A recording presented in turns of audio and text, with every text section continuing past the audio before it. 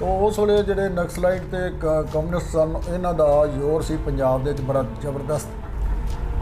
मेरे सामने हुण जिहड़े सी ना मेरे एक ख्याल दे विच भी ये कामरेडां दा गढ़ इत्थों मुंडियां दा तोड़ना है खालसा कॉलेज चों ताकि खालसा कॉलेज में जिसले पिंडां दे मुंडे आउंदे ज्वाइन करते सी एडमिशन लैंदे सी ते जिन्हें कोई अपना रखिया होना जूड़ा इस कामरेड आगू ਜਿਹੜੇ ਮੁੰਡੇ ਹੈਗੇ ਸੀ ਲੀਡਰ ਸੀ ਉਹਨਾਂ ਨੇ ਉਹਨੂੰ ਫੜ ਕੇ ਲੈ ਜਾਣਾ ਬਾਹਰ ਲਾਗੇ ਹੀ ਨਾਈ ਹੁੰਦਾ ਹੈ ਤੋਂ ਉਹਨੂੰ ਜਾ ਕੇ ਕਹਿਣਾ ਇਹਦਾ ਯਾਰ ਕੰਮ ਕਰਦੇ ਨੇ ਵੀ ਕਿਵੇਂ ਆਲ ਇੰਡੀਆ ਸਿੱਖ ਸਟੂਡੈਂਟ ਫੈਡਰੇਸ਼ਨ ਜਿਹੜੀ ਆ ਉਹ ਪੈਦਾ ਕਿਵੇਂ ਹੋਈ ਤੇ ਪੰਜਾਬ ਦੇ ਵਿੱਚ ਜਿਹੜੀਆਂ ਕੇਸਰੀ ਚੁੰਨੀਆਂ ਤੇ ਕੇਸਰੀ ਪੱਗਾਂ ਜਿਹੜੀਆਂ ਉਹ ਕਿਵੇਂ ਆਈਆਂ। ਪ੍ਰੋਫੈਸਰ ਸਾਹਿਬ ਨੇ ਦੱਸਿਆ ਵੀ ਕਿਵੇਂ ਜਿਹੜਾ ਕਾਮਰੇਡ ਜਿਹੜੀ ਆ ਲਹਿਰ ਆ ਪੰਜਾਬ ਦੇ ਵਿੱਚ ਕਿਵੇਂ ਸਿੱਖੀ ਨੂੰ ਜਾਂ ਸਿੱਖ ਨੌਜਵਾਨੀ ਦੇ ਵਿੱਚ ਜਿਹੜਾ ਉਹ ਇੱਕ ਬੀਜ ਸੀ ਚੜ੍ਹਦੀ ਕਲਾ ਦਾ ਸੁਨੇਹਾ ਸੀ ਜਾਂ ਇੱਕ ਪੋਜ਼ਿਟਿਵ ਸੀ ਪੰਜਾਬ ਦੇ ਹੱਕਾਂ ਲਈ ਉਹਨੂੰ ਹੋਰ ਪਾਸੇ ਸਿਨੇਮੇ ਦੀਆਂ ਟਿਕਟਾਂ ਵਾਸਤੇ ਜਾਂ ਕੰਟੀਨਾਂ ਦੇ ਵਿੱਚ ਫ੍ਰੀ ਦੀ ਚਾਹ ਵਾਸਤੇ ਸੰਤ ਕਹਿੰਦੇ ਸੀ ਵੀ ਜਾਂ ਐਤਕੀ ਭਾਂਡਿਆਂ ਵਾਲੀ ਰਹੂਗੀ ਤੇ ਜਾਂ ਟਾਂਡਿਆਂ ਵਾਲੀ। ਇਹ ਉਹਨਾਂ ਦਾ ਇੱਕ ਹੈਗਾ ਸੀ ਤਕੀਆ ਕਲਾਮ ਜਾਂ ਭਾਂਡਿਆਂ ਵਾਲੀ ਰਹੂਗੀ ਜਾਂ ਟਾਂਡਿਆਂ ਵਾਲੀ ਰਹੂਗੀ। ਐਤਕੀ ਇਹ ਨਹੀਂ ਵੀ 40 ਦਿਨ ਮਰਨ ਵਰਤ ਰੱਖ ਲਿਆ ਤੇ ਮੁੜ ਕੇ ਜੂਸ ਪੀ ਕੇ ਤੇ ਉੱਠ ਖੜੋਤੇ। ਐਤਕੀ ਇਹ ਗੱਲ ਨਹੀਂ ਹੋਏਗੀ। ਐਤਕੀ ਤੋੜ ਨਿਭੇਗੀ। ਇਹਨਾਂ ਨੇ ਮਰਜੀਵੜਿਆਂ ਦੀਆਂ ਸਹੁੰਆਂ ਖਾਧੀਆਂ ਵੀ ਜੇ ਇੱਥੇ ਆਰਮੀ ਦਾ ਅਟੈਕ ਹੋਇਆ ਤੇ ਉਸ ਵੇਲੇ ਪ੍ਰਕਾਸ਼ ਸਿੰਘ ਬਾਦਲ ਵੀ ਵਿੱਚੇ ਸੀ ਜੀ ਤੇ ਗੁਰਚਰਨ ਸਿੰਘ ਟੌਹੜਾ ਸਾਰੇ ਕਿ ਸਾਡੀਆਂ ਲਾਸ਼ਾਂ ਦੇ ਉੱਤੋਂ ਦੀ ਆਉਣਗੇ ਤੇ ਅਸੀਂ ਇੱਥੇ ਉਹਨਾਂ ਦਾ ਟਾਕਰਾ ਕਰਾਂਗੇ। ਪਰ ਉਹ ਤਾਂ ਸਾਰੇ ਕਿਉਂਕਿ ਸ਼ੈਤਾਨ ਬੰਦੇ ਸੀ ਉਹ ਪਾਸੇ ਹੋ ਗਏ ਤੇ ਸੰਤ ਦ੍ਰਿੜਤਾ ਦੇ ਨਾਲ ਲੱਗੇ ਰਹੇ। ਸ਼ਿਵਬੇਗ ਸਿੰਘ ਨੇ ਜੀ ਅਸਲਾ ਵੰਡਿਆ ਜੀ ਤੇ ਨਾਲ ਕਿਹਾ ਵੀ ਗੋਲੀ ਉਹੀ ਵੱਜਦੀ ਆ ਜਿਹੜੀ ਆਪਣੇ ਲਿਖੀ ਹੋਵੇ, ਦੂਜੀ ਗੋਲੀ ਨਹੀਂ ਵੱਜਦੀ। ਵਰੀਆਂ ਵੱਧੀਆਂ ਗੋਲੀਆਂ ਵਿੱਚ ਅਸੀਂ ਚੱਲਦੇ ਫਿਰਦੇ ਰਹੇ ਹਾਂ, ਸਾਨੂੰ ਪਤਾ ਹੈ। ਕਹਿੰਦੇ ਦੁਨੀਆ ਵਿੱਚ ਸਭ ਤੋਂ ਜਿਹੜਾ ਕੋਈ ਵਧੀਆ ਸਥਾਨ ਹੈ ਨਾ, ਸਭ ਤੋਂ ਪਵਿੱਤਰ ਤੇ ਉੱਤਮ ਸਥਾਨ ਉਹ ਸ੍ਰੀ ਹਰਿਮੰਦਰ ਸਾਹਿਬ ਦੀ ਆ ਹੈਗਾ ਜਿੱਥੇ ਆਪਾਂ ਬੈਠੇ ਹਾਂ। ਇੱਥੇ ਅਗਰ ਸ਼ਹੀਦ ਹੁੰਦੇ ਆ ਤਾਂ ਸਿੱਧੇ ਆਪਾਂ ਗੁਰੂ ਚਰਨਾਂ ਨੂੰ ਚੱਲਾਂਗੇ। ਇਸ ਤੋਂ ਸਭ ਸਥਾਨ ਥੱਲੇ ਆ। ਯਾਨੀ ਉਹਨਾਂ ਨੂੰ ਉਹਨਾਂ ਦਾ ਮਨੋਬਲ ਇੰਨਾ ਤਗੜਾ ਕੀਤਾ ਕਹਿ ਲਓ ਵੀ ਕਹਿੰਦੇ ਵੀ ਕਹਾਣੀ ਕੋਈ ਨਹੀਂ, ਜਿਵੇਂ ਕਹਿੰਦੇ ਵੀ ਕਹਾਣੀ ਕੋਈ ਨਹੀਂ। ਜਨਰਲ ਬਰਾੜ ਤੇ ਜਨਰਲ ਜਮਵਾਲ ਤੇ ਇੱਕ ਜਨਰਲ ਹੋਰ ਸੀ, ਉਹ ਕਹਿੰਦੇ ਆ ਵੀ ਹੁਣ ਤੱਕ ਦੀਆਂ ਹੋਈਆਂ ਲੜਾਈਆਂ ਵਿੱਚ ਸਾਡੀ ਫੌਜ ਦਾ ਇੰਨਾ ਨੁਕਸਾਨ ਨਹੀਂ ਹੋਇਆ ਜਿੰਨਾ ਇੱਥੇ ਹੋ ਗਿਆ। ਇੱਥੋਂ ਸਪਸ਼ਟ ਹੁੰਦਾ ਕਿ ਆਰਮੀ ਵੱਡੇ ਸਕੇਲ 'ਤੇ ਮਰੀ ਆ। ਕਮਾਂਡੋ ਸੁੱਟੇ, ਕਮਾਂਡੋ ਸੀ ਰਸ਼ੀਅਨ ਟ੍ਰੇਨ ਬੜੇ, ਉਹ ਤਾਂ ਕਹਿਣ ਵੀ ਗੱਲ ਹੀ ਕੋਈ ਨਹੀਂ। ਲੇਕਿਨ ਜਿਉਂ ਕਮਾਂਡੋ ਉੱਪਰੋਂ ਸੁੱਟੇ ਨੇ ਇਹਨਾਂ ਨੇ ਉਹਦੇ ਨਾਲ ਹੈਲੀਕਾਪਟਰ ਤੋਂ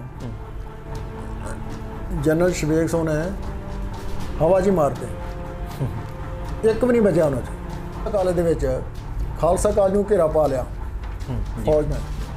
ਇਹ 'ਚ 4 ਟੈਂਕ 4 ਕੋਣਿਆਂ ਦੇ ਉੱਤੇ ਲਾਤੇ।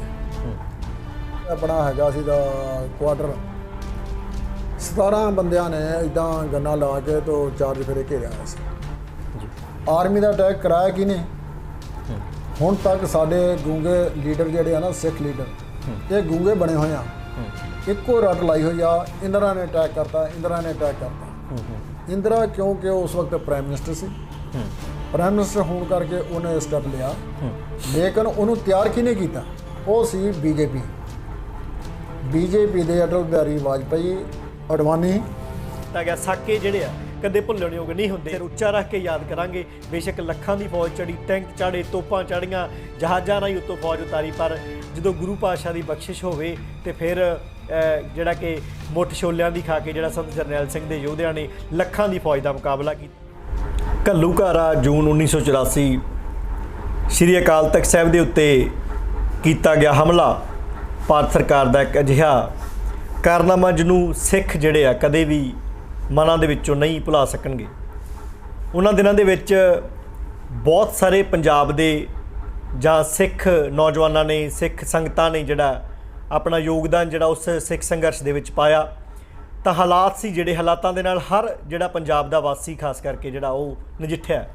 ਸਾਡੇ ਨਾਲ ਇੱਕ ਅਜਿਹੀ ਸ਼ਖਸੀਅਤ ਮੌਜੂਦ ਹੈ ਜਿਨ੍ਹਾਂ ਨੇ ਅਮਰ ਸ਼ਹੀਦ ਭਾਈ ਅਮਰੀਕ ਸਿੰਘ ਜੀ ਖਾਲਸਾ ਭਿੰਡਰਾਂ ਵਾਲੇ ਜਿਹੜੇ ਆ ਉਹਨਾਂ ਨੂੰ ਵਿੱਦਿਆ ਦਿੱਤੀ। ਉਸ ਵਕਤ ਖਾਲਸਾ ਕਾਲਜ ਦੇ ਵਿੱਚ ਜਿਹੜੇ ਆ ਜਿਹੜੇ ਕਿ ਨੌਕਰੀ ਕਰ ਰਹੇ ਸੀ ਬਤੌਰ ਪ੍ਰੋਫੈਸਰ। ਸਾਡੇ ਨਾਲ ਮੌਜੂਦ ਨੇ ਡਾਕਟਰ ਸੂਬਾ ਸਿੰਘ ਜੀ ਜਿਹੜੇ ਫਾਰਮਰ ਪ੍ਰਿੰਸੀਪਲ ਨੇ ਗੁਰਮਤਿ ਕਾਲਜ ਪਟਿਆਲਾ, ਸਿੱਖ ਮਿਸ਼ਨਰੀ ਕਾਲਜ ਅੰਮ੍ਰਿਤਸਰ। ਤੇ ਜੇ ਮੈਂ ਇਹਨਾਂ ਬਾਰੇ ਹੋਰ ਬਹੁਤ ਕੁਝ ਦੱਸਾਂ ਸ਼ਾਇਦ ਸ਼ਬਦ ਛੋਟੇ ਰਹਿ ਜਾਣ। ਅਸੀਂ ਸਵਾਗਤ ਕਰਦੇ ਹਾਂ KTV ਤੇ। ਵਾਹਿਗੁਰੂ ਜੀ ਕਾ ਖਾਲਸਾ, ਵਾਹਿਗੁਰੂ ਜੀ ਕੀ ਫਤਿਹ ਜੀ। ਡਾਕਟਰ ਸਾਹਿਬ, ਘੱਲੂਘਾਰਾ ਜੂਨ 1984 ਨੂੰ 36 ਸਾਲ ਜਿਹੜੇ ਆ ਉਹ ਹੋ ਗਏ ਆ। 2020 'ਚ ਅਸੀਂ ਆ ਗਏ ਆ।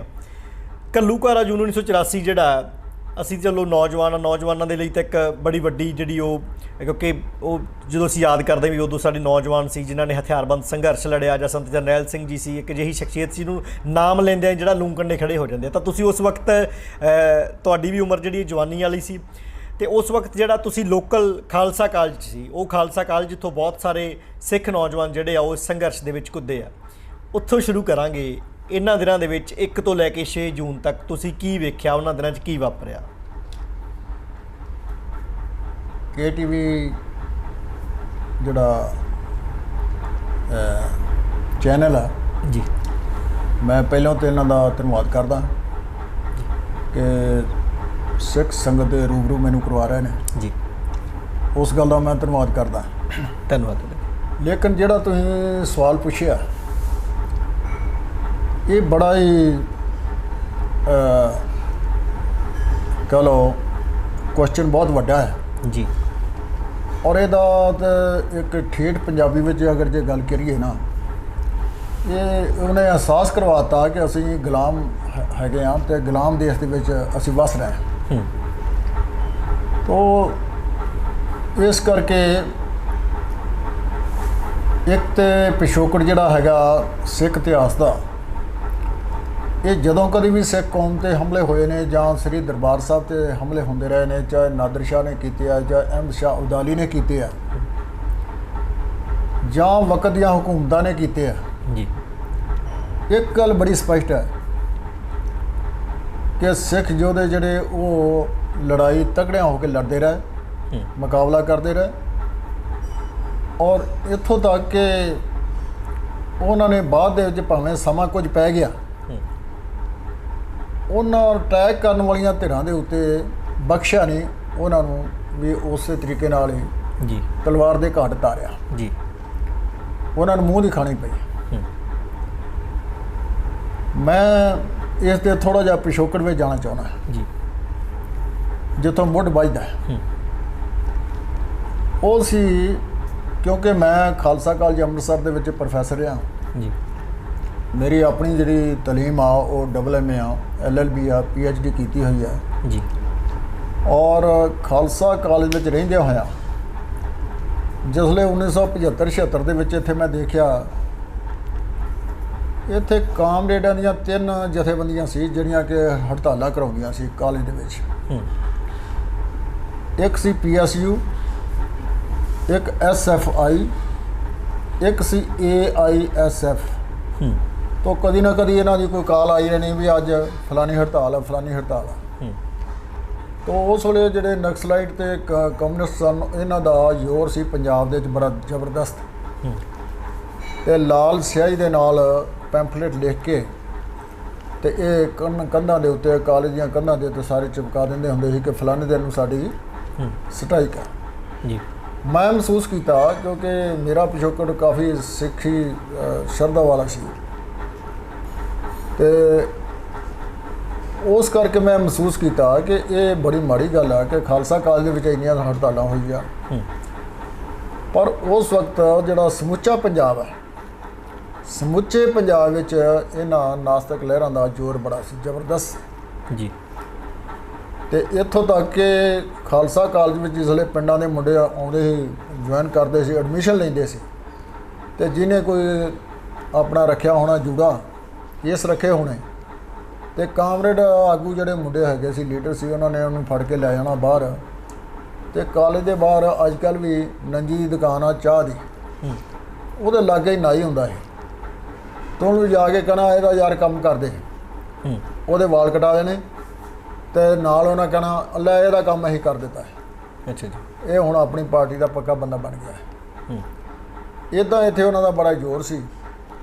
ਤੇ ਮੈਂ ਇੱਥੇ ਹੌਲੀ ਹੌਲੀ ਪਹਿਲਾਂ ਤਾਂ ਇੱਕ ਗੁਰਮਤਿ ਵਿਚਾਰ ਸਭਾ ਬਣਾਈ ਕਾਲਜ ਦੇ ਵਿੱਚ ਜੀ, ਕਿਉਂਕਿ ਮੈਂ ਪ੍ਰੋਫੈਸਰ ਸਾਹਿਬ ਸੋਨਾ ਦੀ ਸੀਟ ਦੇ ਉੱਤੇ ਵੀ ਪ੍ਰੋਫੈਸਰ ਸੀ ਜੀ। ਤੇ ਪੰਜਾਬੀ ਡਿਪਾਰਟਮੈਂਟ ਵੀ ਐਮਏ ਕਲਾਸਾਂ ਜਿਹਨੂੰ ਪੜ੍ਹਾਉਂਦੇ ਸੀ ਜੀ। ਤਾਂ ਉਸ ਵਕਤ ਮੈਂ ਗੁਰਮਤਿ ਵਿਚਾਰ ਸਭਾ ਬਣਾ ਕੇ ਤੇ ਜਿਹੜਾ ਵੀ ਕੋਈ ਇੰਟੈਲੀਜੈਂਸ ਬੰਦਾ ਆਉਂਦਾ ਸੀ ਬਾਹਰੋਂ ਕੋਈ ਵਿਦਵਾਨ, ਤਾਂ 100 ਕੁ ਮੁੰਡਾ ਮੈਂ ਇਕੱਠਾ ਕਰਕੇ ਤੇ ਉਹਨਾਂ ਨੂੰ ਕਹਿਣਾ ਵੀ ਸਾਡੇ ਰਿਆਸੀਆਂ ਨੂੰ ਲੈਕਚਰ ਦੇ ਜਾ। ਉਹਨਾਂ ਫਿਰ ਸਿੱਖ ਇਤਿਹਾਸ ਤੇ ਸਿੱਖੀ ਸਪਿਰਿਟ ਦੇ ਉੱਤੇ ਲੈਕਚਰ ਦੇਣਾ। ਉਸ ਤੋਂ ਬਾਅਦ ਕੀ ਹੋਇਆ ਕਿ ਮੇਰੀ ਮੁਲਾਕਾਤ ਹੋ ਗਈ ਸੰਤ ਕਰਤਾਰ ਸਿੰਘ ਭਿੰਡਾਂ ਵਾਲਿਆਂ ਨਾਲ ਜੀ। ਉਹ ਮੁਲਾਕਾਤ ਬੜੀ ਪਹਿਲਾਂ ਕਦੀ ਨਹੀਂ ਸੀ ਹੋਈ। ਮੈਨੂੰ ਖਾਲਸਾ ਕਾਲਜ ਵੱਲੋਂ ਬੰਬੇ ਭੇਜਿਆ ਗਿਆ ਤੇ ਉਹਨਾਂ ਦਾ ਵੀ ਆਪਣੇ ਜਥੇ ਸਮੇਤ ਉੱਥੇ ਪਹੁੰਚੇ ਹੋਏ ਸੀ। ਉਹਨਾਂ ਦੇ ਨਾਲ ਕੋਈ ਮੇਰੇ ਖਿਆਲ ਆ ਵੀ 8-10 ਵਿਦਿਆਰਥੀ ਹੋਣੇ ਆ ਜੀ ਉਸ ਵਕਤ। ਜਰਨੈਲ ਸਿੰਘ ਵੀ ਉਹਨਾਂ ਵਿਦਿਆਰਥੀਆਂ 'ਚੋਂ ਇੱਕ ਸੀ। ਤਾਂ ਅਸੀਂ ਦਾਦਰ ਗੁਰਦੁਆਰੇ ਠਹਿਰੇ ਸੀ ਜੀ। ਉਹ ਕਥਾ ਕਰਦੇ ਸਨ। ਭਾਈ ਰਾਮ ਸਿੰਘ ਚਲਦੀ ਵਾਲਾ ਜਿਹੜਾ ਉਹ ਮਹਾਰਾਜ ਮੁੱਖ ਵਾਕ ਲੈਂਦਾ ਸੀ ਜੀ ਤੇ ਸੰਤ ਕਥਾ ਕਰਦੇ ਸੀ। ਉਹਨਾਂ ਦੀ ਕਥਾ ਤੋਂ ਬਾਅਦ ਮੇਰਾ ਲੈਕਚਰ ਹੁੰਦਾ ਸੀ ਜੀ। 2 ਦਿਨ ਲੰਘ ਗਏ, ਸਵੇਰੇ ਸ਼ਾਮ ਦੀ ਗੱਲਾਂ। ਤੇ ਮੈਨੂੰ ਫਿਰ ਉੱਥੇ ਉਹਨਾਂ ਨੇ ਬੰਦਾ ਭੇਜਿਆ, ਮੁੰਡਾ ਇੱਕ, ਤੇ ਕਹਿੰਦੇ ਵੀ ਪ੍ਰੋਫੈਸਰ ਸਾਹਿਬ ਨੂੰ ਬੁਲਾ ਕੇ ਲਿਆ। ਬੋਲੇ, ਪਹਿਲਾਂ ਮੈਂ ਕਿਹਾ ਵੀ ਸ਼ਾਇਦ ਮੈਂ ਕੋਈ ਗਲਤ ਨਾ ਬੋਲ ਰਿਹਾ ਹੋਵਾਂ, ਸ਼ਾਇਦ ਮੈਨੂੰ ਇਸ ਕਰਕੇ ਬੁਲਾਇਆ ਜੀ। ਜਾਂ ਗਿਆ, ਚਲੋ ਫਤਿਹ ਫਤੂਹੀ ਹੋਈ। ਕਹਿੰਦੇ ਪ੍ਰੋਫੈਸਰ ਸਾਹਿਬ ਆਪਣਾ ਦੌਲਤਖਾਨਾ ਕਿਹੜਾ ਹੈ? ਮੈਂ ਕਿਹਾ ਜੀ ਸਾਡਾ ਦੌਲਤਖਾਨਾ ਠੱਟਾ ਪਿੰਡ ਆ, ਸੁਲਤਾਨਪੁਰ ਲੋਧੀ ਦੇ ਲਾਗੇ। ਤੇ ਜਿੱਥੋਂ ਦੇ ਉਹ ਕਹਿੰਦੇ ਆਪ ਹੀ ਬੋਲ ਪਾਇਆ, ਜਿੱਥੇ ਸੰਤ ਬਾਬਾ ਕਰਤਾਰ ਸਿੰਘ ਜਿਹੜੇ ਹੈਗੇ ਆ ਪਟਨਾ ਸਾਹਿਬ ਵਾਲੇ ਜਾਂ ਠੱਟੇ ਟਿੱਬੇ ਵਾਲੇ, ਉਹ ਸੰਤ ਬਾਬਿਆਂ ਨੇ ਨਾ ਬਹੁਤ ਸੇਵਾ ਕਰਵਾਈ ਆ ਜੀ। ਆੜਾ ਮੰਜੀ ਸਾਹਿਬ ਦੀਵਾਨ ਹਾਲ ਉਹਨਾਂ ਨੇ ਬਣਾਇਆ ਜੀ। ਜਿਹੜਾ ਇਹ ਬਣਾਇਆ ਲੰਗਰ ਹਾਲ ਜੀ। ਇਹ ਬਾਬੇ ਖੜਕ ਸੋਨਾ ਨੇ ਬਣਾਇਆ। ਜੀ ਜੀ। ਤੇ ਉਹਨਾਂ ਨੇ ਗੋਂਦਵਾਲ ਸਾਹਿਬ ਵੀ ਬੜੀ ਸੇਵਾ ਕਰਵਾਈ। ਹੋਰਨਾਂ ਥਾਵਾਂ 'ਤੇ ਪਟਨਾ ਸਾਹਿਬ ਦੀ ਸਾਰੀ ਕੰਸਟਰਕਸ਼ਨ ਨਵੀਂ ਉਹਨਾਂ ਨੇ ਕਰਵਾਈ। ਕਹਿੰਦੇ ਉਹਨਾਂ ਦੇ ਪਿੰਡ ਕਹਿੰਦੇ ਵੀ ਵਾਹ ਵੀ ਵਾਹ। ਇੱਦਾਂ ਕਰਕੇ ਕਹਿੰਦੇ ਵੀ ਤੁਸੀਂ ਆਖੇ ਡਬਲ ਐਮਏ ਕੀਤੀ ਆ। ਇੱਕ ਪ੍ਰਿੰਸੀਪਲ ਤੇਜਾ ਸਿੰਘ ਹੋਇਆ ਡਬਲ ਐਮਏ। ਉਹ ਪ੍ਰਿੰਸੀਪਲ ਦੇ ਨਾਲ ਨਾਲ ਸਿੱਖੀ ਦਾ ਵੀ ਪ੍ਰਚਾਰ ਕਰ ਰਿਹਾ ਸੀ। ਇੱਕ ਆ ਹੁਣ ਤੁਸੀਂ ਡਬਲ ਐਮਏ ਹੋ ਤੇ ਜਵਾਨੀ 'ਚ ਪੈਰ ਰੱਖ ਰਹੇ ਹੋ ਤੇ ਤੁਸੀਂ ਸਿੱਖੀ ਸਪਿਰਿਟ ਦੇ ਨਾਲ ਮਤਲਬ ਸਿੱਖ ਸਿਧਾਂਤ ਦੇ ਉੱਤੇ ਗੱਲਬਾਤ ਜਿਹੜੀ ਕਰ ਰਹੇ ਹੋ। ਕਹਿੰਦੇ ਮੇਰਾ ਰੋਮ ਰੋਮ ਤੁਹਾਡੇ ਤੇ ਬੜਾ ਖੁਸ਼। ਮੈਂ ਕਿਹਾ ਜੀ ਚਲੋ, ਮੈਂ ਕਿਹਾ ਜੇ ਕਿਤੇ ਕੋਈ ਗਲਤ ਹੋਇਆ ਜਾਂ ਕਿਸ ਤਰ੍ਹਾਂ ਤਾਂ ਮੈਨੂੰ ਦੱਸਿਓ। ਕਹਿੰਦੇ ਨਹੀਂ, ਤੁਸੀਂ ਤੇ ਇਤਿਹਾਸ ਤੇ ਗੁਰਬਾਣੀ ਨੂੰ ਰਲਾ ਕੇ ਫੇਰ ਗੱਲ ਕਰ ਰਹੇ ਹੋ, ਇਹ ਬੜੀ ਵੱਡੀ ਗੱਲ ਆ। ਖੈਰ ਚਲਦਿਆਂ ਉਹਨਾਂ ਨੇ ਮੈਨੂੰ ਕਿਹਾ ਕਿ ਭਾਈ ਪ੍ਰੋਫੈਸਰ ਸਾਹਿਬ, ਮੈਂ ਵੀ ਖਾਲਸਾ ਕਾਲਜ ਅੰਮ੍ਰਿਤਸਰ ਦੇ ਵਿੱਚ ਵਿਦਿਆਰਥੀ ਰਿਹਾ। ਮੈਂ ਉੱਥੋਂ FA ਪਾਸ ਕੀਤੀ ਜੀ। FA ਪਾਸ ਕਰਕੇ ਮੈਂ ਫਿਰ ਪਟਵਾਰੀ ਦਾ ਕੋਰਸ ਕੀਤਾ, ਪਟਵਾਰੀ ਬਣ ਗਿਆ। ਤੇ ਪਟਵਾਰੀ ਬਣਦਿਆਂ ਹੋਇਆ ਫਿਰ ਮੁੜ ਕੇ ਸੰਤ ਗੁਰਬਚਨ ਸਿੰਘ ਹੋਣਾ ਨਾਲ ਮੇਰਾ ਮੇਲ ਹੋ ਗਿਆ ਜੀ। ਉਹ ਕਹਿੰਦੇ ਵੀ ਕਰਤਾਰ ਸਿੰਘ ਛੱਡ, ਇੱਧਰ ਸਾਡੇ ਨਾਲ ਆਣ ਕੇ ਰਲ ਜੀ। ਤੇ ਮੈਂ ਫਿਰ ਉਹਨਾਂ ਨਾਲ ਰਲ ਗਿਆ। ਇੱਦਾਂ ਆਖੇ ਸਾਰਾ। ਤੇ ਫਿਰ ਕੱਲ ਉਹਨਾਂ ਨੇ ਗੱਲ ਕੀਤੀ ਕਿ ਉੱਥੇ ਭਚੰਗੀ ਪੜ੍ਹਦਾ ਜੀ ਖਾਲਸਾ ਕਾਲਜ। ਮੈਂ ਕਿਹਾ ਕਿਹੜਾ ਭਚੰਗੀ ਜੀ, ਕੀ ਨਾਮ ਦਾ? ਕਹਿੰਦੇ ਅਮਰੀਕ ਸੋਂ। ਅੱਛਾ ਜੀ। ਤੇ ਭਚੰਗੀ ਦਾ ਇਹ ਖਿਆਲ ਰੱਖਿਓ। ਉੱਥੋਂ ਸਾਡੀ ਆਪਸ ਵਿੱਚ ਜਿਹੜੀ ਆ ਉਹ ਮੇਲ ਮਿਲਾਪ ਹੋਇਆ ਸਾਰਾ ਜੀ। ਉਹ ਮੈਂ ਜਦੋਂ ਵਾਪਸ ਆਇਆ 20 ਦਿਨਾਂ ਪਿੱਛੋਂ, ਉੱਥੇ ਬੜਾ ਵੱਡਾ ਫੰਕਸ਼ਨ ਸੀ, ਫੰਕਸ਼ਨ ਕਰਕੇ ਤੇ ਸਾਰਾ ਵਾਪਸ ਆਏ। ਉਹ ਵੀ ਆ ਗਏ।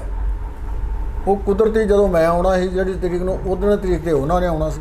ਪਰ ਮੈਂ ਆਣ ਕੇ ਜਦੋਂ ਵਾਪਸ ਕਾਲਜ ਆਇਆ, ਮੈਂ ਆਪਣੀ ਕਲਾਸ ਦੇ ਸਟੂਡੈਂਟਸ ਨੂੰ ਕਿਹਾ, ਮੈਂ ਕਿਹਾ ਯਾਰ ਇੱਥੇ ਆਪਣੇ ਸੰਤ ਕਰਤਾਰ ਸਿੰਘ ਦਾ ਭਚੰਗੀ ਆ ਲੜਕਾ ਉਹਨਾਂ ਦਾ ਅਮਰੀਕ, ਉਹਨੂੰ ਲੱਭ ਕੇ ਲਿਆਓ। ਉਹ ਲੱਭ ਕੇ ਲੈ ਆਏ। ਸਤਿ ਸ਼੍ਰੀ ਅਕਾਲ ਜੀ, ਸਤਿ ਸ਼੍ਰੀ ਅਕਾਲ। ਉਹ ਮੈਂ ਵਿਅੰਗ ਵਿੱਚ ਕਿਹਾ, ਉਹ ਮੈਂ ਕਿਹਾ ਮੇਰੀ ਇੱਕ ਗੱਲ ਸੁਣ ਓਏ, ਉਹ ਤੇਰੇ ਬਾਪ ਨੂੰ, ਤੇਰੇ ਫਾਦਰ ਨੂੰ ਮੈਂ ਕਿਹਾ ਵੀ ਸਾਰਾ ਸਿੱਖ ਜਗਤ ਜਿਹੜਾ ਜਾਣਦਾ ਵੀ ਸੰਤ ਕਰਤਾਰ ਸਿੰਘ ਕੋਈ ਹੈਗਾ ਜੀ। ਤੇ ਮੈਂ ਉਹਨੂੰ ਕਿਹਾ ਵਿਅੰਗ ਵਿੱਚ, ਮੈਂ ਕਿਹਾ ਤੈਨੂੰ ਤੇਰੀ ਕਲਾਸ ਦੇ ਮੁੰਡੇ ਨਹੀਂ ਜਾਣਦੇ ਹੈਂ? ਕਹਿੰਦੇ ਨਹੀਂ ਜੀ, ਦੱਸੋ ਜੀ ਦੱਸੋ ਜੀ ਕਿਸ ਤਰ੍ਹਾਂ। ਮੈਂ ਕਿਹਾ ਇੱਦਾਂ ਤੇਰੇ ਫਾਦਰ ਸਾਹਿਬ ਨਾਲ ਮੇਰੀ ਮੁਲਾਕਾਤ ਹੋਈ ਆ ਜੀ, ਆਹ ਗੱਲਬਾਤ ਆ। ਜੇ ਤੈਨੂੰ ਕੋਈ ਪੜ੍ਹਾਈ 'ਚ ਮੁਸ਼ਕਲ ਆਉਂਦੀ ਤਾਂ ਮੈਨੂੰ ਦੱਸ, ਕਿਸੇ ਹੋਰ ਚੀਜ਼ ਦੀ ਲੋੜ ਆ ਉਹ ਮੈਨੂੰ ਦੱਸ। ਖੈਰ ਇੱਦਾਂ ਫਿਰ ਸਾਡਾ ਹੌਲੀ ਹੌਲੀ ਸੰਪਰਕ ਇੰਨਾ ਹੋ ਗਿਆ ਜੀ ਕਿ ਉਹ ਇੱਦਾਂ ਘਰ ਫਿਰ ਆਉਣ ਜਾਣ ਲੱਗ ਗਿਆ ਜਿੱਦਾਂ ਨਾ ਫੈਮਿਲੀ ਦਾ ਮੈਂਬਰ ਹੁੰਦਾ।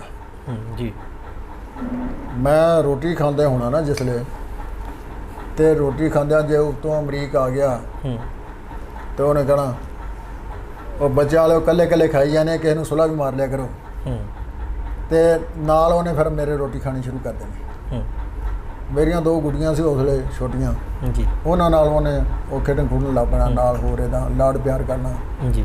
ਇਸ ਤਰੀਕੇ ਨਾਲ ਸਾਡਾ ਕਾਫੀ ਹੋ ਗਿਆ। ਮੇਰੇ ਸਾਹਮਣੇ ਹੁਣ ਉਹ ਜਿਹੜੇ ਸੀ ਨਾ, ਮੇਰੇ ਇੱਕ ਖਿਆਲ ਦੇ ਵਿੱਚ ਵੀ ਇਹ ਕਾਮਰੇਡਾਂ ਦਾ ਗੜ੍ਹ ਇੱਥੋਂ ਮੁੰਡਿਆਂ ਦਾ ਤੋੜਨਾ ਹੈ ਖਾਲਸਾ ਕਾਲਜ 'ਚੋਂ ਜੀ, ਕਿਉਂਕਿ ਮੈਂ ਗੁਰਮਤਿ ਵਿਚਾਰ ਸਭਾ ਪਹਿਲਾਂ ਬਣਾਈ ਸੀ। ਉਸ ਗੱਲ ਦਾ ਪ੍ਰਿੰਸੀਪਲ ਗੁਰਬਖਸ਼ ਸਿੰਘ ਸ਼ੇਰਗਿੱਲ ਨੂੰ ਪਤਾ ਸੀ ਜੀ। ਉਹਨੂੰ ਇਹ ਵੀ ਪਤਾ ਸੀ ਵੀ ਇਹ ਬੰਦਾ ਕੋਈ ਕੰਮ ਕਰਨ ਵਾਲਾ ਹੈ। ਉਹ ਖੁਦ ਵੀ ਸਿੱਖ ਮਾਈਂਡਡ ਸੀ ਜੀ। ਤਾਂ ਉਸ ਵਕਤ ਮੈਂ ਫਿਰ ਸੋਚਿਆ ਵੀ ਜਿਹੜੀ ਆਲ ਇੰਡੀਆ ਸਿੱਖ ਸਟੂਡੈਂਟ ਫੈਡਰੇਸ਼ਨ ਹੈ ਇਹ ਮਰ ਚੁੱਕੀ ਬਾਡੀ ਹੈ, ਇਹਦੀ ਕੋਈ ਗੱਲ ਹੀ ਨਹੀਂ। ਜੇ ਬਾਡੀ ਤਕੜੀ ਹੁੰਦੀ ਤੇ ਇੱਥੇ ਫਿਰ ਕਾਮਰੇਡ ਮੁੰਡਿਆਂ ਦਾ ਇੰਨਾ ਜ਼ੋਰ ਕਿੱਥੋਂ ਹੋ ਗਿਆ। ਉਹ ਮੈਂ ਬੜੇ ਸੋਚ ਸਮਝ ਕੇ ਨਾ, ਕਿਉਂਕਿ ਮੈਂ ਸੋਚਿਆ ਵੀ ਅਮਰੀਕ ਦਾ ਜਿਹੜਾ ਵਿਰਸਾ ਹੈ ਇਹ ਅਮੀਰ ਆ ਸਿੱਖੀ ਸਿਧਾਂਤਾਂ ਵਾਲਾ, ਤੇ ਇਸ ਨੂੰ ਮਤਲਬ ਪ੍ਰਧਾਨ ਬਣਾਇਆ ਜਾਵੇ ਜੀ। ਲੇਕਿਨ ਸਹੀ ਮੈਂ ਤੁਹਾਨੂੰ ਠੇਠ ਪੰਜਾਬੀ ਦੱਸਾਂ ਵੀ ਉਸ ਵੇਲੇ ਬੜਾ ਇਹ ਸਾਊ ਜਿਹਾ ਲੋਲਾ ਜਿਹਾ ਮੁੰਡਾ ਸੀ, ਕੋਈ ਬਹੁਤੀ ਇਹਨੂੰ ਚਲਾਕੀ ਚਲੂਕੀ ਨਹੀਂ ਸੀ ਆਉਂਦੀ। ਕਿ ਮੈਨੂੰ ਕਹੀ ਜਾਵੇ, ਮੈਂ ਕਿਹਾ ਤੈਨੂੰ ਪ੍ਰਧਾਨ ਬਣਾਉਣਾ, ਕਹਿੰਦੇ ਜੀ ਮੈਨੂੰ ਪਤਾ ਕੁਛ ਨਹੀਂ, ਮੈਂ ਨਹੀਂ ਬਣਨਾ, ਮੈਂ ਨਹੀਂ ਬਣਨਾ। ਮੈਂ ਕਿਹਾ ਉਹ ਤੈਨੂੰ ਇਸ ਵਾਸਤੇ ਬਣਾਉਣਾ, ਸੰਤ ਕਰਤਾਰ ਸਿੰਘ ਦਾ ਫਰਜ਼ਾਂਦਾ ਤੂੰ ਇਸ ਕਰਕੇ ਬਣਾਉਣਾ, ਤੇ ਤੇਰੇ ਪਿੱਛੇ ਕੋਈ ਹੈਗੀ ਆ ਭਾਵਨਾ ਅਧਿਆਤਮਿਕ, ਤੇ ਇਸ ਕਰਕੇ ਬਣਾਉਣਾ। ਉਹ ਖੈਰ ਫਿਰ ਅਸੀਂ ਇਹਨੂੰ ਮਨਾਇਆ, ਮੈਂ ਮਸਾਂ ਹੀ ਮੰਨਦਾ ਨਹੀਂ ਸੀ। ਫਿਰ ਇੱਕ ਟੈਗੋਰ ਥੀਏਟਰ ਆ ਚੰਡੀਗੜ੍ਹ ਜੀ, ਉੱਥੇ ਅਸੀਂ ਜਿਹੜੇ ਪੁਰਾਣੇ ਫੈਡਰੇਸ਼ਨਿਸਟ ਕਿਸ ਵਕਤ ਸਰਦਾਰ ਭਾਨ ਸਿੰਘ ਸੀ, ਸ਼੍ਰੋਮਣੀ ਕਮੇਟੀ ਦੇ ਲੀਗਲ ਐਡਵਾਈਜ਼ਰ ਸਨ ਜੀ। ਇੱਕ ਸਰ ਅਮਰ ਸਿੰਘ ਅੰਬਾਲਵੀ ਐਡਵੋਕੇਟ ਸਨ ਹਰਿਆਣਾ ਹਾਈ ਕੋਰਟ ਦੇ ਪੰਜਾਬ ਦੇ।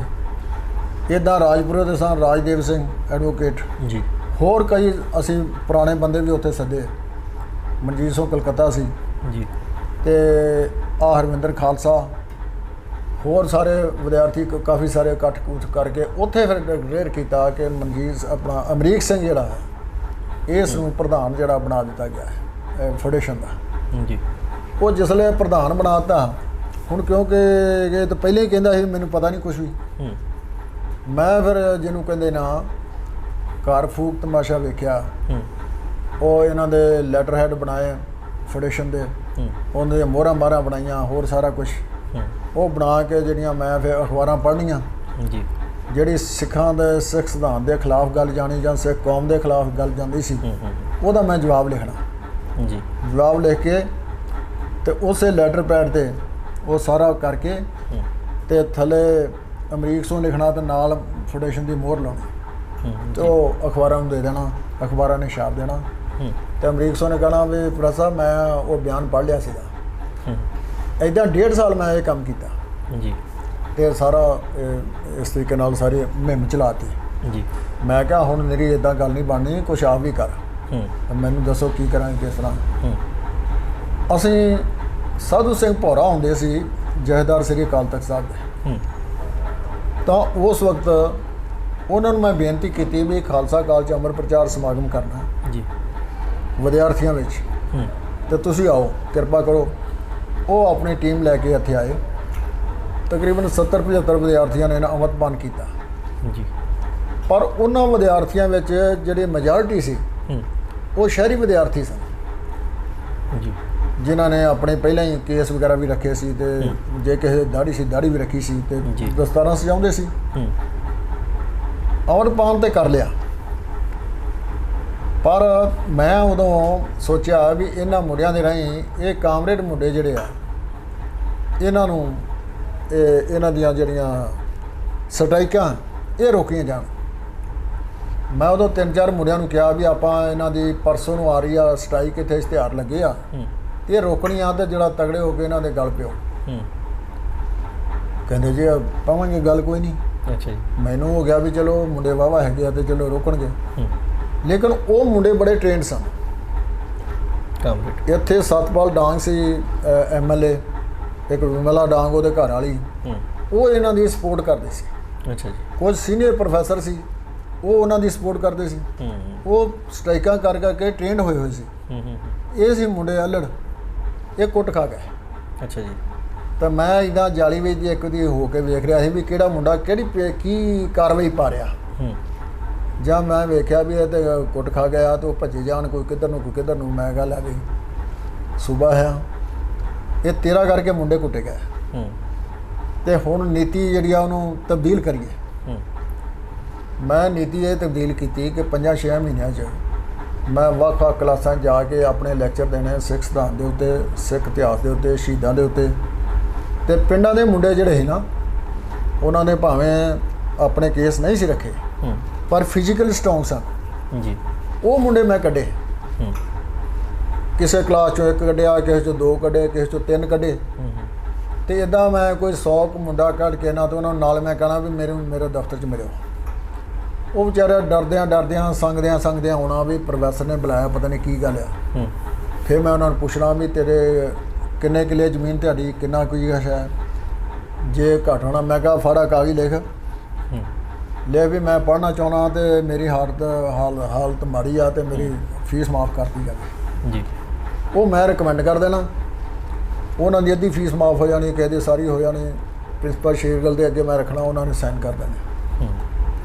ਇਹਦਾ ਮੈਂ ਲਗਭਗ 100 ਦੇ ਕਰੀਬ ਮੁੰਡਾ ਆਪਦੇ ਨਾਲ ਜੋੜਿਆ ਜੀ।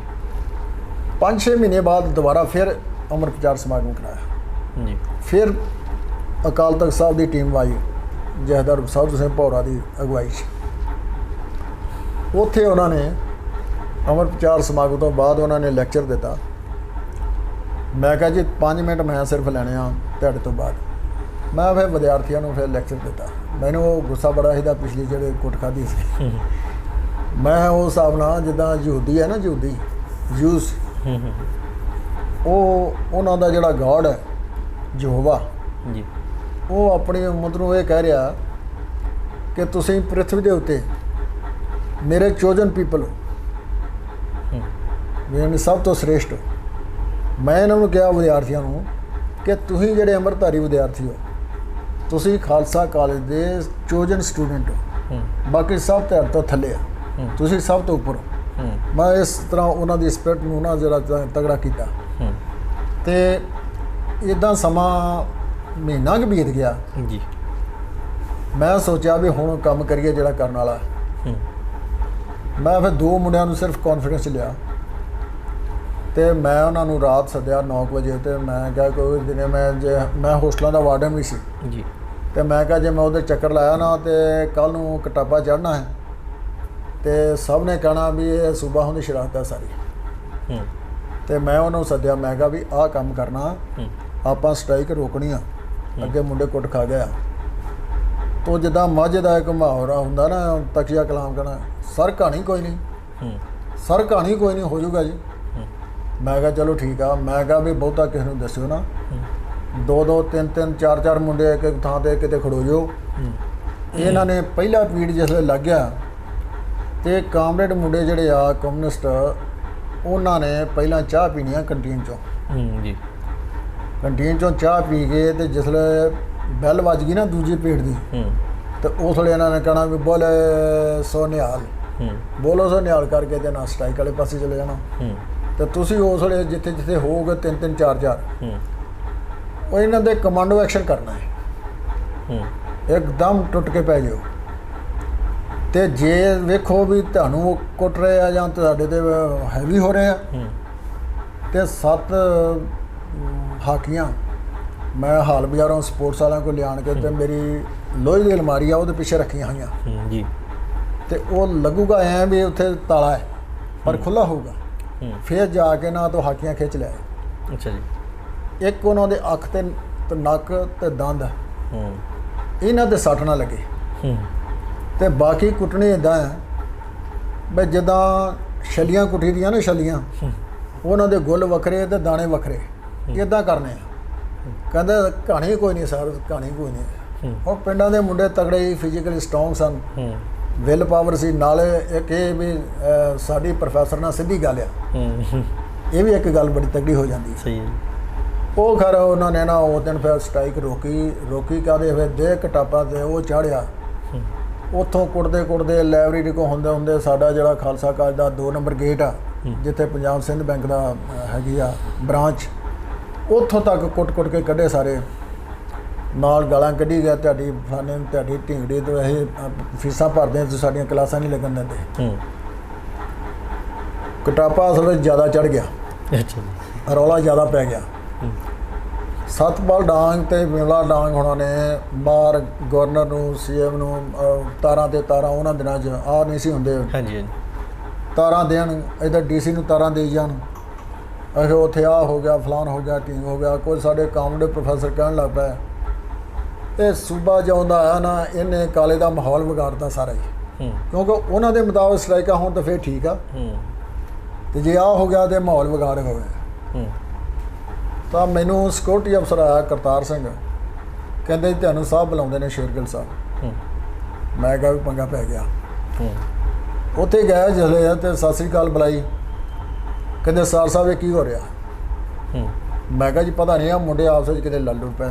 ਕਹਿੰਦਾ ਨੋ ਸਰਦਾਰ ਸਾਹਿਬ, ਅੰਮ੍ਰਿਤਧਾਰੀ ਮੁੰਡੇ ਸੀ ਇਹ ਸਾਰੇ, ਅੰਮ੍ਰਿਤਧਾਰੀ ਮੁੰਡੇ ਮੇਰੀ ਰਿਪੋਰਟ ਆਈ ਹੈ ਤੇ ਉਹ ਤੁਹਾਡੇ ਮੁੰਡੇ ਆ ਗਏ।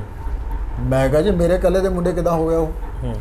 ਜਦੋਂ ਜਹੇਦਾਰ ਅਕਾਲ ਤਖਤ ਦਾ ਸਾਧੂ ਸਿੰਘ ਭੌਰਾ ਤੇ ਉਹਨਾਂ ਨਾਲ 5 ਪਿਆਰਿਆਂ ਨਾਲ ਤੁਹਾਡੀ ਵੀ ਤੇ ਮੁੰਡਿਆਂ ਦੀ ਤੇ ਮੇਰੀ ਵੀ ਸਾਰਿਆਂ ਦੀ ਫੋਟੋ ਇਕੱਠੀ ਛਪੀ ਹੈ, ਤੇ ਜੇ ਤੁਸੀਂ ਵੀ ਉਸ ਫੋਟੋ 'ਚੋਂ ਤੇ ਇਹਦਾ ਮਤਲਬ ਫਿਰ ਤੁਹਾਡੇ ਵੀ ਉਹ ਚੇਲੇ ਬਾਲ ਕੇ ਆ ਤੇ ਮੇਰੇ ਇਕੱਲੇ ਤੇ ਕਿੱਦਾਂ ਹੋ ਗਿਆ?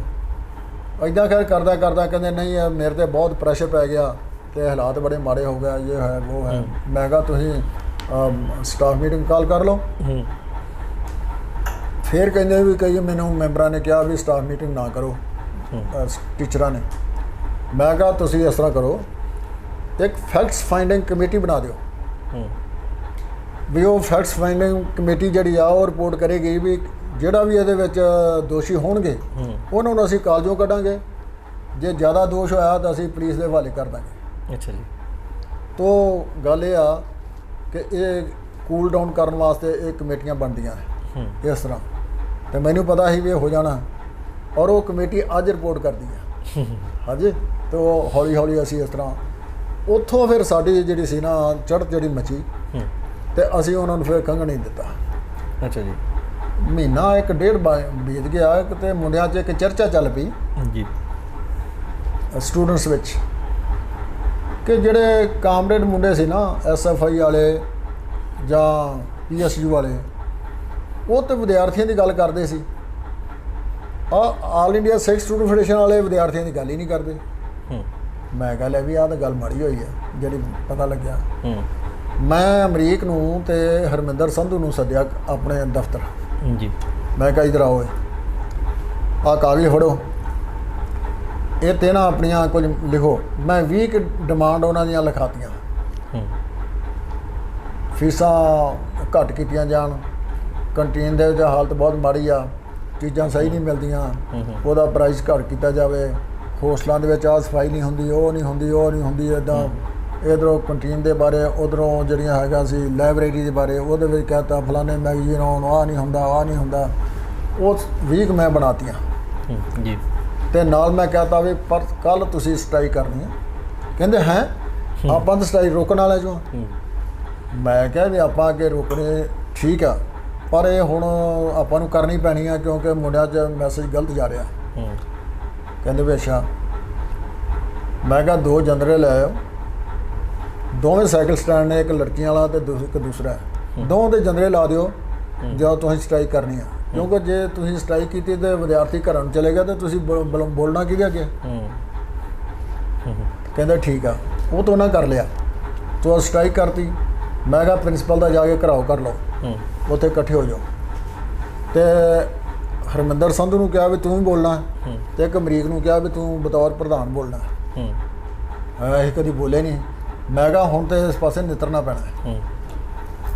ਪਹਿਲਾਂ ਹਰਮਿੰਦਰ ਸੰਧੂ ਕਿਤੇ ਬੋਲਿਆ, ਉਹ ਕੁੜਤਾ ਪਜਾਮਾ ਪਾਇਆ ਸੀ ਤੇ ਇੱਦਾਂ ਨਾ ਤੇ ਬਾਹਾਂ ਕੰਬੀ ਜਾਣ ਨਾ ਲੱਤਾਂ ਕੰਬੀ ਜਾਣ। ਅੱਛਾ ਜੀ। ਅਮਰੀਕ ਸਿੰਘ ਦੀਆਂ ਵੀ ਲੱਤਾਂ ਵੀ ਕੰਬਣ ਤੇ ਬਾਹਾਂ ਵੀ ਕੰਬਣ। ਤੇ ਮੈਂ ਕਿਹਾ ਵੀ ਤੁਸੀਂ ਸਭ ਤੋਂ ਸਿਆਣੇ ਹੋ, ਇਹਨਾਂ ਵਿਦਿਆਰਥੀਆਂ ਨੂੰ ਕੱਖ ਨਹੀਂ ਪਤਾ, ਜੋ ਵੀ ਤੁਸੀਂ ਬੋਲੋਗੇ ਵਧੀਆ ਹੋਊਗਾ। ਉਹ ਖੈਰ ਉੱਥੇ ਉਹਨਾਂ ਨੇ ਇੱਦਾਂ ਘੰਟਾ ਕਿਦਾਂ ਲਾਤਾ। ਮੈਨੂੰ ਅੰਦਰ ਪ੍ਰਿੰਸੀਪਲ ਨੇ ਸੱਦਿਆ ਹੋਇਆ ਸੀ। ਮੈਂ ਕਿਹਾ ਜੀ ਗੱਲ ਸੁਣੋ, ਤੁਸੀਂ ਸਟ੍ਰਾਈਕਾਂ ਰੋਕਣੀਆਂ ਕਿ ਨਹੀਂ ਰੋਕਣੀਆਂ? ਕਹਿੰਦਾ ਰੋਕਣੀਆਂ।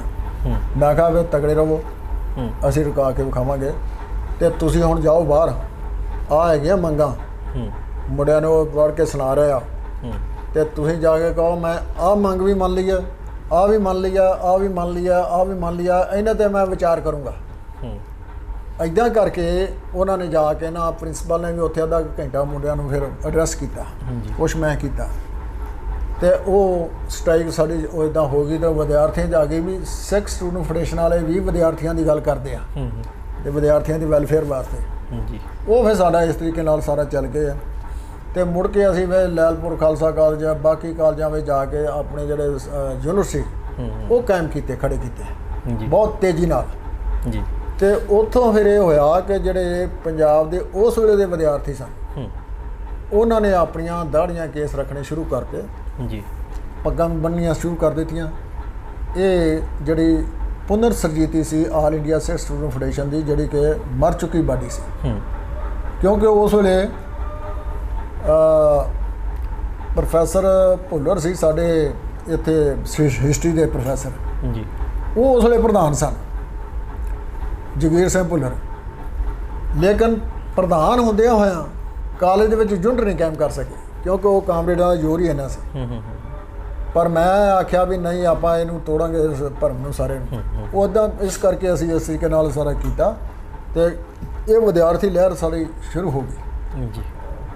ਇਹਦੇ ਨਾਲ ਹੀ ਇਹ ਹੋ ਗਿਆ ਕਿ 1978 ਦਾ ਕਾਂਡ ਆ ਗਿਆ ਜੀ। ਇਹ ਸਾਰੀਆਂ ਗੱਲਾਂ 74, 75, 76 'ਚ ਵਾਪਰੀਆਂ। ਹਾਂ ਜੀ। ਆਪਾਂ ਸਾਰਿਆਂ ਨੇ ਜਿਹੜਾ ਕਿ ਸੁਣਿਆ ਵੀ ਕਿਵੇਂ ਆਲ ਇੰਡੀਆ ਸਿੱਖ ਸਟੂਡੈਂਟ ਫੈਡਰੇਸ਼ਨ ਜਿਹੜੀ ਆ ਉਹ ਪੈਦਾ ਕਿਵੇਂ ਹੋਈ। ਅਸੀਂ ਸਾਰੇ ਤਾਂ ਸੁਣਦੇ ਆ ਵੀ ਫੈਡਰੇਸ਼ਨ ਨੇ ਜਿਹੜਾ ਘੱਲੂਘਾਰਾ 84 ਦੇ ਵਿੱਚ ਵੀ ਜਿਹੜਾ ਰੋਲ ਅਦਾ ਕੀਤਾ ਤੇ ਪੰਜਾਬ ਦੇ ਵਿੱਚ ਜਿਹੜੀਆਂ ਕੇਸਰੀ ਚੁੰਨੀਆਂ ਤੇ ਕੇਸਰੀ ਪੱਗਾਂ ਜਿਹੜੀਆਂ ਉਹ ਕਿਵੇਂ ਆਈਆਂ। ਪ੍ਰੋਫੈਸਰ ਸਾਹਿਬ ਨੇ ਦੱਸਿਆ ਵੀ ਕਿਵੇਂ ਜਿਹੜਾ ਕਾਮਰੇਡ ਜਿਹੜੀ ਆ ਲਹਿਰ ਆ ਉਹ ਪੰਜਾਬ ਦੇ ਵਿੱਚ ਕਿਵੇਂ ਸਿੱਖੀ ਨੂੰ ਜਾਂ ਸਿੱਖ ਨੌਜਵਾਨੀ ਦੇ ਵਿੱਚ ਜਿਹੜਾ ਉਹ ਇੱਕ ਬੀਜ ਸੀ, ਚੜ੍ਹਦੀ ਕਲਾ ਦਾ ਸੁਨੇਹਾ ਸੀ ਜਾਂ ਇੱਕ ਪੋਜ਼ਿਟਿਵ ਸੀ ਪੰਜਾਬ ਦੇ ਹੱਕਾਂ ਲਈ, ਉਹਨੂੰ ਹੋਰ ਪਾਸੇ ਸਿਨੇਮੇ ਦੀਆਂ ਟਿਕਟਾਂ ਵਾਸਤੇ ਜਾਂ ਕੰਟੀਨਾਂ ਦੇ ਵਿੱਚ ਫਰੀ ਦੀ ਚਾਹ ਵਾਸਤੇ ਹੋਰ ਨਿੱਕੀਆਂ ਨਿੱਕੀਆਂ ਗੱਲਾਂ ਵਾਸਤੇ ਖਿੰਡੀ ਹੋਈ ਸੀ। ਪਰ ਫੈਡਰੇਸ਼ਨ ਦੀਆਂ ਮੰਗਾਂ ਜਿਹੜੀਆਂ ਕਿਵੇਂ ਹੋਈਆਂ, ਬੜੀ ਕਮਾਲ ਦੀ ਗੱਲ ਆ। ਫਿਰ 78 ਸਾਕਾ ਵਾਪਰਦਾ ਜੀ। ਭਾਈ ਅਮਰੀਕ ਸਿੰਘ ਹੁਣੀ ਇੱਕ ਸਾਦਾ ਜਿਹਾ ਵਿਦਿਆਰਥੀ, ਭਾਈ ਅਮਰੀਕ ਸਿੰਘ ਜਾਂ ਹਰਮਿੰਦਰ ਸੰਧੂ ਅੱਜ ਵੀ ਹੈਗੇ ਆ, ਉਹ ਸਿਆਸੀ ਪਾਰਟੀ ਨਾਲ ਜੁੜੇ ਹੋਏ ਆ, ਤਾਂ ਹੋਰ ਵੀ ਉਹਨਾਂ ਵਿੱਚੋਂ ਕੁਛ ਜਿਹੜੇ ਆ ਉਹ ਸ਼ਖਸੀਅਤਾਂ ਜਿਉਂਦੀਆਂ ਨੇ। ਭਾਈ ਅਮਰੀਕ ਸਿੰਘ ਜੀ ਅੱਜ ਨਹੀਂ ਸਾਡੇ ਵਿੱਚ, ਪਰ ਭਾਈ ਅਮਰੀਕ ਸਿੰਘ ਜੀ ਦੀ ਜਿਹੜੀ ਸ਼ਹਾਦਤ ਸੀ ਉਹ ਸਦਾ ਹੀ ਜਿਹੜੀ ਅਮਰ ਸ਼ਹੀਦ ਭਾਈ ਅਮਰੀਕ ਸਿੰਘ ਜੀ ਸਾਰੇ ਕਹਿੰਦੇ ਆ। ਫਿਰ ਭਾਈ ਅਮਰੀਕ ਸਿੰਘ ਜੀ ਇੱਕ ਯੋਧੇ ਕਿਵੇਂ ਬਣੇ, ਇੱਕ ਸੰਗਾਊ ਜਿਹਾ ਸਾਦੇ ਜਿਹੇ ਪਰਿਵਾਰ ਦਾ ਸਾਦਾ ਜਿਹਾ ਵਿਦਿਆਰਥੀ ਯੋਧਾ ਕਿਵੇਂ ਬਣੇ? ਬਿਲਕੁਲ ਤੁਹਾਡੀ ਗੱਲ ਠੀਕ ਹੈ। ਪਹਿਲੀ ਗੱਲ ਤੇ ਆ ਕਿ ਵੇਖੋ ਫੈਡਰੇਸ਼ਨ ਨੂੰ ਦੀ ਜਿਹੜਾ ਧੁਰਾ ਸੀ, ਮੁੱਢ ਸੀ ਜੀ, ਉਹ ਖਾਲਸਾ ਕਾਲਜ ਚੋਂ ਬਣਿਆ ਜੀ। ਔਰ ਜਿੰਨੀ ਕੁ ਮੇਰੀ ਸਮਰੱਥਾ ਸੀ ਜੀ, ਮੈਂ ਸਮਝਦਾ ਵੀ ਗੁਰੂ ਮਹਾਰਾਜ ਨੇ ਮੇਰੀ ਸਮਰੱਥਾ ਤੋਂ ਕਿਤੇ ਵੱਧ ਕੰਮ ਕਰਵਾਇਆ ਜੀ। ਬਿਲਕੁਲ।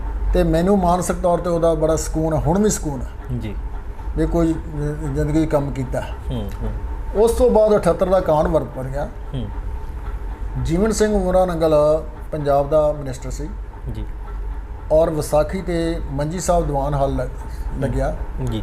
ਉੱਥੇ ਸੰਤ ਪਿੰਡਾਂ ਵਾਲੇ ਜਿਹੜੇ ਸੀ ਉਹਨਾਂ ਨੇ ਵੀ ਲੈਕਚਰ ਦਿੱਤਾ ਤੇ ਜੀਵਨ ਸਿੰਘ ਉਮਰਾ ਨੰਗਲ ਨੇ ਵੀ ਦਿੱਤਾ। ਅਸੀਂ ਵੀ ਉੱਥੇ ਸੀ, ਖਾਲਸਾ ਕਾਲਜ ਵੱਲੋਂ ਗਏ ਹੋਏ ਸੀ ਜੀ। ਤਾਂ ਉੱਥੇ ਉਹਨਾਂ ਦੇ ਆਪਸ ਵਿੱਚ ਤਕਰਾਰ ਕਾਫੀ ਹੋ ਗਿਆ। ਜੀਵਨ ਸਿੰਘ ਉਮਰਾ ਨੰਗਲ ਕੁਛ ਬੜਾ ਗਲਤ ਬੋਲਿਆ ਆਪਣੇ ਸੰਤ ਜਰਨੈਲ ਸਿੰਘ ਦੇ ਬਾਰੇ, ਤੂੰ ਵੱਡਾ ਬਣਿਆ ਫਿਰਦਾ, ਇਹ ਹੈ ਉਹ ਹੈ। ਉਹਨੇ ਕਿਹਾ ਵੀ ਤੁਹਾਡੀ ਸਰਕਾਰ ਆ ਤੇ ਵਿਸਾਖੀ ਵਾਲੇ ਦਿਨ ਗੁਰੂ ਕੀ ਨਗਰੀ ਦੇ ਵਿੱਚ ਨਿਰੰਕਾਰੀਆਂ ਦਾ ਇਕੱਠ ਹੋਵੇ, ਇਹ ਕਿੱਥੋਂ ਤੱਕ ਜਾਇਜ਼ ਆ? ਤੁਸੀਂ ਇਹਨਾਂ ਨੂੰ ਕਹਿੰਦੇ ਵੀ ਹੋਰ ਕਿਸੇ ਪਾਸੇ ਕਰ ਲੈਂਦੇ, ਹੋਰ ਕਿਸੇ ਸ਼ਹਿਰ 'ਚ ਕਰ ਲੈਂਦੇ, ਜਾਂ ਇਸ ਤੋਂ ਬਾਹਰ ਕਿਸੇ ਥਾਂ 'ਤੇ ਕਰ ਲੈਂਦੇ। ਤੇ ਲਾਲਾ ਜਗਤ ਨਾਰਾਇਣ ਜਿਹੜਾ ਉਹਨਾਂ ਦੀ ਸਰਪ੍ਰਸਤੀ ਕਰ ਰਿਹਾ ਸੀ, ਜਲੰਧਰ ਵਾਲਾ ਜੀ, ਤੇ ਇੱਥੋਂ ਦਾ ਜਿਹੜਾ ਡੀਸੀ ਸੀ ਉਹ ਵੀ ਉਹਨਾਂ ਦੀ ਸਰਪ੍ਰਸਤੀ ਕਰ ਰਿਹਾ ਸੀ ਜੀ। ਉੱਥੋਂ ਫਿਰ ਇਹ ਹੋ ਗਿਆ ਕਿ ਆਪਾਂ ਚੱਲ ਕੇ ਪ੍ਰੋਟੈਸਟ ਕਰੀਏ। ਉਹ ਪ੍ਰੋਟੈਸਟ ਕਰਨ ਜਿਸ ਵੇਲੇ ਚੱਲੇ ਅਸੀਂ ਸਰਾਂ ਦੇ ਵਿੱਚੋਂ, ਤੁਸੀਂ ਵੀ ਉਦੋਂ ਮੈਂ ਨਾਲ ਸੀ, ਤੇ ਮੈਨੂੰ ਸਾਰੀ ਗੱਲ ਦਾ ਪਤਾ। ਜੀ ਉੱਥੋਂ ਅਸੀਂ ਨਾਲ ਚੱਲਦੇ ਚੱਲਦੇ ਤੇ ਜਿਸਲੇ ਅਸੀਂ ਇੱਧਰ ਆ ਗਏ ਪ੍ਰੋਟੈਸਟ ਵਾਲੀ ਜਗ੍ਹਾ ਤੇ, ਜੀ ਇੱਥੇ ਪੁਲਿਸ ਨੂੰ ਪਤਾ ਲੱਗ ਗਿਆ। ਇਹਨੇ ਨੇ ਅੱਗੇ ਉਹ ਜਿਹੜੀਆਂ ਆਬਸਟੈਕਲ ਲਾਉਂਦੇ ਹੁੰਦੇ ਆ ਜੀ ਉਹ ਲਾ ਦਿੱਤੀਆਂ ਜੀ 3 ਥਾਵਾਂ ਦੇ ਉੱਤੇ। ਉਹ ਪਹਿਲੀ ਜਿਹੜੀ ਸੀ ਜਦੋਂ ਅਸੀਂ ਲੰਘਣ ਲੱਗੇ ਤੇ ਕਦੀ ਪੁਲਿਸ ਵਾਲੇ ਸਾਨੂੰ ਪਛਾਣ ਧੱਕੇ ਲੈ ਜਾਣ, ਕਦੀ ਅਸੀਂ ਉਹਨਾਂ ਨੂੰ ਲੈ ਜਾਈਏ ਤੇ ਅਸੀਂ ਗਾਂਹ ਆ ਗਏ। ਦੂਜੀ ਤੱਕ ਪਹੁੰਚਦਿਆਂ ਉਸ ਵੇਲੇ ਜਿਹੜਾ ਇੰਚਾਰਜ ਉੱਥੇ ਸੀ ਜੀ ਪੁਲਿਸ ਦਾ, ਉਹ ਸੀ ਓਡੀ ਜੋਸ਼ੀ। ਜੀ ਓਡੀ ਜੋਸ਼ੀ ਡੀਐਸਪੀ ਸੀ, ਬੜਾ ਚੰਗਾ ਜਵਾਨ ਸੀ ਜੀ। ਉਹ ਵੀ ਨਿਰੰਕਾਰੀਆਂ ਦੀ ਮਦਦ ਕਰ ਰਿਹਾ ਸੀ। ਅੱਛਾ ਜੀ। ਤਾਂ ਉਸਨੇ ਉਸ ਵਕਤ ਤੱਕ ਫਿਰ ਨਾ ਹੋਰ ਫੋਰਸ ਬੜੀ ਮੰਗਵਾ ਲਈ। ਉੱਥੇ ਜਿਸ ਵੇਲੇ ਦੂਜੀ ਆਬਸਟੈਕਲ ਨੂੰ ਕਲੀਅਰ ਕਰਨ ਲੱਗੇ, ਉੱਥੋਂ ਟੱਪਣ ਲੱਗੇ, ਉੱਥੇ ਪੁਲਿਸ ਦਾ ਵੀ ਜ਼ੋਰ ਕਾਫੀ ਪੈ ਗਿਆ। ਮੈਂ ਪਹਿਲੋਂ ਜਾ ਕੇ, ਮੇਰੇ ਨਾਭੀ ਵੀ ਪੱਗ ਬੱਧੀ ਹੋਈ ਸੀ ਤੇ ਮੈਂ ਅੱਗੋਂ ਜਾ ਕੇ ਤਾਂ ਅਸੀਂ ਵੇਖ ਆਏ ਸੀ ਵੀ ਉਹਨਾਂ ਦੀ ਤਿਆਰੀ ਤੁਰੀ ਕੀ ਆ। ਮੈਂ ਇਹਨਾਂ ਨੂੰ ਜਾ ਕੇ ਜਿਹੜੇ ਅਖੰਡ ਕੀਰਤਨੀ ਜਥੇ ਦੇ ਸੀ ਨਾ ਬੰਦੇ ਜੀ, ਵਿੱਚੇ ਫੌਜਾ ਸੋਂ ਜੀ 1-2 ਹੋਰ ਤੇ ਇੱਧਰੋਂ ਟਕਸਾਲ ਵਾਲੇ ਜੀ, ਮੈਨੂੰ ਦੋਨੋਂ ਤਰ੍ਹਾਂ ਦੇ ਜਾਣਦੇ ਸੀ। ਮੈਂ ਤੇ 2-3 ਉੱਧਰੋਂ ਲਿਆ, 2-3 ਮੈਂ ਕਿਹਾ ਇੱਧਰ ਗੱਲ ਸੁਣੋ। ਮੈਂ ਕਿਹਾ ਆਪਣੇ ਕੋਲ ਕੁਛ ਨਹੀਂ, ਉਹਨਾਂ ਦੀ ਤਿਆਰੀ ਬਹੁਤ ਹੈ ਤੇ ਇੱਥੇ ਬਹਿ ਜਾਓ। ਪ੍ਰੋਟੈਸਟ ਆਪਣਾ ਕਰਨਾ ਹੀ ਕਰ ਦਿੱਤਾ, ਇੱਥੇ ਬਹਿ ਕੇ ਜਗਾਰੇ ਛੱਡੋ, ਇੱਥੇ ਬਹਿ ਕੇ ਸਤਨਾਮ ਵਾਹਿਗੁਰੂ ਕਰੋ ਤੇ ਗਾਂਹ ਜਾਣ ਦਾ ਕੋਈ ਫਾਇਦਾ ਨਹੀਂ। ਤੇ ਨਹੀਂ ਇੱਦਾਂ ਨਹੀਂ, ਆਪਾਂ ਅਰਦਾਸ ਕਰਕੇ ਚੱਲੇ ਸੀ, ਫਲਾਨ ਕਰਕੇ ਚੱਲੇ ਸੀ, ਉਹ ਕੁਝ ਚੱਲੇ ਸੀ। ਮੈਂ ਕਿਹਾ ਜੇ ਤੁਸੀਂ ਕੁਛ ਕਰਨਾ ਚਾਹੁੰਦੇ ਹੋ ਨਾ, 2 ਬੰਦੇ ਸਿਰਫ ਤਲਵਾਰਾਂ ਤੁਹਾਡੇ ਕੋਲ ਹੈਗੀਆਂ, ਪਿੱਛੋਂ ਦੀ ਚਲੇ ਜਾਓ ਕਿਲੇ ਦੇ। ਉਹ ਸਾਰੇ ਇਸ ਵੇਲੇ ਇਸ ਗੇਟ ਦੇ ਉੱਤੇ ਕੰਸਨਟਰੇਟ ਕਰ ਰਹੇ ਆ। ਪਿੱਛੋਂ ਜਾ ਕੇ ਉਹਨਾਂ ਦੇ ਜਿਹੜੇ ਉਹ ਹੈਗੇ ਆ ਉੱਤੇ ਤੰਬੂ ਲਾਏ ਹੋਏ ਜੋ ਕਨਾਤਾਂ,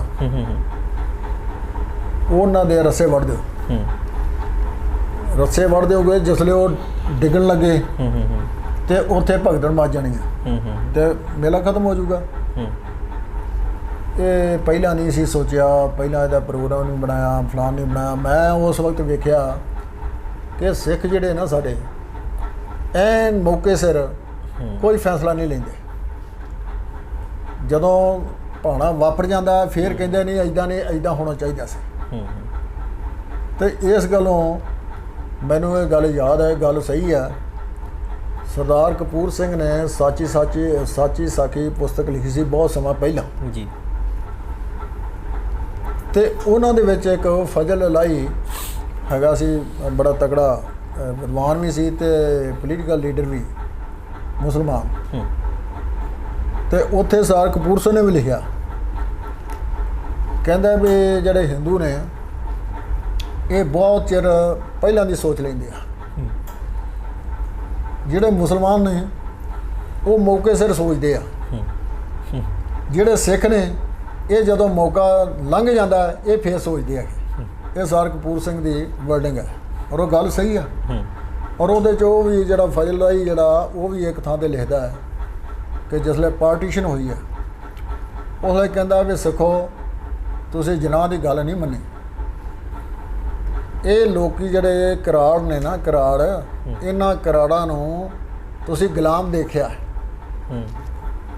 ਜਦੋਂ ਇਹਨਾਂ ਕੋਲ ਪਾਵਰ ਆ ਗਈ, ਰਾਜ ਭਾਗ ਆ ਗਿਆ, ਤੁਸੀਂ ਫਿਰ ਇਹਨਾਂ ਦੇ ਵੇਖੋਗੇ, ਫਿਰ ਤੁਹਾਨੂੰ ਯਾਦ ਆਏਗਾ ਕਿ ਸਾਡੀਆਂ ਗੱਲਾਂ ਜਿਹੜੀਆਂ ਨੇ। ਔਰ ਗੱਲ ਉਹ ਬਿਲਕੁਲ ਸਹੀ ਆ। ਅੱਜ ਸਾਡੇ ਨਾਲ ਵਾਪਰਿਆ ਸਹੀ ਹੈ ਬਿਲਕੁਲ। ਸਾਡਾ ਕੋਈ ਡਰਾਈਵਰ ਕਿਸੇ ਬਾਹਰ ਉੱਥੇ ਕਿਤੇ ਟਰੱਕ ਡਰਾਈਵਰ ਕਾਬੂ ਆ ਜਾਂਦਾ, ਉਹਨੂੰ ਜੂੜਿਆਂ ਤੋਂ ਫੜ ਕੇ ਖਿੱਚ ਕੇ ਮਾਰਦੇ ਆ, ਉਹ ਹੱਥ ਜੋੜਦਾ ਤਾਂ ਵੀ ਕੁੱਟਦੇ ਆ। ਇੱਕ ਘਟਨਾ ਵਾਪਰੀ ਉੱਥੇ ਮਾਰਥਲ ਕਿਹੜਾ ਹੈਗਾ ਉੱਥੇ ਇੱਕ ਢਾਬਾ, ਉੱਥੇ ਇੱਕ ਸਿੱਖ ਡਰਾਈਵਰ ਨੂੰ ਮਾਰੀ ਜਾ ਰਹੇ ਨੇ ਬਿਨਾਂ ਕਿਸੇ ਗੱਲ ਦੇ। ਮਾਲਕ ਵੀ ਆ ਗਿਆ, ਉਹਨੇ ਕੁੱਟਣ ਲੱਗ ਪਿਆ, ਉਹਨੂੰ ਹਟਾਉਣ ਵਾਲਾ ਕੋਈ ਨਹੀਂ। ਉਹ ਇਹ ਗੁਲਾਮੀ ਦੀਆਂ ਨਿਸ਼ਾਨੀਆਂ ਨੇ। ਔਰ ਸਿੱਖ ਜਿਹੜੇ ਆ ਵੇਖੋ ਕਿੱਥੋਂ ਤੱਕ ਇਹਨਾਂ ਨੇ ਗਰੀਬਾਂ ਨੂੰ ਦੇ ਵਾਸਤੇ ਜਿਹੜਾ ਲੰਗਰ ਪਾਣੀ ਵੰਡਿਆ, ਹੋਰ ਸਾਰਾ ਕੁਛ ਬਿਨਾਂ ਕਿਸੇ ਭੇਦ ਦੇ ਵੀ ਇਹ ਮੁਸਲਮਾਨ ਆ, ਇਹ ਹਿੰਦੂ ਆ, ਇਹ ਲੇਬਰ ਆ, ਕੌਣ ਹੈ ਜਾਂ ਕਿਸ ਤਰੀਕੇ ਨਾਲ। ਲੇਕਿਨ ਫਿਰ ਵੀ ਸਾਡੇ ਬਾਰੇ ਇਹਨਾਂ ਨੇ ਇੰਨਾ ਇਮੇਜ ਵਿਗਾੜਿਆ ਹੋਇਆ ਵੀ ਜਿੱਥੇ ਉਹ ਇਕੱਲਾ ਹੋਵੇ। ਇਹਨਾਂ ਦੇ ਹੁਣ ਤਾਂ ਕਈ RSS ਵਾਲੇ ਬੋਲ ਪਏ ਆ ਇਹ 2% ਆ, ਇਹ ਜਿੱਥੇ ਵੀ ਕਿਤੇ ਮਿਲ ਜਾਣ ਉੱਥੇ ਹੀ ਖਤਮ ਕਰ ਦਿਓ ਇਹਨਾਂ ਨੂੰ, ਉੱਥੇ ਹੀ ਖਤਮ ਕਰ ਦਿਓ। ਔਰ ਉਹਨਾਂ ਦੇ ਮੁਕੱਦਮੇ ਵੀ ਚੱਲ ਰਿਹਾ। ਸਹੀ ਹੈ ਜੀ। ਇਹ ਇਸ ਵੇਲੇ ਦੀ ਮੌਜੂਦਾ ਹਾਲਾਤ ਦੇ ਵਿੱਚ ਆ, ਮੌਜੂਦਾ ਹਾਲਾਤ ਦੇ ਵਿੱਚ ਆ। ਤੇ ਇਸ ਕਰਕੇ ਉਹ ਜਦੋਂ ਇਹ ਸਾਰਾ ਕੁਝ ਹੋ ਗਿਆ ਤੇ ਉਹਨਾਂ ਨੂੰ ਕਿਹਾ ਵੀ ਆਹ ਕੰਮ ਕਰੋ, ਕਹਿੰਦੇ ਨਹੀਂ ਇਹਦਾ ਆ ਕੇ ਫਾਇਦਾ ਨਹੀਂ। ਵਿੱਚ ਦੁਰਲੀ ਜਥੇ ਵੀ ਹੁੰਦੇ ਆ ਜੀ, ਨੌਜਵਾਨ, ਆਹ ਕਰ ਦਿਆਂਗੇ ਆਹ ਕਰ ਦਿਆਂਗੇ, ਉਹ ਛਾਲਾਂ ਛੁਲਾਂ ਮਾਰ ਕੇ ਫਿਰ ਗਾਂ ਟੱਪ ਗਿਆ। ਜਿਸਲੇ ਅੱਗੇ ਚਲੇ ਗਏ ਫਿਰ ਜਿਹੜਾ ਓਡੀ ਜੋਸ਼ੀ ਆ ਉਹਨਾਂ ਨੇ ਅੱਗੇ ਹੋਰ ਫੋਰਸ ਲਾ ਕੇ ਤੇ ਜਿਹੜਾ ਫੌਜਾ ਸਿੰਘ ਹੈ ਉਹਦੇ ਇਸ ਤਰੀਕੇ ਨਾਲ ਮੱਥੇ 'ਚ ਗੋਲੀ ਮਾਰੀ ਹੈ ਇੱਥੇ। ਮੈਂ ਉਹਨਾਂ ਤੋਂ ਦੋ ਬੰਦੇ ਪਿੱਛੇ ਹਾਂ ਜੀ, ਤੇ ਕਹਿੰਦੇ ਵੀ ਸਾਰੇ ਪਵਾੜੇ ਦੀ ਜੜ ਆ, ਸਾਰੇ ਪਵਾੜੇ ਦੀ ਜੜ ਇਹ ਆ। ਉਦੋਂ ਗੋਲੀ ਵੱਜ ਗਈ, ਉਹ ਥੱਲੇ ਡਿੱਗ ਪਿਆ, ਹੋਰ ਸਾਰੇ ਭਗਦੜ ਮਚ ਗਈ। ਅਸੀਂ ਉੱਥੇ ਟਰੱਕ ਟੂ ਖੜੇ ਸੀ, ਉਹਨਾਂ ਦੇ ਅੱਗੋਂ ਜਿਹਦੀ ਹੋ ਹਾ ਕੇ ਤੇ ਉੱਥੋਂ ਬਚ ਕੇ ਨਿਕਲੇ ਮਤਲਬ। ਤੇ ਉਹ ਜਿਹੜੀਆਂ ਰਿਵਾਲਵਰ ਦੀਆਂ ਗੋਲੀਆਂ ਖਤਮ ਹੋ ਗਈਆਂ ਜੀ, ਫਿਰ ਉਹਨੇ ਕਾਂਸਟੇਬਲ ਜਿਹੜੇ ਸੀ ਉਹਨਾਂ ਕੋਲ 303 ਦੀਆਂ ਆਪਣੇ ਰਾਈਫਲਾਂ ਲਈਆਂ ਜੀ। ਉਹ ਰਾਈਫਲਾਂ ਲੈ ਕੇ ਉਹ ਰਾਈਫਲ ਦੇ ਫਾਇਰ ਉਹ ਆਪ ਕਰਦਾ ਰਿਹਾ। ਜਿਹੜੇ ਸਿੱਖ ਬਾਹਰ ਪਿਛਾਂ ਨੂੰ ਭੱਜੇ ਜਾਂਦੇ ਸੀ ਉਹਨੇ ਪਿੱਛੇ ਜੀਪ ਭਜਾਈ, ਜੀਪ ਭਜਾ ਕੇ ਮੁੜ ਕੇ ਗਾਂਹ ਜਾ ਕੇ ਤੇ ਉਹ ਜੀਪ ਜਿਹੜੀ ਰੇਲਵੇ ਦੀ ਕੰਧ ਸੀ ਉਹਦੇ ਨਾਲ ਲਾਤੀ। ਮੁੜ ਕੇ ਹੋਰ ਰਾਈਫਲਾਂ ਫੜ ਕੇ ਫਿਰ ਉਹਨਾਂ ਦੇ ਨਾਲ ਉਹ ਨਿਸ਼ਾਨੇ ਲਾਉਂਦਾ ਰਿਹਾ ਸਿੱਖਾਂ ਦੇ। 13 ਸਿੱਖ ਉੱਥੇ ਸ਼ਹੀਦ ਹੋ ਗਏ। ਨਿਰੰਕਾਰੀਆਂ ਦੇ ਕੋਲੋਂ ਤਾਂ ਕੋਈ ਪਤਾ ਨਹੀਂ ਕੋਈ ਸਿੱਖ ਫੱਟੜ ਹੋਇਆ ਹੋਊਗਾ ਜਾਂ ਨਹੀਂ ਹੋਇਆ, ਪਰ ਪੁਲਿਸ ਨੇ ਬੰਦੇ ਮਾਰੇ, ਨਾ ਨਿਰੰਕਾਰੀਆਂ ਦੇ ਲਾਤੇ ਜੀ ਕਿ ਨਿਰੰਕਾਰੀਆਂ ਨੇ ਮਾਰੇ। ਨਿਰੰਕਾਰੀਆਂ ਦੇ ਨਾਂ ਕਿਉਂ ਲੱਗੇ? ਇਸ ਕਰਕੇ ਲੱਗੇ ਕਿ ਬਾਦਲ ਵਜ਼ਾਰਤ ਸੀ ਅਕਾਲੀਆਂ ਦੀ, ਤੇ ਉਹ ਜਿਹੜਾ ਹੈਗਾ ਸੀ ਜੀਵਨ ਸਿੰਘ ਹੋਰਾਂਗਲ, ਇਹ ਮਾਲ ਮੰਤਰੀ ਸੀ ਵਿੱਚ। ਇਹਨਾਂ ਨੇ ਕਿਹਾ ਵੀ ਜੇ ਇਹ ਗੱਲ ਹੁਣ ਸਾਹਮਣੇ ਆ ਗਈ ਕਿ ਪੁਲਿਸ ਨੇ ਮਾਰੇ, ਫਿਰ ਤਾਂ ਸਰਕਾਰ ਤੇ ਗੱਲ ਆ ਜਾਏਗੀ ਸਹੀ ਵੀ ਸਰਕਾਰ ਨੇ ਮਾਰੇ ਆ। ਇਸ ਕਰਕੇ ਨਾਂ ਜਿਹੜਾ ਨਿਰੰਕਾਰੀਆਂ ਦੇ ਲਾਓ ਵੀ ਨਿਰੰਕਾਰੀਆਂ ਨੇ ਮਾਰੇ, ਜਿਹੜੀ ਕਿ ਬਹੁਤੇ ਲੋਕਾਂ ਨੂੰ ਪਤਾ ਨਹੀਂ ਇਸ ਗੱਲ ਦਾ ਜੀ। ਤੇ ਇਹਦਾ ਜ਼ਿੰਮੇਵਾਰ ਜਿਹੜਾ ਓਡੀ ਜੋਸ਼ੀ DSP ਹੈ ਉਸ ਨੇ ਕੀਤਾ ਸੀਗਾ। 2 ਸਾਲ ਬੀਤ ਗਏ, ਇਹ 'ਚ 13 ਸਿੱਖ ਸ਼ਹੀਦ ਹੋ ਗਏ ਤੇ 60-70 ਦੇ ਕਰੀਬ ਜ਼ਖਮੀ ਹੋਏ ਜੀ। ਉਹ ਹਸਪਤਾਲਾਂ 'ਚ ਚਲੇ ਗਏ। 2 ਸਾਲ ਬੀਤ ਗਏ ਪਰ ਉੱਥੇ ਕੋਈ ਨਿਸ਼ਾਨਦੇਹੀ ਨਹੀਂ ਕਿਸੇ ਨੇ ਕੀਤੀ, ਨਾ ਸੰਤ ਜਰਨੈਲ ਸੋਹਣਾ ਨੇ, ਨਾ ਅਕਾਲੀ ਦਲ ਨੇ, ਨਾ SGPC ਨੇ, ਨਾ ਜਾਂ ਕਿਸੇ ਹੋਰ ਜਥੇਬੰਦੀ ਨੇ। ਮੇਰੇ ਮਨ 'ਚ ਆਇਆ ਵੀ ਵੇਖੋ ਉਹ ਕਾਮਰੇਡਾਂ ਨੇ ਮੋਗੇ ਦੇ ਇੱਕ ਜਿਹੜਾ ਹੈਗਾ ਸੀ ਸਿਨੇਮੇ ਹਾਲ ਨੂੰ ਕਹਤਾ ਜੀ ਇਹ ਸਾਡੀ ਹੈਗੀ ਆ ਯਾਦਗਾਰ। ਤੇ ਉਹ ਕਿਹੜੀ ਗੱਲ ਸੀ, ਉੱਥੇ ਗੱਲ ਹੀ ਕੁਛ ਨਹੀਂ। ਤੇ ਕਿ ਸਾਡੇ ਸ਼ਹੀਦ ਹੋਏ ਇੱਥੇ ਮੇਰੇ ਸਾਹਮਣੇ। ਮੈਂ ਕਿਹਾ ਵੀ ਸਿੱਖਾਂ ਦਾ ਖੂਨ ਡੁੱਲਿਆ, ਤੇ ਜੇ ਇੱਥੇ ਅਸੀਂ ਕੋਈ ਆਪਦੀ ਉਹਨਾਂ ਦੀ ਯਾਦਗਾਰ ਨਾ ਕਾਇਮ ਕਰੀਏ ਤਾਂ ਬਹੁਤ ਮਾੜੀ ਗੱਲ ਆ। ਮੈਂ ਹਰਮਿੰਦਰ ਨੂੰ ਆਪਣੇ ਨੂੰ ਲੈ ਕੇ ਨਾਲ ਸੰਧੂ ਨੂੰ, ਤੇ ਅਸੀਂ ਕੁਝ ਬੰਦਿਆਂ ਕੋਲ ਗਏ, ਸਕੂਟਰ ਸੀ ਮੇਰੇ ਕੋਲ, ਜਿਵੇਂ ਇਹਨਾਂ ਕੋਲ ਕਿਸੇ ਕੋਲ ਹੈਗੇ ਸੀ ਪੱਠਾ ਜੀ। ਉਹਨੂੰ ਕਹਿੰਦਾ ਸਾਨੂੰ ਇੰਨੀਆਂ ਕਿੱਟਾਂ ਚਾਹੀਦੀਆਂ, ਤੁਹਾਨੂੰ ਕਹਤਾ ਵੀ 4 ਬੋਰੀਆਂ ਸਾਨੂੰ ਚਾਹੀਦੀਆਂ ਸੀਮੈਂਟ ਦੀਆਂ, ਕਿਸੇ ਨੂੰ ਹੋਰ ਕਹਤਾ। ਇੱਦਾਂ ਕਰਕੇ ਤੇ ਇੱਕ ਮੈਂ ਟਰਾਲੀ ਦਾ ਇੰਤਜ਼ਾਮ ਕੀਤਾ ਕਿਸੇ ਪਿੰਡ ਦੇ ਵਿੱਚੋਂ ਜੀ। ਤੇ ਦਿਨ ਪਹਿਲਾਂ ਰੈਕੀ ਰੁਕੀ ਕੀਤੀ ਵੀ ਉਹਦੇ ਅਸੀਂ ਬਣਾਉਣਾ ਸੀ 13 ਬਾਈ 13 ਦਾ ਥੜਾ ਜੀ। 13 ਬਾਈ 13 ਦਾ, ਕਿਉਂਕਿ 13 ਸਿੱਖ ਸ਼ਹੀਦ ਹੋਏ ਸੀ, ਤੇ 4 ਫੁੱਟ ਉੱਚਾ ਰੱਖਣਾ ਸੀ, ਤੇ ਉਹਨੂੰ ਭਰਨਾ ਵੀ ਸੀ। ਉੱਥੇ ਕਈ ਮਾਰੀਏ ਤੇ ਕਈ ਮੱਥੇ ਨੂੰ ਆਉਂਦੀ ਸੀ, ਇੰਨੀ ਜ਼ਮੀਨ ਪੱਕੀ ਸੀ। ਅੱਛਾ ਜੀ। ਫਿਰ ਅਸੀਂ ਉੱਥੇ ਜਿਹੜਾ ਰੇਲਵੇ ਦਾ ਕੰਟਰੈਕਟਰ ਸੀ, ਉਹਦਾ ਰੇਤ ਦਾ ਢੇਰ ਸੀ ਕਿਸੇ ਥਾਂ ਤੇ ਲੱਗਾ, ਉਹ ਪਹਿਲਾਂ ਵੇਖਿਆ ਹੋਇਆ ਸੀ। ਰਾਤ ਨੂੰ ਫਿਰ ਮੁੰਡਿਆਂ ਨੂੰ ਕਿਹਾ ਵੀ ਟਰਾਲੀ ਭਰੋ ਤੇ ਲੈ ਕੇ ਚਲੋ, ਤੇ ਜਗਾਰਾ ਕਿਸੇ ਨਹੀਂ ਛੱਡਣਾ, ਤੇ ਨਾ ਹੀ ਕੋਈ ਹੱਲਾ ਗੁੱਲਾ ਕਰਿਓ, ਆਪਾਂ ਕੰਮ ਕਰਨਾ। ਉਹ 8:45 ਵਜੇ ਤੋਂ ਪਹਿਲਾਂ ਨਹੀਂ, ਅਸੀਂ ਸਾਰਿਆਂ ਨੂੰ ਕਿਹਾ ਵੀ 9:45 ਤੋਂ ਪਹਿਲਾਂ ਉੱਥੇ ਕੋਈ ਨਾ ਇਕੱਠੇ ਹੋਏ। ਤੇ ਇੱਕ ਨਲਕਾ ਪਹਿਲਾਂ ਲਵਾਤਾ ਸੀ ਕਿਸੇ ਸੱਜਣ ਨੂੰ ਕਹਿ ਕੇ ਵੀ ਉਹ ਪੁੰਨ ਹੋਏਗਾ ਤੇਰਾ, ਤੂੰ ਉੱਥੇ ਲਵਾ ਦੇ। ਇੱਦਾਂ ਨਲਕਾ ਲੱਗ ਗਿਆ, ਤੇ ਇਸ ਤਰ੍ਹਾਂ ਕਰਕੇ ਉਹ ਅਸੀਂ ਸਾਰਾ ਰਾਤ ਕੋਈ 3:45 ਵਜੇ ਜਾਂ ਕਹਿ ਲਓ ਉਹ ਸਾਰਾ ਅਸੀਂ ਪਲਸਤਰ ਕਰਕੇ ਵਿੱਚ 13 ਸਿੰਘਾਂ ਦੀ ਸਿਰ ਲਾ ਕੇ ਅਸੀਂ ਉੱਥੇ ਨਿਕਲ ਗਏ ਰਾਤੋਂ ਰਾਤ ਹੀ। ਰਾਤ 9 ਵਜੇ ਸ਼ੁਰੂ ਕੀਤਾ ਸੀ। ਉਹ ਨਿਕਲ ਗਿਆ ਜਲੇ ਤੇ ਅਸੀਂ ਕਿਹਾ ਵੀ ਕਿਸੇ ਨਾਲ ਗੱਲ ਨਾ ਕਰਿਓ, ਤੇ ਚੁੱਪ ਕਰਕੇ ਆਪਣਾ ਟਰਾਲੀ ਵੀ ਲੈ ਚਲੋ। ਹੋਰ ਵੀ 2 ਸਿੱਖ ਅਸੀਂ ਉੱਥੇ ਖੜੇ ਕੀਤੇ ਸੀ ਗੰਨਾਂ ਵਾਲੇ, ਉਹਨਾਂ ਨੂੰ ਕਿਹਾ ਵੀ ਹਨੇਰੇ 'ਚ ਰਿਓ, ਜੇ ਸਾਡੇ ਤੇ ਅਟੈਕ ਹੋਵੇ ਤਾਂ ਠੋ ਦਿਓ ਸਿੱਧੇ, ਪਤਾ ਕੋਈ ਨਹੀਂ ਕਿਹੜਾ। ਸਹੀ। ਉਹ ਇੱਦਾਂ ਸਾਰਾ ਇੰਤਜ਼ਾਮ ਕੀਤਾ। ਤਾਂ ਇੱਕ ਦਿਨ ਵਿੱਚੋਂ ਨਿਕਲ ਗਿਆ। ਦੂਜੇ ਦਿਨ ਇੱਕਦਮ ਪਾਸਟ ਹੋ ਗਿਆ। ਉਸ ਤੋਂ ਅਗਲੇ ਦਿਨ DSP ਅਪਾਰ ਸਿੰਘ ਬਾਜਵਾ ਮੇਰੇ ਘਰ ਆ ਗਿਆ, ਮੇਰੀ ਕੋਠੀ 16 ਨੰਬਰ ਕੋਠੀ ਖਾਲਸਾ ਕਾਲਜ ਜੀ। ਸਵੇਰੇ ਮੈਂ ਕਿਹਾ ਅੱਜ ਨਾ ਪ੍ਰੋਫੈਸਰ ਸਾਹਿਬ ਦੇ ਨਾਲ ਚੱਲ ਕੇ ਤੇ ਚਾਹ ਪੀਣੀ ਆ। ਮੈਂ ਕਿਹਾ ਜੀ ਧੰਨਵਾਦ ਤੁਸੀਂ ਆਏ ਹੋ। ਚਾਹ ਚੂ ਪੀਤੀ। ਮੁੱਕ ਦੀ ਗੱਲ ਉਹਨਾਂ ਨੇ ਇਹ ਮੁਕਾਈ ਵੀ ਤੁਸੀਂ ਹੁਣ ਉਸ ਰਸਤੇ ਦੇ ਵਿੱਚ ਉੱਥੋਂ ਦੀ ਤੁਸੀਂ ਸ਼ਹਿਰ ਨੂੰ ਨਹੀਂ ਜਾਣਾ, ਤੁਸੀਂ ਜਦੋਂ ਜਾਣਾ GD ਰੋਡ ਵੱਲ ਦੀ ਜਾਣਾ। ਜੇ ਤੁਸੀਂ, ਮੈਂ ਕਿਹਾ ਗੱਲ ਕੀ? ਕਹਿੰਦਾ ਜੇ ਤੁਸੀਂ ਹੁਣ ਉੱਥੋਂ ਦੀ ਗਵਾਂਗੇ ਮੇਰਾ ਏਰੀਆ ਤੇ ਮੈਨੂੰ ਮੇਰੀ ਮਜਬੂਰੀ ਹੋਣੀ ਆ, ਨਾ ਚਾਹੁੰਦੇ ਹਾਂ ਵੀ ਮੈਨੂੰ ਤੁਹਾਨੂੰ ਅਰੈਸਟ ਕਰਨਾ ਪੈਣਾ, ਇਸ ਕਰਕੇ ਆ ਦੇਖੋ ਉਧਰ ਨਹੀਂ ਜਾਣਾ। ਮੈਂ ਕਿਹਾ ਵੀ ਠੀਕ ਆ। ਮੈਂ ਕਿਹਾ ਅਜੇ ਉੱਥੇ ਅਸੀਂ ਉਹ ਕੱਚਾ ਹੈ ਤੇ ਉਹ ਕਾਮਰੇਡ ਵੀ ਢਾਹ ਸਕਦੇ, ਉਹ ਨਿਰੰਕਾਰੀਆ ਢਾਹ ਸਕਦੇ ਆ, ਉਹ ਆ ਜਨਸੰਘੀ ਜਿਹੜੇ ਉਹ ਢਾਹ ਸਕਦੇ ਆ, ਤੇ ਉਹਦੇ ਪੱਕਿਆਂ ਕਰਨ ਵਾਸਤੇ ਪਾਣੀ ਪਾਉਣਾ ਪੈਣਾ। ਕਹਿੰਦੇ ਮੇਰੀ ਜ਼ਿੰਮੇਵਾਰੀ ਆ। ਮੈਂ ਕਿਹਾ ਤੁਸੀਂ ਕੀ ਕਰੋਗੇ? ਕਹਿੰਦੇ ਵੀ ਮੈਂ ਉੱਥੇ ਇੱਕ ਤੰਬੂ ਲਾ ਦੇਣਾ ਤੇ ਮੇਰੇ ਜਵਾਨ ਉੱਥੇ ਮੈਂ ਬਿਠਾ ਦੇਣਾ। ਉਹਨੇ ਉੱਥੇ ਸਿਪਾਹੀ ਬਿਠਾ ਦਿੱਤੇ, ਤੰਬੂ ਲਵਾਤਾ। ਕਹਿੰਦਾ ਨਾ ਇਹ ਨਹਾ ਲਿਆ ਕਰਨਗੇ, ਨਾ ਇਹ ਬਾਲਟੀਆਂ ਨਾਲ ਪਾਣੀ ਪਾ ਦਿਆ ਕਰਨਗੇ। ਉਹ ਸਾਡਾ ਕੰਮ ਇੱਦਾਂ ਚੱਲ ਗਿਆ। ਉਹ ਅਸੀਂ ਕਾਇਮ ਕੀਤਾ।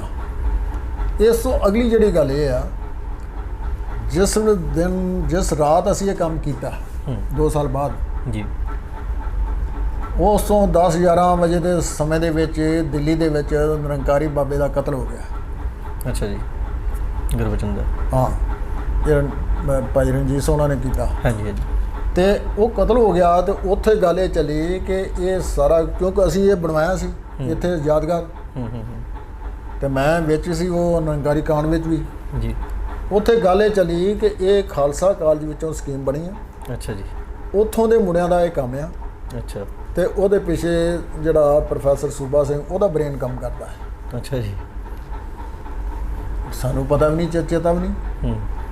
ਖੈਰ ਉਹ ਆਏ ਇੱਥੋਂ ਕੁਝ ਦਿਨ ਬਾਅਦ, ਫਿਰ ਆਣ ਕੇ ਮੇਰੀ ਉਹਨਾਂ ਨੇ ਕੋਈ ਤਕਰੀਬਨ 2.25 ਘੰਟੇ ਉਹ ਮੇਰੇ ਉਹਨਾਂ ਨੇ ਕੀਤੀ ਸਾਰੀ ਪੁੱਛਗਿੱਛ ਖਾਲਸਾ ਕਾਲਜ।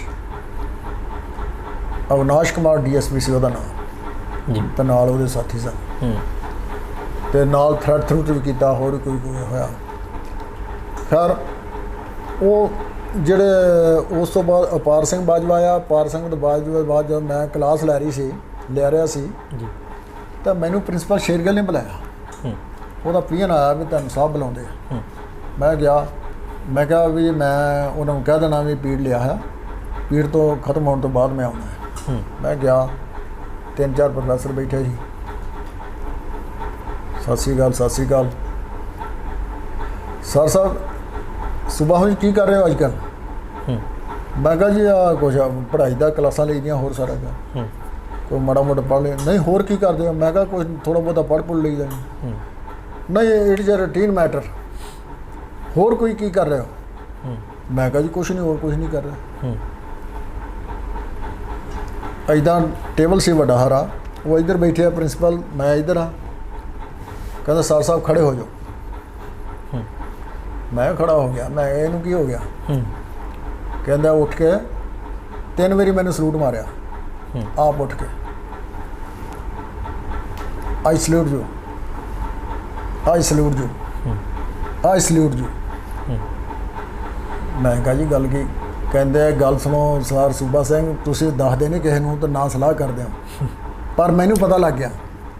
ਮੈਂ ਬਹੁਤ ਖੁਸ਼ ਹਾਂ ਜੋ ਕਰ ਰਹੇ ਹਾਂ, ਬਹੁਤ ਵਧੀਆ ਕੀਤਾ। ਅੱਛਾ ਜੀ। ਬਹੁਤ ਵਧੀਆ ਕੀਤਾ, ਮੈਨੂੰ ਖੁਸ਼ੀ ਹੋਈ ਆ। ਪਰ ਵੇਖ ਤੂੰ ਦੱਸਿਆ ਤੱਕ ਨਹੀਂ ਆਇਆ। ਮੈਂ ਕਿਹਾ ਜੀ ਦੱਸਣ ਵਾਲੀਆਂ ਗੱਲਾਂ ਹੈ ਨਹੀਂ। ਜਾਣੀ ਇਸ ਢੰਗ ਦੇ ਨਾਲ ਅਸੀਂ ਇਹ ਕੀਤਾ ਸਾਰਾ ਕੁਛ ਜੀ। ਉਸ ਤੋਂ ਬਾਅਦ ਇਹ ਨਿਰੰਕਾਰੀ ਕਾਂਡ ਜਿਹੜੇ ਵਾਪਰ ਗਿਆ ਤੇ ਖਾਲਸਾ ਕਾਲਜ ਵਿੱਚੋਂ ਅਸੀਂ ਬਹੁਤ ਵੱਡਾ ਜਲੂਸ ਕੱਢਿਆ ਵਿਦਿਆਰਥੀਆਂ ਦਾ ਜੀ, ਤੇ DC ਨੂੰ ਜਾ ਕੇ ਅਸੀਂ ਮੈਮੋਰੰਡਮ ਦਿੱਤਾ। ਬੜਾ ਨਾਰੇ ਲੱਗਦੇ ਗਏ, ਸਾਰੇ ਸ਼ਹਿਰ ਦੇ ਸਨਾਟਾ ਛਾ ਗਿਆ। ਹਿੰਦੂ ਮਾਈਂਡ ਜਿਹੜਾ ਸੀ ਨਾ ਬੜਾ ਸਹਿਮ ਗਿਆ ਵੀ ਕੀ ਬਣ ਗਿਆ। ਇਹ ਦੋ ਅਸੀਂ ਕੀਤੇ। ਉਹਦੇ ਨਾਲ ਸਾਡੀ ਜਿਹੜੀ ਚੜ੍ਹ ਸੀ ਨਾ ਉਹ ਬੜੀ ਹਾਈਲਾਈਟ ਹੋ ਗਈ ਅਖਬਾਰਾਂ ਵਿੱਚ ਵੀ, ਹੋਰ ਸਾਰਾ ਕੁਛ, ਤੇ ਜਿਹੜੇ ਅਫਸਰ ਸਨ ਉਹਨਾਂ ਵਿੱਚ ਵੀ ਜੀ। ਉਹ ਬਾਅਦ ਵਿੱਚ ਸੰਤ ਜਰਨੈਲ ਸਿੰਘ ਨੇ ਜਿਹੜੇ ਆ ਗਏ, ਕਿਉਂਕਿ ਸੰਤ ਕਰਤਾਰ ਸਿੰਘ ਦੀ ਡੈਥ ਹੋ ਗਈ ਸੀ ਐਕਸੀਡੈਂਟ ਨਾਲ। ਜੀ ਜੀ। ਤੇ ਇਹ ਆ ਗਿਆ। ਮੈਂ ਅਮਰੀਕ ਸਿੰਘ ਨੂੰ ਕਿਹਾ ਵੀ ਤੂੰ ਟਕਸਾਲ ਦਾ ਬਾਣਾ ਓਕੇ। ਮੋਢੀ, ਤੇ ਹੁਣ ਤੂੰ ਪੜ੍ਹਿਆ ਲਿਖਿਆ ਬੰਦਾ, ਤੇਰੀ ਐਮਏ ਹੋ ਗਈ ਕੰਪਲੀਟ। ਜੀ। ਕਹਿੰਦਾ ਜੀ ਅਖੇ ਲੋਕ ਕਹਿਣਗੇ ਵੀ ਇਹਨਾਂ ਨੇ ਪਿਤਾ ਪੁਰਖੀ ਬਣਾ ਲਈ ਹੈ। ਮੈਂ ਕਿਹਾ ਤੂੰ ਪੜ੍ਹਿਆ ਲਿਖਿਆ ਵਿਦਵਾਨ ਬੰਦਾ ਤੇ ਤੈਨੂੰ ਹੁਣ ਬਥੇਰੀ, ਮੈਂ ਕਿਹਾ ਵੀ ਤੈਨੂੰ ਸੂਝ ਬੂਝ ਹੈ। ਉਹ ਕਹਿੰਦੇ ਜੀ ਅਖੇ ਚਲੋ ਅਖੇ ਜਿਹੜਾ ਨਾ ਜਰਨੈਲ ਸਿੰਘ ਉਹ ਵੀ ਅਖੇ ਆਪਣਾ ਬੰਦਾ ਹੈ, ਆਪਣਾ ਬੰਦਾ। ਹੁਣ ਸੰਤ ਜਰਨੈਲ ਸਿੰਘ ਦੀ ਤੇ ਮੇਰੀ ਉਮਰ ਦਾ ਮੇਰਾ ਖਿਆਲ ਸਾਲ ਕੁ ਦਾ ਫਰਕ ਸੀਗਾ ਜੀ। ਅਸੀਂ ਤਕਰੀਬਨ ਕੁਝ ਹੀ ਸੀ ਲਗਭਗ। ਤਾਂ ਉਹ ਕਹਿੰਦੇ ਜੀ ਨਹੀਂ ਅਖੇ ਤੇ ਮੈਂ ਨਹੀਂ ਬਣਨਾ, ਉਹਨਾਂ ਨੂੰ ਬਣਾਉਣਾ। ਅੱਛਾ, ਉਹ ਇਹ ਕਹਿੰਦੇ ਆ ਵੀ ਮੈਂ ਤਾਂ ਬਣਨਾ ਵੀ ਜੇ ਤੂੰ ਮੇਰਾ ਸਾਥ ਦੇਣਾ, ਜੇ ਮੇਰਾ ਪੂਰਾ ਸਾਥ ਦੇਣਾ ਮੈਂ ਤਾਂ ਬਣਨਾ ਟਕਸਾਲ ਦਾ, ਨਹੀਂ ਤਾਂ ਮੈਂ ਕੋਈ ਹੋਰ ਨੂੰ ਬਣਾ ਦਿਓ ਜਿਹਨੂੰ ਬਣਾਉਣਾ। ਤੇ ਇਸ ਕਰਕੇ ਉਹਨਾਂ ਨੂੰ ਇਹ ਬਣਾਉਣਾ ਜੀ। ਇਸ ਤਰ੍ਹਾਂ ਕਰਕੇ ਹੋਈਆਂ ਗੱਲਾਂ। ਫਿਰ ਜਿਸ ਲਈ ਇੱਦਾਂ ਹੋ ਗਿਆ ਤੇ ਕੁਦਰਤੀ ਕੁਝ ਸਮਾਂ ਐਸਾ ਆ ਗਿਆ ਕਿ ਇਹ ਜਦੋਂ ਕਾਂਡ ਵਾਪਰਿਆ, ਸੰਤ ਜਰਨੈਲ ਸਿੰਘ ਤੇ ਬਾਬਾ ਖੜਕ ਸਿੰਘ ਜੀ ਤੇ ਬਾਬਾ ਉੱਤਮ ਸਿੰਘ ਖਡੂਰ ਸਾਹਿਬ ਵਾਲੇ, ਇਹ ਸਾਰੇ ਸੰਤ ਰਲ ਕੇ ਇਹਨਾਂ ਨੇ ਜਿਹੜਾ ਨਿਰੰਕਾਰੀ ਇੱਥੇ ਹੈਗਾ ਸੀ ਸੈਂਟਰ ਇਹਨਾਂ ਦਾ, ਉੱਥੇ ਜਾ ਕੇ ਤੇ ਇਹਨਾਂ ਵੇਖਿਆ ਵੀ ਉੱਥੇ ਕੀ ਕੁਛ ਹੈਗਾ। ਭਾਵੇਂ ਇਹਨਾਂ ਨੂੰ ਨਹੀਂ ਮਿਲਿਆ, ਕਿਉਂਕਿ ਉਦੋਂ ਤੱਕ ਤੇ ਉਹ ਪੁਲਿਸ ਨੇ ਜਾਂ ਦੂਜਾ ਸਾਰਾ ਉਹਨਾਂ ਕੱਢ ਕੁੱਟ ਲਿਆ ਹੋਊਗਾ ਜੋ ਅਸਲਾ ਉਸਲਾ ਹੋਏਗਾ। ਜੀ ਜੀ। ਪਰ ਇਹਨਾਂ ਨੇ ਉਸ ਵੇਲੇ ਕੀਤਾ ਸਾਰਾ। ਉੱਥੋਂ ਸੰਤ ਜਿਹੜੇ ਸੀ ਹਾਈਲਾਈਟ ਹੋਣੇ ਸ਼ੁਰੂ ਹੋ ਗਏ ਤੇ ਉਹਨਾਂ ਨੇ ਕਿਹਾ ਵੀ ਅਸੀਂ ਇਹ ਬਰਦਾਸ਼ਤ ਨਹੀਂ ਕਰਾਂਗੇ ਜੇ ਇਹ ਪੰਜਾਬ ਵਿੱਚ ਕਿਤੇ ਵੀ ਕੋਈ ਹੁਣ ਕਰਨਗੇ ਪ੍ਰੋਗਰਾਮ ਆਪਦਾ ਸਮਾਗਮ। ਇਸ ਤਰ੍ਹਾਂ ਚੱਲ ਪਈ ਸਾਰੀ ਗੱਲ। ਸਮਾਂ ਪਾ ਕੇ ਅਮਰੀਕ ਸਿੰਘ ਨੂੰ ਤੇ ਬਾਬਾ ਠਾਰਾ ਸਿੰਘ ਜੀ, ਇਹਨਾਂ ਨੂੰ ਪੁਲਿਸ ਨੇ ਗ੍ਰਿਫਤਾਰ ਕਰ ਲਿਆ, ਕਿਉਂਕਿ ਜਿਹੜੇ ਝੂਠੇ ਪੁਲਿਸ ਮੁਕਾਬਲੇ ਹੋ ਰਹੇ ਸੀ ਉਹ ਉਹਨਾਂ ਦੀ ਪੈਰਵੀ ਕਰਦੇ ਸੀ। ਜੀ। ਤਾਂ ਪੁਲਿਸ ਨੇ ਗ੍ਰਿਫਤਾਰ ਕਰ ਲਿਆ। ਬਾਬੇ ਜਰਨੈਲ ਸਿੰਘ ਨੇ ਫਿਰ ਮੰਜੀ ਸਾਹਿਬ ਦੀਵਾਨ ਹਾਲ ਤੋਂ ਨਾ ਇੱਕ ਇੱਦਾਂ ਲੈਕਚਰ ਕਰਦਿਆਂ ਗੱਲ ਕਹੀ ਕਿ ਇੰਨੇ ਚਿਰ ਦੇ ਵਿੱਚ ਇਹਨਾਂ ਨੂੰ ਛੱਡ ਦਿੱਤਾ ਜਾਵੇ ਤੇ ਨਹੀਂ ਤਾਂ ਅਸੀਂ ਆਹ ਕਰਾਂਗੇ ਉਹ ਕਰਾਂਗੇ। ਉਹ ਅਖੀਰ ਇਹਨਾਂ ਨੂੰ ਛੱਡਣਾ ਪਿਆ। ਉਸ ਵੇਲੇ ਮੇਰੇ ਖਿਆਲ ਗੁਰਦਾਸਪੁਰ ਜੇਲ੍ਹ ਵਿੱਚ ਸੀ ਤੇ ਉਹਨਾਂ ਨੂੰ ਜਿਸ ਛੱਡ ਦਿੱਤਾ ਤੇ ਫਿਰ ਇੱਥੇ ਮੰਗਾਂ ਦੇ ਬਾਰੇ ਗੱਲ ਚੱਲ ਪਈ ਕਿ ਪੰਜਾਬ ਦੀਆਂ ਮੰਗਾਂ ਜਿਹੜੀਆਂ ਸਾਨੂੰ ਉਹ ਮਨਾਉਣੀਆਂ ਚਾਹੀਦੀਆਂ ਸੈਂਟਰ ਸਰਕਾਰ ਕੋਲ। ਮੰਗਾਂ ਦੇ ਵਿੱਚ ਕੀ ਸੀ ਬਈ ਭਾਖੜਾ ਡੈਮ ਦਾ ਜਿਹੜਾ ਚਾਰਜ ਆ ਉਹ ਪੰਜਾਬ ਨੂੰ ਮਿਲਣਾ ਚਾਹੀਦਾ ਜੀ। ਫਿਰ ਪੰਜਾਬੀ ਸਪੀਕਿੰਗ ਜਿਹੜਾ ਏਰੀਆ ਹੈ ਉਹ ਸਾਰਾ ਇਲਾਕਾ ਜਿਹੜਾ ਪੰਜਾਬ ਨੂੰ ਮਿਲਣਾ ਚਾਹੀਦਾ। ਜਿਹੜਾ ਦਰਬਾਰ ਸਾਹਿਬ ਤੋਂ ਕੀਰਤਨ ਚੱਲ ਰਿਹਾ ਅੱਜ ਕੱਲ੍ਹ ਇਹਦੀ ਉਦੋਂ ਵੀ ਮੰਗ ਸੀ ਕਿ ਇਹ ਇੱਥੇ ਹੋਵੇ। ਉਹ ਕਹਿੰਦੇ ਸੀ ਜੇ ਇਹਨਾਂ ਨੇ ਇੱਥੇ ਸ਼ੁਰੂ ਕਰਦਾ ਤੇ ਖਾਲਿਸਤਾਨ ਦੀ ਗੱਲ ਕਰਨਗੇ, ਇਸ ਕਰਕੇ ਇਹਨਾਂ ਨੂੰ ਨਹੀਂ ਦੇਣਾ। ਅੱਛਾ, ਹੁਣ ਬਾਅਦ 'ਚ ਵੀ ਦਿੱਤਾ। ਹੁਣ ਗੁਰਦੁਆਰਾ ਰਕਾਬਗੰਜ ਤੋਂ ਵੀ ਚੱਲਦਾ, ਰਕਾਬਗੰਜ ਨਹੀਂ ਆਪਣਾ ਦੂਸਰਾ ਨਹੀਂ ਜੀ ਗੁਰਦੁਆਰਾ ਜਿਹੜਾ ਆਪਣਾ ਦਿੱਲੀ 'ਚ ਹੈਗਾ ਬੰਗਲਾ ਸਾਹਿਬ, ਬੰਗਲਾ ਸਾਹਿਬ ਤੋਂ ਚੱਲਦਾ, ਸੀਸਗੰਜ ਸਾਹਿਬ ਤੋਂ ਚੱਲਦਾ, ਲੋੜ ਪੈਣ ਤੇ ਰਕਾਬਗੰਜ ਤੋਂ ਵੀ ਆ ਜਾਂਦਾ, ਹੋਰ ਨਾਮ ਗੁਰਦੁਆਰਾ ਤੋਂ ਆ ਜਾਂਦਾ। ਹੁਣ ਕੋਈ ਖਾਲਿਸਤਾਨ ਦੀ ਗੱਲ ਨਹੀਂ ਹੁੰਦੀ, ਲੇਕਿਨ ਉਹਨਾਂ ਦਾ ਬਹਾਨਾ ਸੀ। ਬਾਕੀ ਜਿਹੜਾ ਪਾਣੀਆਂ ਪੂਣੀਆਂ ਦੇ ਮਸਲੇ ਦੇ ਉੱਤੇ ਸੀ ਸਾਰਾ ਕੁਛ ਸਾਨੂੰ ਮਿਲਣਾ ਚਾਹੀਦਾ ਜੀ। ਤੇ ਗੱਲਾਂ ਤਾਂ ਇਹ ਸੀ, ਲੇਕਿਨ ਉਹ ਨਹੀਂ, ਸਰਕਾਰ ਨਹੀਂ ਮੰਨੀ। ਇੱਕ ਵਕਤ ਐਸਾ ਸੀ ਜਿਸ ਵੇਲੇ ਐਮਰਜੈਂਸੀ ਲੱਗੀ। ਸਾਨੂੰ ਇਹ ਪਤਾ, ਅਸੀਂ ਪੜ੍ਹਿਆ ਵੀ ਹੈ ਕਿ ਉਸ ਵਕਤ ਕਿਉਂਕਿ ਇੰਦਰਾ ਗਾਂਧੀ ਇਹ ਚਾਹੁੰਦੀ ਸੀ ਵੀ ਸਿੱਖਾਂ ਦੇ ਨਾਲ ਨਾ ਵਿਗਾੜੀ ਜਾਵੇ ਔਰ ਇਹਨਾਂ ਨੂੰ ਆਖੋ ਵੀ ਮੇਰੇ ਕੋਲੋਂ ਆਣ ਕੇ ਇਹ ਮੋਰਚਾ ਨਾ ਲਾਉਣ ਐਮਰਜੈਂਸੀ ਦੇ ਖਿਲਾਫ। ਤੇ ਮੇਰੇ ਕੋਲ ਜਿਹੜੀਆਂ ਜੋ ਵੀ ਮੰਗਾਂ ਇਹਨਾਂ ਦੀਆਂ ਮੈਂ ਉਹਨਾਂ ਨੂੰ ਮੰਨ ਲੈਣੀਆਂ। ਪਰ ਇਹਨਾਂ ਦਾ ਅਲਾਇੰਸ ਜਿਹੜਾ ਸੀ ਨਾ ਪ੍ਰਕਾਸ਼ ਸਿੰਘ ਬਾਦਲ ਹੋਣਾ ਦਾ, ਇਹ ਬੀਜੇਪੀ ਨਾਲ ਸੀ। ਉਹਨਾਂ ਦਿਨਾਂ 'ਚ ਜਨ ਸੰਘ ਸੀ, ਉਹਨਾਂ ਨਾਲ ਸੀ।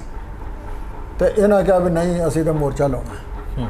ਜਦੋਂ ਕੋਈ ਚੀਜ਼ ਦਿੰਦੇ ਸੀ ਉਹਨਾਂ ਨੂੰ ਐਕਸੈਪਟ ਕਰਨੀ ਚਾਹੀਦੀ ਸੀ। ਤੇ ਨਾ ਕੌਮ ਦੇ ਵਿੱਚ ਇੰਨੀ ਖਲਜਗਨ ਪੈਣਾ ਪੈਂਦਾ ਉਸ ਵੇਲੇ ਨਹੀਂ ਕੀਤਾ ਗਿਆ। ਔਰ ਇਹ ਫਿਰ ਮੋਰਚਾ ਸੰਤਾਂ ਨੇ ਲਾਤਾ। ਸੰਤਾਂ ਨੇ ਇੱਕ ਸਿਆਣਪ ਕੀਤੀ ਕਿ ਸਿਰਫ 51 ਬੰਦੇ ਭੇਜਣੇ ਸ਼ੁਰੂ ਕੀਤੇ, ਵੱਡਾ ਜਥਾ ਨਹੀਂ ਭੇਜਿਆ ਵੀ ਹੌਲੀ ਹੌਲੀ ਤੁਰੇ ਵੀ ਆਉਣ ਤੇ ਉਹ ਨਾ ਹੋਵੇ ਕਿ ਕਿਤੇ ਸਿੱਖ ਪਿਛਾਂ ਨੂੰ ਹਟ ਜਾਣ। ਉਹਨਾਂ ਨੇ ਸ਼ੁਰੂ ਕੀਤਾ, ਕੁਝ ਦਿਨ ਚੱਲ ਗਿਆ ਤੇ ਸੰਤਾਂ ਦੀ ਜਿਹੜੀ ਹੈਗੀ ਸੀ ਨਾ ਗੱਲ ਉਹ ਪੰਜਾਬ ਵਿੱਚ ਚੱਲ ਪਈ ਵੀ ਸੰਤ ਸਹੀ ਦਿਸ਼ਾ 'ਤੇ ਚੱਲ ਰਿਹਾ। ਤੇ ਇਸ ਤਰ੍ਹਾਂ ਕਰਕੇ ਲੋਕਾਂ ਨੇ ਆਉਣਾ ਸ਼ੁਰੂ ਕਰ ਦਿੱਤਾ। ਕਈ ਮਿਲਣ ਆ ਜਾਣੇ, ਕਈਆਂ ਨੇ ਕਹਿਣਾ ਸਾਨੂੰ ਦੱਸੋ ਅਸੀਂ ਜਥਾ ਕਦੋਂ ਲੈ ਕੇ ਆਈਏ, ਕਦੋਂ ਲਿਆਈਏ। ਇਹਦਾ ਅਕਾਲੀ ਦਲ ਦੇ ਵਿੱਚ ਨਾ ਫਿਕਰ ਹੋ ਗਿਆ ਵੀ ਸੰਤ ਜਿਹੜੇ ਲੋਕ ਜਿਹੜੇ ਸੰਤ ਦੇ ਮਗਰ ਹੁੰਦੇ ਜਾ ਰਹੇ ਆ ਤੇ ਆਪਾਂ ਨਾਲ ਰਲੀਏ, ਕਿਉਂਕਿ ਅਕਾਲੀ ਦਲ ਦਾ ਮੋਰਚਾ ਜਿਹੜਾ ਕਪੂਰੀ 'ਚ ਲਾਇਆ ਸੀ ਉਹ ਫੇਲ ਹੋ ਗਿਆ ਸੀ ਬਹੁਤ ਬੁਰੀ ਤਰ੍ਹਾਂ। ਤਾਂ ਉਹਨਾਂ ਨੇ ਸੋਚਿਆ ਵੀ ਹੁਣ ਇਹ ਮੋਰਚੇ ਦੇ ਵਿੱਚ ਆਪਾਂ ਸ਼ਾਮਲ ਹੋਈਏ ਕਿਸ ਤਰ੍ਹਾਂ। ਫਿਰ ਉਹਨਾਂ ਨੇ ਸੰਤ ਲੌਂਗੋਵਾਲ ਨੂੰ ਨਾਲ ਲੈ ਕੇ ਤੇ ਇੱਥੇ ਫਿਰ ਗੱਲਬਾਤ ਕੀਤੀ ਵੀ ਇਕੱਠੇ ਚਲਾਈਏ, ਆਪਾਂ ਮੋਰਚਾ ਇਕੱਠੇ ਚਲਾਈਏ। ਸੰਤਾਂ ਨੂੰ ਵੀ ਇਹ ਸੀ ਵੀ ਇਹ ਨਾਲ ਰਲਦੇ ਆ ਤੇ ਚੰਗੀ ਗੱਲ ਹੈ, ਕਿਉਂਕਿ ਮੇਰੇ ਇਕੱਲੇ ਵਾਸਤੇ ਵੀ ਮੁਸ਼ਕਲ ਹੋ ਜਾਣੀ। ਇਸ ਕਰਕੇ ਉਹਨਾਂ ਨੇ ਵੀ ਕਿਹਾ ਵੀ ਠੀਕ ਆ। ਫਿਰ ਮੰਜੀ ਸਾਹਿਬ ਦੀਵਾਨ ਹਾਲ ਤੋਂ ਸੰਤ ਹਰਚੰਦ ਸਿੰਘ ਲੌਂਗੋਵਾਲ ਔਰ ਸੰਤ ਜਰਨੈਲ ਸਿੰਘ ਇਹ ਇਕੱਠੇ ਹੀ ਸਪੀਚਾਂ ਕਰਦੇ ਸੀ ਤੇ ਉੱਥੋਂ ਜਥੇ ਤੋਰਦੇ ਹੁੰਦੇ ਸੀ। ਤੇ ਫਿਰ ਇੱਕ ਜਥਾ ਜਿਹੜਾ ਸੀ ਪ੍ਰਕਾਸ਼ ਸਿੰਘ ਬਾਦਲ ਜਿਹੜਾ ਉਹ ਲੈ ਕੇ ਗਿਆ ਤੇ ਇਸ ਤਰੀਕੇ ਨਾਲ ਇਹ ਮੋਰਚਾ ਚੱਲਣਾ ਸ਼ੁਰੂ ਹੋ ਗਿਆ ਜੀ। ਇਸੇ ਦੌਰਾਨ ਸੰਤ ਜਰਨੈਲ ਸੋਹਣਾ ਨੇ ਮੈਨੂੰ ਕਿਹਾ ਕਿ ਤੁਸੀਂ ਆਪਾਂ ਇੱਕ ਬੁੱਧੀਜੀਵੀਆਂ ਦਾ ਇਕੱਠ-ਵੱਠ ਕਰੀਏ। ਤੇ ਉੱਥੇ ਫਿਰ ਜਿਹੜੀ ਲੰਗਰ ਹਾਲ ਆ ਉੱਥੇ ਬਹੁਤ ਵੱਡਾ ਬੁੱਧੀਜੀਵੀਆਂ ਦਾ ਇਕੱਠ-ਵੱਠ ਬਹੁਤ ਵੱਡਾ ਹੋਇਆ ਜੀ। ਉੱਥੇ ਬੜੀਆਂ ਸਪੀਚਾਂ ਹੋਈਆਂ। ਇੱਦਾਂ ਹੀ ਜਿਹੜੇ ਐਕਸ ਸਰਵਿਸਮੈਨ ਸਨ ਫੌਜੀ, ਉਹਨਾਂ ਦੇ ਵਿੱਚ ਡਿਊਟੀ ਲਾਈ ਸੀ retire brigadier Mahinder Singh, major general Narinder Singh Chandigarh, Jaswant Singh Bhullar ਉਹ ਵੀ ਜਨਰਲ ਸੀ। ਉਹਨਾਂ ਦੀ ਡਿਊਟੀਆਂ ਲੱਗੀਆਂ ਵੀ ਜਿਹੜੇ ਐਕਸ ਆਰਮੀ ਮੈਨ ਉਹਨਾਂ ਦਾ ਇਕੱਠ ਕਰੋ। ਉਹ ਇਕੱਠ ਹੋਇਆ ਬਹੁਤ ਵੱਡਾ, ਬੜੀਆਂ ਤਗੜੀਆਂ ਸਪੀਚਾਂ ਹੋਈਆਂ। ਸਰਕਾਰ ਹਿੱਲ ਗਈ ਵੀ ਆ ਕੀ ਬਣ ਗਿਆ, ਜੇ ਕਿਤੇ ਸਿੱਧੇ ਸਾਡੇ ਨਾਲ ਟੱਕਰ ਗਏ ਤਾਂ ਅਸੀਂ ਤਾਂ ਬਹੁਤ ਮੁਸ਼ਕਿਲ ਹੋ ਜਾਏਗੀ ਸਾਡੇ ਵਾਸਤੇ। ਫਿਰ ਇੱਦਾਂ ਕਰਦਿਆਂ ਮੋਰਚਾ ਚੱਲਦਾ ਰਿਹਾ ਔਰ ਮੋਰਚੇ ਦੌਰਾਨ ਉਹ ਦੇ ਸਮੇਂ ਦੇ ਵਿੱਚ ਹੀ ਉਸ ਵੇਲੇ ਕਹਿ ਲਓ ਉਹਦੀ ਡੈਥ ਹੋ ਜਾਂਦੀ ਆ ਲਾਲੇ ਜਗਤ ਨਾਰਾਇਣ ਦੀ।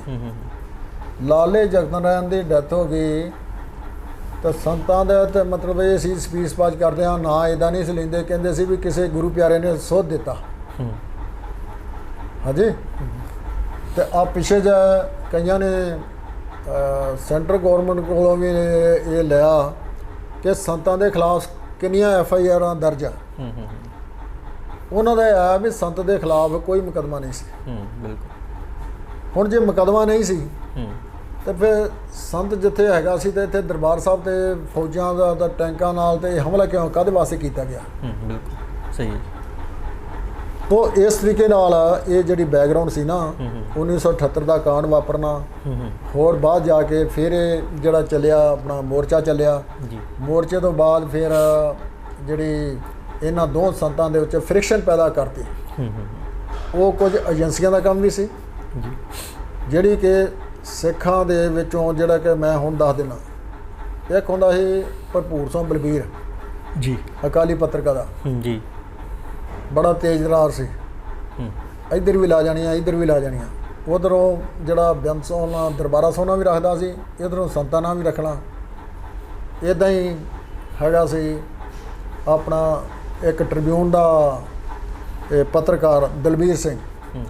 ਉਹ ਬੇਸਿਕਲੀ ਪਹਿਲਾਂ ਉਹ ਨੈਕਸਲਾਈਟ ਮੂਵਮੈਂਟ ਦੇ ਵਿੱਚੋਂ ਆਇਆ ਸੀ ਤੇ ਕਾਮਰੇਡ ਸੀ, ਪਰ ਸੰਤਾਂ ਦੇ ਸੰਪਰਕ ਵਿੱਚ ਆਣ ਕੇ ਉਹਨੇ ਦੜ ਜੁੜੀ ਵੀ ਰੱਖ ਲਈ ਤੇ ਇੱਥੇ ਟ੍ਰਿਬਿਊਨ ਦਾ ਹੈਗਾ ਸੀ। ਇੱਥੋਂ ਫਿਰ ਸਰਕਾਰ ਨੇ ਉਹਨੂੰ ਬਠਿੰਡੇ ਵੀ ਬਦਲ ਦਿੱਤਾ। ਉਸ ਨੇ ਵੀ ਰੋਲ ਜਿਹੜਾ ਸੀ ਚੰਗਾ ਨਹੀਂ ਨਿਭਾਇਆ। ਨਾ ਉਹ ਭਰਪੂਰ ਸਿੰਘ ਬਲਬੀਰ ਨੇ ਜਾਂ ਹੋਰ ਦੋ ਚੌਂ ਬੰਦਿਆਂ ਨੇ ਉਹ ਜਿੱਤ ਜਾਣ ਸੰਤ ਲੌਂਗੋਵਾਲ ਕੋ। ਉਹਨੂੰ ਕਹਿੰਦੇ ਸੰਤ ਜੀ ਅਸਲ ਤਾਂ ਲੀਡਰ ਤੁਸੀਂ ਹੋ, ਸਾਰਾ ਅਕਾਲੀ ਦਲ ਤੇ ਸਾਰਾ ਪੰਥ ਤੁਹਾਡੇ ਨਾਲ ਆ।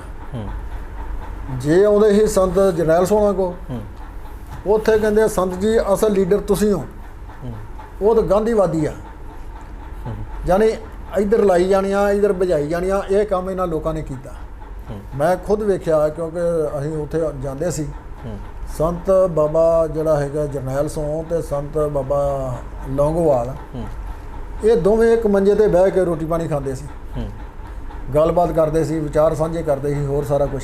ਹੂੰ ਔਰ ਫਿਰ ਇੱਥੇ ਚੱਲਦਿਆਂ ਮੋਰਚਾ ਚੱਲਦਿਆਂ ਕੁਝ ਇਹੋ ਜਿਹੀਆਂ ਘਟਨਾਵਾਂ ਵਾਪਰ ਗਈਆਂ। ਜੀ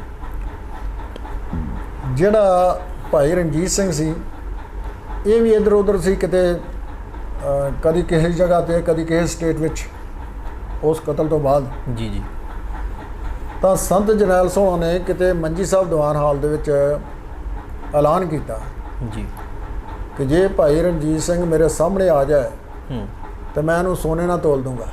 ਹੂੰ ਰਣਜੀਤ ਸਿੰਘ ਨੇ ਸੋਚਿਆ ਵੀ ਵੇਖੋ ਇਹ ਬੜੀ ਵੱਡੀ ਗੱਲ ਆ। ਹੂੰ ਕੁਝ ਸਮੇਂ ਬਾਅਦ ਆਣ ਕੇ ਉਹ ਇੱਥੇ ਆ ਗਿਆ, ਪੇਸ਼ ਹੋ ਗਿਆ, ਹੂੰ ਇਹਨਾਂ ਨੂੰ ਮਿਲਿਆ। ਇਹਨਾਂ ਨੇ ਉਹਨਾਂ ਨੂੰ ਇੱਕ ਕਮਰਾ ਵੱਖਰਾ ਦੇ ਦਿੱਤਾ ਹੋਰ ਇਸ ਤਰੀਕੇ ਨਾਲ।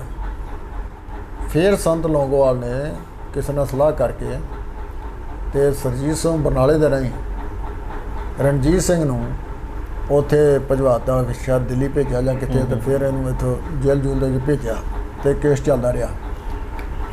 ਇਸ ਤਰੀਕੇ ਨਾਲ ਹੋਇਆ। ਫਿਰ ਜਿਹੜੇ ਬੱਬਰ ਅਕਾਲੀ ਦਲ ਬੱਬਰ ਸਨ, ਸੁਖਦੇਵ ਸਿੰਘ ਬੱਬਰ ਦੀ ਅਗਵਾਈ ਵਿੱਚ, ਜੀ ਉਹਨਾਂ ਨੇ ਕੋਈ 35 ਬੰਦੇ ਇਹੋ ਜਿਹੇ ਸੋਧੇ ਸੀ। ਹੂੰ ਔਰ ਉਹ ਕਿਤੇ ਜਿਹੜਾ ਵੀ ਆਪਣਾ ਕੰਮ ਕਰਦੇ ਸੀ ਹੂੰ ਉਹ ਕਿਸੇ ਅਖਬਾਰ ਨੂੰ ਨਹੀਂ ਸੀ ਦਿੰਦੇ, ਹੂੰ ਚੁੱਪਚਾਪ ਕੰਮ ਕਰਦੇ ਸੀ। ਹੂੰ ਬੜੇ ਸਹੀ ਢੰਗ ਦੇ ਨਾਲ ਸਿੱਖ ਸਿਧਾਂਤ ਦੇ ਉੱਤੇ ਤੁਰੇ ਹੋਏ ਸੀ ਹੂੰ ਵੀ ਫਲਾਨਾ ਜਿਹੜਾ ਇਸ ਤਰੀਕੇ ਨਾਲ ਚੱਲ ਰਿਹਾ ਹੂੰ ਤੇ ਇਹ ਕੌਮ ਦੇ ਖਿਲਾਫ ਆ ਜਾਂ ਕਿਸ ਤਰ੍ਹਾਂ, ਚਾਹੇ ਉਹ ਕੋਈ ਪੁਲਿਸ ਅਫਸਰ ਸੀ, ਹੂੰ ਚਾਹੇ ਲਾਲੇ ਚਰਤਨ ਦਾ ਵਰਗਾ ਬੰਦਾ ਸੀ, ਹੂੰ ਹੂੰ ਚਾਹੇ ਕੋਈ ਹੋਰ ਸੀ। ਹੂੰ ਉਹ ਉਹਨਾਂ ਨੇ 35 ਕੰਮ ਇਹੋ ਜਿਹੇ ਕੀਤੇ। ਹੁਣ ਉਹਨਾਂ ਦੇ ਕੋਲ ਪੈਸਾ ਨਹੀਂ ਸੀ। ਹੂੰ ਪੈਸਾ ਸੰਤ ਜਰਨੈਲ ਸਿੰਘ ਕੋਲ ਆਉਂਦਾ ਸੀ ਕਿਉਂਕਿ ਉਹ ਪ੍ਰਚਾਰ ਇਸ ਕਿਸਮ ਦਾ ਕਰਦੇ ਸੀ। ਹੂੰ ਤੇ ਆਮ ਉਹ ਫਿਰ ਸਮਝਦੇ ਸੀ ਵੀ ਉਹ ਕੰਮ ਕਰਵਾ ਰਿਹਾ ਸਾਰਾ। ਹੂੰ ਇਹਨਾਂ ਦਾ ਕਿਤੇ ਨਾਂ ਨਹੀਂ ਸੀ।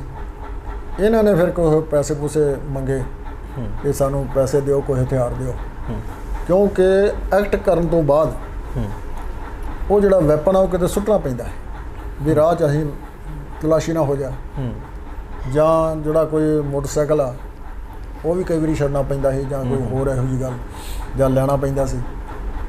ਤਾਂ ਉਦੋਂ ਆਪਸ ਵਿੱਚ ਉਹਨਾਂ ਨੇ ਫਿਰ ਕਿਹਾ ਵੀ ਮੈਂ ਤੁਹਾਨੂੰ ਇੰਨੇ ਦਿੱਤੇ ਸੀ, ਤੇ ਉਹਨਾਂ ਕਿਹਾ ਵੀ ਆਹ ਅਸੀਂ ਕੰਮ ਕੀਤੇ ਆ। ਫਿਰ ਮੈਂ ਵੀ ਵਿੱਚ ਪਿਆ, ਮੈਨੂੰ ਕਿਉਂਕਿ ਦੋਵੇਂ ਤਰ੍ਹਾਂ ਜਾਣਦੀਆਂ ਸੀ। ਮੈਂ ਉਹਨਾਂ ਨੂੰ ਕਿਹਾ ਵੀ ਗੱਲ ਕੀ ਆ। ਸੰਤਾਂ ਨਾਲ ਗੱਲ ਕੀਤੀ ਵੀ ਆਹ ਗੱਲ ਆ, ਇਹ ਗੱਲ ਨੂੰ ਵਧਣ ਨਾ ਦੇਈਏ ਜੀ ਤੇ ਇਹਨੂੰ ਇੱਥੇ ਰੋਕੀਏ। ਉਹ ਕਹਿੰਦੇ ਮੈਂ ਇਹਨਾਂ ਨੂੰ ਲੱਖ ਰੁਪਈਆ ਪਹਿਲਾਂ ਦਿੱਤਾ ਸੀ, ਫਲਾਣਾ ਵੈਪਨ ਦਿੱਤਾ ਸੀ। ਮੈਂ ਕਿਹਾ ਜੀ ਉਹ ਤਾਂ ਵਰਤੇਗਾ, ਕੋਈ ਹੋਰ ਵੇਖੋ ਹੁਣ। ਤੇ ਕੁਛ ਇਹਨਾਂ ਦੇ ਇਸ ਵਿੱਚ ਜਿੱਦਾਂ ਦੂਜੇ ਲੋਕ ਇਹਨਾਂ ਨੂੰ ਕੰਨ ਭਰਨ ਵਾਲੇ, ਆਫਟਰ ਆਲ ਹਿਊਮਨ ਬੀਇੰਗਸ ਸਨ, ਤੇ ਉਹ ਫਿਰ ਦਫਾੜ ਪੈਂਦਾ ਗਿਆ। ਉਹ ਜਦੋਂ ਇਹਨਾਂ ਨੇ ਵੇਖਿਆ ਵੀ ਇਹ ਗੱਲ ਆ, ਤਾਂ ਉਹ ਜਿਹੜੇ ਬੱਬਰ ਸੀ ਨਾ, ਸੁਖਦੇਵ ਸਿੰਘ ਬੱਬਰ ਤੇ ਮਹਿਲ ਸਿੰਘ ਹੋਣੇ, ਇਹ ਫਿਰ ਸੰਤ ਲੌਂਗੋਵਾਲ ਨੂੰ ਹੋ ਗਿਆ ਵੀ ਜੇ ਇੱਦਾਂ ਨਹੀਂ ਤਾਂ ਆਪਾਂ ਉਹਨਾਂ ਨਾਲ ਹੋ ਚਲੀਏ। ਸੰਤ ਲੌਂਗੋਵਾਲ ਨੇ ਕਿਹਾ ਵੀ ਚਲੋ ਠੀਕ ਆ, ਤੁਸੀਂ ਸਾਰੇ ਕੋਲ ਅਸੀਂ ਤੁਹਾਡੇ ਪੈਸੇ ਪੂਸੇ ਦੇ ਪ੍ਰਬੰਧ ਕਰਾਂਗੇ, ਹੋਰ ਜੋ ਕੁਛ ਹੈ। ਇਹਦੇ ਨਾਲ ਫਿਰ ਸੰਤਾਂ ਨੂੰ ਕਾਫੀ ਰੋਸ ਇਸ ਗੱਲ ਦਾ ਹੋਇਆ ਵੀ ਸੰਤ ਲੌਂਗੋਵਾਲ ਕੋਲ ਕੋਈ ਆਉਣੋਂ ਚਲੇ ਗਏ। ਸੋ ਇੱਦਾਂ ਦਾ ਉੱਥੇ ਨਾ ਮਾਹੌਲ ਜਿਹੜਾ ਬਣਦਾ ਬੁੰਦਾ ਰਿਹਾ। ਜੀ ਅਖੀਰ ਚੱਲਦਿਆਂ ਚਲਾਉਂਦਿਆਂ ਗੱਲ ਆ ਗਈ ਉੱਥੋਂ ਤੱਕ ਵੀ ਇਹਨਾਂ ਨੇ ਮਰਜੀਵੜਿਆਂ ਦੀਆਂ ਸਹੁੰਆਂ ਖਾਧੀਆਂ ਵੀ ਜੇ ਇੱਥੇ ਆਰਮੀ ਦਾ ਅਟੈਕ ਹੋਇਆ ਤੇ ਉਸ ਵੇਲੇ ਪ੍ਰਕਾਸ਼ ਸਿੰਘ ਬਾਦਲ ਵੀ ਵਿੱਚੇ ਸੀ ਜੀ ਤੇ ਗੁਰਚਰਨ ਸਿੰਘ ਟੌਹੜਾ, ਸਾਰੇ ਕਿ ਸਾਡੀਆਂ ਲਾਸ਼ਾਂ ਦੇ ਉੱਤੋਂ ਦੀ ਆਉਣਗੇ ਤੇ ਅਸੀਂ ਇੱਥੇ ਉਹਨਾਂ ਦਾ ਟਾਕਰਾ ਕਰਾਂਗੇ। ਪਰ ਉਹ ਤਾਂ ਸਾਰੇ ਕਿਉਂਕਿ ਸ਼ੈਤਾਨ ਬੰਦੇ ਸੀ, ਉਹ ਪਾਸੇ ਹੋ ਗਏ ਤੇ ਸੰਤ ਦ੍ਰਿੜਤਾ ਦੇ ਨਾਲ ਲੱਗੇ ਰਹੇ। ਇਹ ਅਖੀਰ ਇੱਥੇ ਅਕਾਲ ਤਖਤ ਸਾਹਿਬ ਤੇ ਆ ਗਿਆ। ਅਕਾਲ ਤਖਤ ਸਾਹਿਬ ਤੇ ਆ ਗਿਆ ਤੇ ਸੰਤਾਂ ਨੂੰ ਇੱਕ ਗੱਲ ਦਾ ਜੋ ਮੈਂ ਮਹਿਸੂਸ ਕਰਦਾ ਇਹ ਸੀ ਵੀ ਆਰਮੀ ਦਾ ਅਟੈਕ ਨਹੀਂ ਹੋਊਗਾ ਹੂੰ ਤੇ ਦੂਜਿਆਂ ਨੂੰ ਅਸੀਂ ਸਮਝਦੇ ਕੁਛ ਨਹੀਂ, ਹੂੰ ਲੇਕਿਨ ਉਹ ਆਰਮੀ ਦਾ ਅਟੈਕ ਹੋਇਆ। ਜੀ ਆਰਮੀ ਦਾ ਅਟੈਕ ਕਰਾਇਆ ਕਿਹਨੇ? ਹੂੰ ਹੁਣ ਤੱਕ ਸਾਡੇ ਗੂੰਗੇ ਲੀਡਰ ਜਿਹੜੇ ਆ ਨਾ, ਸਿੱਖ ਲੀਡਰ, ਇਹ ਗੂੰਗੇ ਬਣੇ ਹੋਏ ਆ। ਹੂੰ ਇੱਕੋ ਰੱਟ ਲਾਈ ਹੋਈ ਆ, ਇੰਦਰਾ ਨੇ ਅਟੈਕ ਕਰਤਾ, ਇੰਦਰਾ ਨੇ ਅਟੈਕ ਕਰਤਾ। ਹੂੰ ਇੰਦਰਾ ਕਿਉਂਕਿ ਉਸ ਵਕਤ ਪ੍ਰਾਈਮ ਮਿਨਿਸਟਰ ਸੀ, ਹੂੰ ਪ੍ਰਾਈਮ ਮਿਨਿਸਟਰ ਹੋਣ ਕਰਕੇ ਉਹਨੇ ਸਟੈਪ ਲਿਆ, ਹੂੰ ਲੇਕਿਨ ਉਹਨੂੰ ਤਿਆਰ ਕਿਹਨੇ ਕੀਤਾ? ਜੀ ਉਹਨੂੰ ਲਲਕਾਰਿਆ ਕਿਹਨੇ? ਹੂੰ ਲਲਕਾਰਾ ਕਿਹਨੇ ਮਾਰਿਆ? ਉਹ ਸੀ ਬੀਜੇਪੀ। ਬੀਜੇਪੀ ਦੇ ਅਟਲ ਬਿਹਾਰੀ ਵਾਜਪਾਈ, ਇਹ ਜਿਹੜਾ ਹੈਗਾ ਸੀ ਜਿਹਨੇ ਉਹ ਕਿਤਾਬ ਲਿਖੀ ਆ ਅਡਵਾਨੀ ਅਡਵਾਨੀ, ਤੇ ਉਹਦੀ ਸਾਰੀ ਲੌਬੀ। ਜੀ ਉਹ ਪਹਿਲੀ ਵਾਰੀ ਜਾ ਕੇ ਜਿਸ ਇੰਦਰਾ ਗਾਂਧੀ ਨੂੰ ਮਿਲੇ ਆ ਵੀ ਉੱਥੇ ਅਟੈਕ ਕਰੋ ਆਰਮੀ ਦਾ, ਹੂੰ ਹੂੰ ਇੰਦਰਾ ਗਾਂਧੀ ਨੇ ਕਿਹਾ ਵੀ ਉੱਥੇ ਆਰਮੀ ਦਾ ਅਟੈਕ ਨਹੀਂ ਕਰਨਾ, ਉਹ ਠੀਕ ਨਹੀਂ। ਦੂਜੀ ਵਾਰੀ ਇਹਨਾਂ ਨੇ ਇੱਕ ਕਾਨਫਰੰਸ ਕੀਤੀ ਕਿਤੇ ਜਗ੍ਹਾ 'ਤੇ, ਹੂੰ ਕਾਫੀ ਸਮਾਂ ਬਾਅਦ 'ਚ। ਉਹ ਕਾਨਫਰੰਸ ਕਰਨ ਤੋਂ ਬਾਅਦ ਇਹ ਡੈਪੂਟੇਸ਼ਨ ਲੈ ਕੇ ਫਿਰ ਉਸ ਤੋਂ ਵੱਡਾ ਮਿਲੇ, ਹੂੰ ਉਹਨੇ ਫਿਰ ਨਾ ਕਰਤੇ। ਫਿਰ ਕਿਤੇ ਕਾਨਫਰੰਸ ਇਹਨਾਂ ਹੋਰ ਜਗ੍ਹਾ ਕੀਤੀ, ਉੱਥੋਂ ਕਹਿੰਦੇ ਵੀ ਅਸੀਂ ਵੱਡਾ ਡੈਪੂਟੇਸ਼ਨ ਲੈ ਕੇ ਮਿਲੇ ਤੇ ਅਸੀਂ ਇੰਦਰਾ ਨੂੰ ਫਿਰ ਸਾਫ਼ ਕਿਹਾ ਕਿ ਜਿਆਉਲ ਹੱਕ ਜਿਹੜਾ ਉਸ ਨੇ ਅਟੈਕ ਕਰ ਦੇਣਾ ਤੇ ਖਾਲਿਸਤਾਨ ਬਣ ਜਾਣਾ, ਦੇਸ਼ ਦੇ ਟੁਕੜੇ ਹੋ ਜਾਣੇ ਆ ਤੇ ਇਹਦੇ ਤੂੰ ਜ਼ਿੰਮੇਵਾਰ ਹੋਏਗੀ। ਹੂੰ ਫਿਰ ਕਹਿੰਦਾ ਵੀ ਇੰਦਰਾ ਗਾਂਧੀ ਜਿਹੜੀ ਘਬਰਾ ਗਈ, ਹੂੰ ਉਹ ਸੋਚਣ ਲੱਗ ਗਈ। ਉਹ ਸਾਡੇ ਕਹਿਣ ਦੇ ਉੱਤੇ ਉਹਨੇ ਫਿਰ ਤਿਆਰੀ ਕੀਤੀ ਇਸ ਤਰੀਕੇ ਨਾਲ। ਹੂੰ ਇਹ ਜਿਹੜਾ ਅਟੈਕ ਜਿਹੜਾ ਇੱਥੇ ਕਰਵਾਇਆ, ਜਿਹੜਾ ਬਲੂ ਸਟਾਰ ਆਪਰੇਸ਼ਨ ਨੀਲਾ ਤਾਰਾ, ਇਹ ਬੀਜੇਪੀ ਨੇ ਕਰਵਾਇਆ ਹੂੰ ਤੇ ਇੰਦਰਾ ਕਿਉਂਕਿ ਪ੍ਰਾਈਮ ਮਿਨਿਸਟਰ ਸੀ ਉਹਦੇ ਰਾਹੀਂ ਹੋਇਆ, ਕੀਤਾ ਇੰਦਰਾ। ਲੇਕਿਨ ਅਸਲ ਜ਼ਿੰਮੇਵਾਰ ਜਿਹੜੀ ਬੀਜੇਪੀ ਆ ਹੂੰ ਇਸ ਅਟੈਕ ਦਾ, ਜਿਹੜਾ ਕਿ ਸਾਡੇ ਲੀਡਰ ਉਹਦਾ ਨਾਂ ਨਹੀਂ ਲੈਂਦੇ ਹੂੰ ਕਿਉਂਕਿ ਉਹਦੇ ਵਿੱਚ ਭਾਈਵਾਲ ਨੇ। ਜੀ ਬਿਲਕੁਲ। ਤੇ ਉਸ ਤਰ੍ਹਾਂ ਕਰਕੇ ਇਹ ਹੋਇਆ ਤੇ ਉਸ ਨੇ ਸਭ ਤੋਂ ਪਹਿਲਾਂ ਸੱਦਿਆ ਜਨਰਲ ਸਿਨਹਾ, ਹੂੰ ਐਸ.ਕੇ. ਸਿਨਹਾ। ਉਹ ਸੀ ਪਟਨੇ ਦਾ ਰਹਿਣ ਵਾਲਾ। ਹੂੰ ਜਨਰਲ ਨੂੰ ਸੱਦਿਆ ਐਸ.ਕੇ. ਸਿਨਹਾ ਨੂੰ, ਉਹਨੂੰ ਕਿਹਾ ਵੀ ਇੱਦਾਂ ਸਾਧ ਜਿਹੜਾ ਉੱਥੇ ਮੰਦਿਰ में घुस गया है, उसको बाहर निकालना है, तो अपनी आर्मी ਜਿਹੜੀ ਤਿਆਰ ਕਰੋ, ਉੱਥੇ ਅਟੈਕ ਕਰੋ। ਜਨਰਲ 10 ਮਿੰਟ ਉਹਦੀ ਸੁਣਦਾ ਰਿਹਾ ਸਾਰੀ ਗੱਲਾਂ। ਉਹ ਬੜਾ ਹੈਰਾਨ ਹੋਇਆ, ਕਹਿੰਦਾ ਜਨ ਕਿਹਾ ਇੰਦਰਾ गांधी ने कहा कि जनरल आप बोलते क्यों नहीं आगे, क्या बात है? ਕਹਿੰਦਾ मैडम सॉरी, ਇਹ ਜਿਹੜਾ ਉੱਥੇ ਆਰਮੀ ਦਾ ਅਟੈਕ ਕਰਨਾ ਹੈ। ਅੰਮ੍ਰਿਤਸਰ ਜਿਹੜਾ ਦਰਬਾਰ ਸਾਹਿਬ ਆ ਉਹ ਸਿੱਖਾਂ ਦਾ ਦਿਲ ਆ, ਉੱਥੇ ਅਟੈਕ ਕਰਨਾ ਜਿਹੜਾ ਬਹੁਤ ਉਹਦੇ ਖਤਰਨਾਕ ਨਤੀਜੇ ਨਿਕਲਦੇ ਆ। ਇਹ ਉਹਨੇ ਦੱਸਿਆ ਵੀ ਅਹਿਮਦ ਸ਼ਾਹ ਅਬਦਾਲੀ, ਨਾਦਰ ਸ਼ਾਹ ਵੀ ਕਰਦੇ ਰਹੇ ਹੋਰ ਸਾਰਾ ਕੁਛ, ਤੇ ਸਿੱਖਾਂ ਨੇ ਬਰਦਾਸ਼ਤ ਨਹੀਂ ਕੀਤੇ। ਉੱਥੇ ਕਹਿੰਦੇ ਮੈਂ ਨਹੀਂ ਕਰ ਸਕਦਾ, ਤੁਸੀਂ ਮੈਨੂੰ ਚਾਈਨਾ ਨਾਲ ਲੜਾ ਲਓ, ਮੈਂ ਲੜਾਈ ਕਰਨ ਨੂੰ ਤਿਆਰ ਹਾਂ। ਬਾਹਰਲੇ ਮੁਲਕ ਵਿੱਚ ਮੈਨੂੰ ਭੇਜ ਦਿਓ ਕਿਸੇ ਦੀ ਹੈਲਪ ਵਾਸਤੇ, ਮੈਂ ਉੱਥੇ ਆਰਮੀ ਦੀ ਅਗਵਾਈ ਕਰਾਂਗਾ, ਪਰ ਹਰਿਮੰਦਰ ਸਾਹਿਬ ਦੇ ਉੱਤੇ ਆਰਮੀ ਦਾ ਅਟੈਕ ਮੈਂ ਨਹੀਂ ਕਰ ਸਕਦਾ ਕਿਉਂਕਿ ਮੈਂ ਪਟਨੇ ਦਾ ਮੇਰਾ ਜਨਮ ਹੈ, ਗੁਰੂ 10ਵੇਂ ਪਾਤਸ਼ਾਹ ਦਾ ਜਨਮ ਪਟਨੇ ਦਾ। ਮੈਂ ਉਹਨਾਂ ਦੀ ਲਾਈਫ ਜਿਹੜੀ ਆ ਉਹ ਇੱਕ ਵਾਰੀ ਨਹੀਂ, ਮੈਂ 10 ਵਾਰੀ 12 ਵਾਰੀ ਪਤਾ ਨਹੀਂ ਕਿੰਨੀ ਵਾਰੀ ਪੜ੍ਹੀ ਆ। ਉਹਨਾਂ ਨੇ ਇਨਜਸਟਿਸ, ਅਨਿਆਂ ਦੇ ਖਿਲਾਫ ਉਹਨਾਂ ਨੇ ਜੰਗ ਯੁੱਧ ਕੀਤੇ ਆ। ਉਹ ਕਦੀ ਉਹਨਾਂ ਦੀ ਲੜਾਈ ਜਿਹੜੀ ਜਰ ਜੋਰੂ ਜ਼ਮੀਨ ਦੀ ਖਾਤਰ ਨਹੀਂ ਹੋਈ।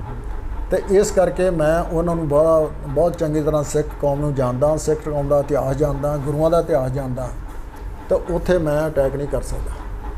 ਉਹਨੇ ਤਾਂ ਜਵਾਬ ਦੇ ਦਿੱਤਾ, ਕਹਿੰਦੇ ਆ ਜੋ ਮੈਂ ਗੋ ਆ ਗਈ। ਇੱਕ ਹੋਰ ਹਿੰਦੂ ਜਨਰਲ ਸੱਦਿਆ, ਮੈਨੂੰ ਉਹਦਾ ਨਾਂ ਭੁੱਲ ਗਿਆ, ਉਸ ਨੇ ਵੀ ਨਾ ਕਰਤੀ। ਮੁੜ ਕੇ ਜਨਰਲ ਬਰਾੜ ਨੂੰ ਸੱਦਿਆ, ਜਨਰਲ ਬਰਾੜ ਨੂੰ ਸੱਦ ਕੇ ਤੇ ਕਿਹਾ ਵੀ ਆਹ ਗੱਲ ਹੈ। ਕਹਿੰਦੇ ਵੀ ਮੈਡਮ ਗੱਲ ਹੀ ਕੋਈ ਨਹੀਂ,